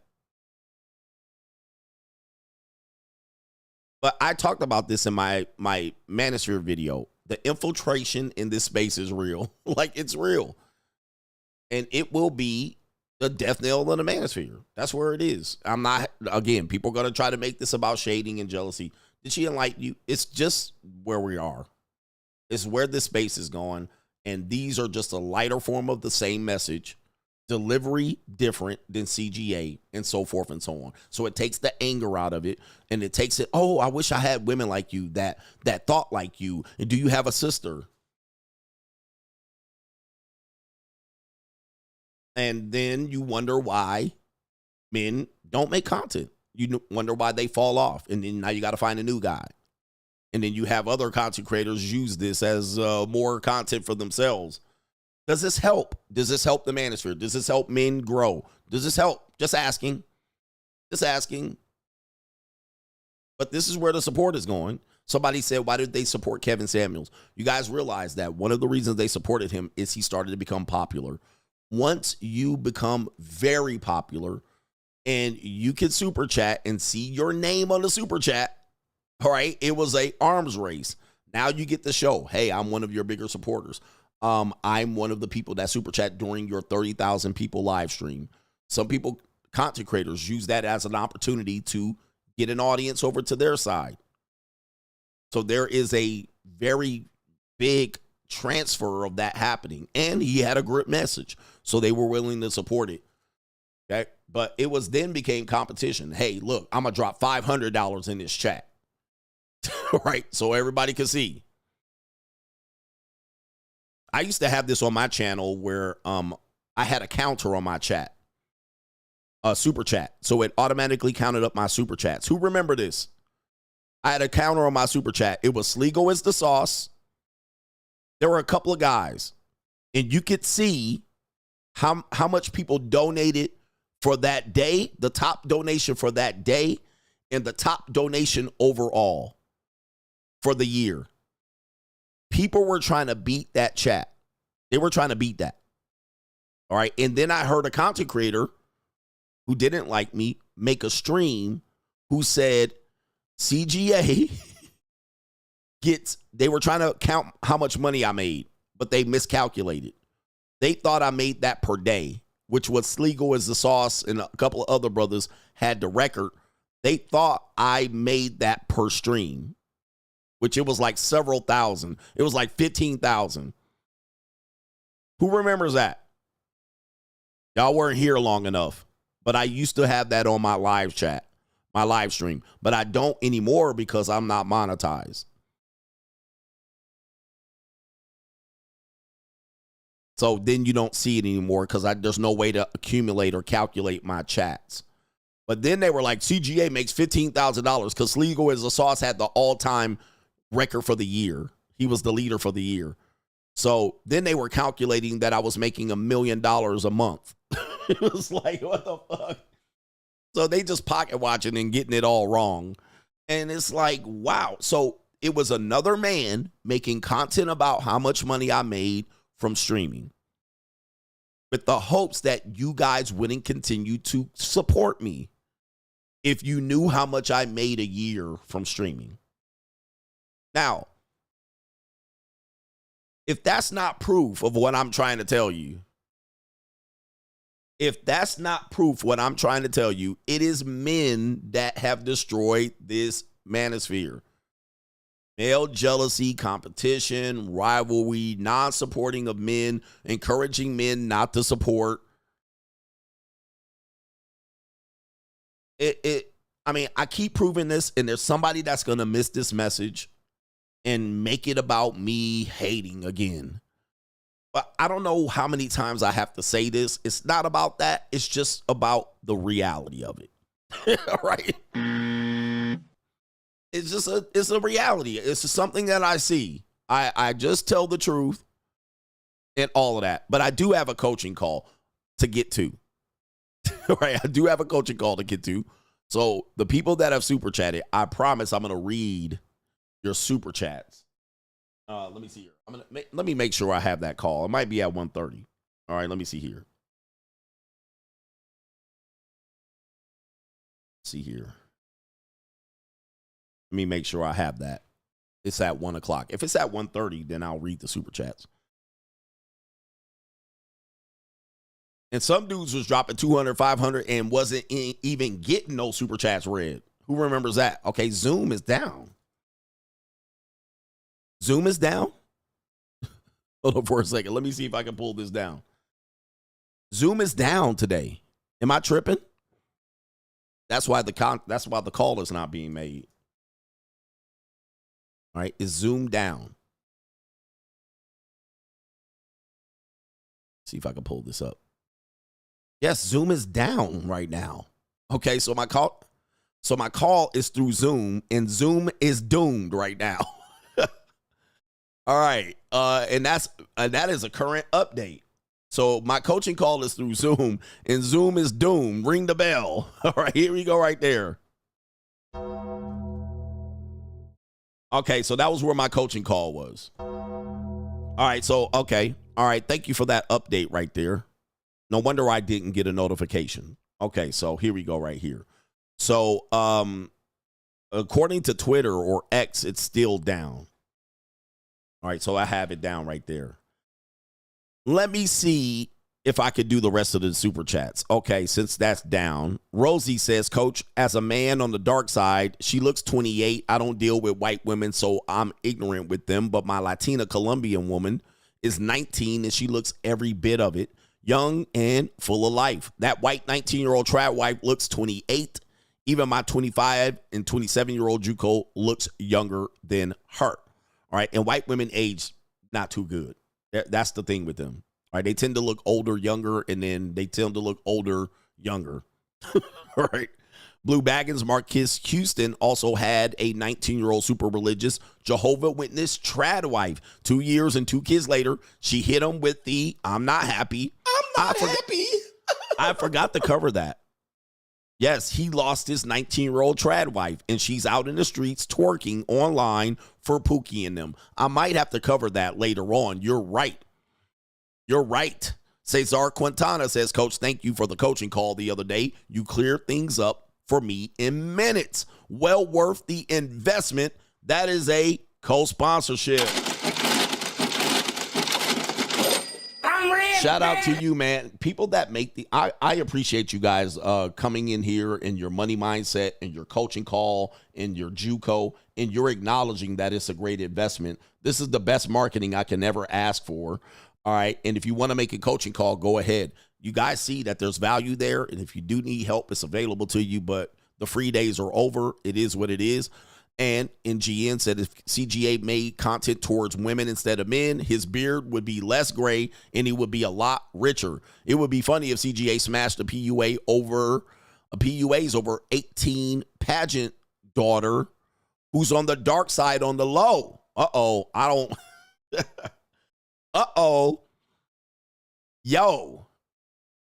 Shout out to G says facts. Had a mom and daughter at the JUCO, used to drive a big stupid Lincoln Town car, and moms would show up, and an hour later her 19-year-old daughter wanted some to send it. The dark side is real. One thing that I know is women don't have money. I don't care how much money they make. The one thing they're going to be lacking is money. Their decisions after that is going to be insane. Their decision making after that is going to be an eye-opening experience because men are going to be the last to know. Ask an Uber driver. Uber driver see it. Shout out to No Government Amy. Coach, I've been saying this since my last heartbreak after she left me, my Pookie friends. For my Pookie friend, she had a daughter and wanted me to be a stepdad and not give me kids. I'm going to be her daughter's sugar daddy for real. Free agent lifestyle for life. You are going to be that. G says STD testing and JUCO. If you do this, gents, strap up and get your checkups done. Don't want your willy to be looking like a Nestle Crunch bar.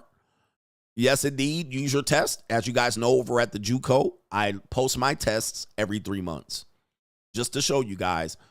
Practice safe sex. I'm the only one out here showing receipts. Ask these dating coaches. Show me your STI test and wait. Show me. I'm the only one posting mine. Coach, you're going to get an STI. You're going to get, and I was like, here it is. I get tested every 3 months. Right. Show me dating coaches out here claiming they clapping cheeks. Tell them to show their STI test. Full panel. I'll pay for it. I'll pay for these niggas who, if they ever want to debate me, I will pay for their STI test before they get on the show. Before they climb on the show and told me they're getting pussy out here for free, get an STI test. I'll pay $325 cash money for you to go get fucking tested and come on here to debate me. Before you debate me, bro, get a motherfucking STI test. And I'm going to be there when they draw the blood and take the piss. All right? Then you can come on my show and then we can put the test up before you start talking. I'll pay for this shit. This is how strong I know these motherfuckers gonna fold up like a love letter from the 2nd grade. Them niggas gonna scramble and scrape. They ain't gonna show up. Because we gonna see their herpes. We're gonna see their goddamn gonorrhea. We're gonna see their chlamydia. We're gonna see their bullshit. They get it for free. Come on.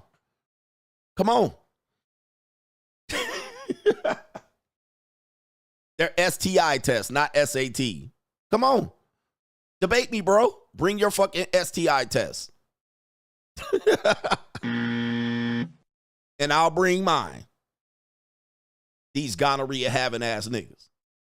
All right, come on, bro. They telling you they getting pussy for free. Bring your STI test. Yes, I guarantee you I will eliminate 90% of these niggas that want to debate me. Now, bring up your receipts. Show me your bitches. Show me the girls you fucking for free. And be in the picture at least. Be in your bedroom so we can identify shit. Show me. Show me,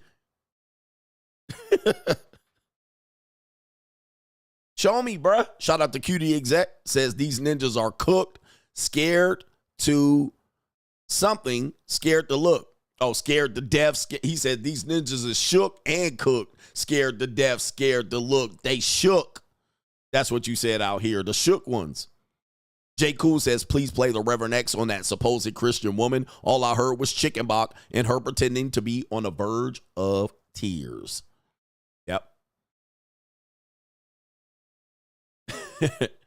Yep. They gonna show me AI bitches and shit like that, bruh. No, sorry, Bob. No, sorry, Bob. That's what I'm telling you. I'm not playing with these dudes out here. And Rosie Poppy dropping the bag says, and another point, coach, we about to see trad-con relationships flood social media. He says they succeeded with the Negro Project, 60s and 90s. Now white population is declining and Christian whites are becoming a minority. Watch in 20 years, family law and marriage law will change. Well, the Republicans have already been doing that. When the Republicans shot down early termination of pregnancy in the South, in Texas, when they did that, that was them saying we need more white people. That's it. He says, Coach, what I do, I wasn't paying attention too much, working at the same time. This is Calvin. Shout out to you. Yes, indeed. Snaptech Fix says, this woman cheating on her husband with a jaw like Hulk Hogan is nasty work. Shaking my head. Worst part is that he took her back. This brother has been cooked to perfection. Sheesh, R.I.P. You can't save some people from themselves. Free agent lifestyle for life. Some men are scared. They're scared. But yes, white people have already been trying to save white people. The Clanosphere has already been trying to save white people. Right? They're becoming a minority, and they will be a minority in less than 40 years, or close to it. And black people do not celebrate, bro, because y'all ain't gonna be the majority either. The Asians you're already fourth in many demographics. So, black people are like, yeah, the white folks are declining. So are you. So are you. You're not gonna be the majority in America at all. And I rue the day that you are. The minute Negroes become the majority in America, and we cooked. All right, we're dead. We can just count our blessings. It's cooked. All right, we already saw what that did to Detroit, Cleveland, Chicago, Birmingham, Memphis, Jackson, Mississippi, and the likes. New Orleans. We already saw what this did. I rue the day Negroes become the majority in any goddamn capacity in America. This will be the last goddamn days of this country. So I will be out of here on the first ship smoking. All right. This will be the end of the good times. It will only be bad times ahead. All right. So I don't need to. All right. Haiti. All right. I definitely don't want that. All right. I definitely don't want that. I worked at a majority black college, and Negroes could not get no work done. All right. It was a shit show. So I've seen what working with all black people do. It sounded like a good idea, but the shit didn't work in concept. But it ain't going to happen, so I don't have nothing to worry about. Shout out to Tate, Mr. Whitey out here. It ain't going to happen. All right, but you know, getting rid of Whitey ain't going to help you out either. Yep, Milwaukee. Anyway, shout out to the Coach Gang. Let me see if I can catch up with Zoom. But I appreciate y'all. Thank you for letting me stay during the overtime. And we out of here. Peace.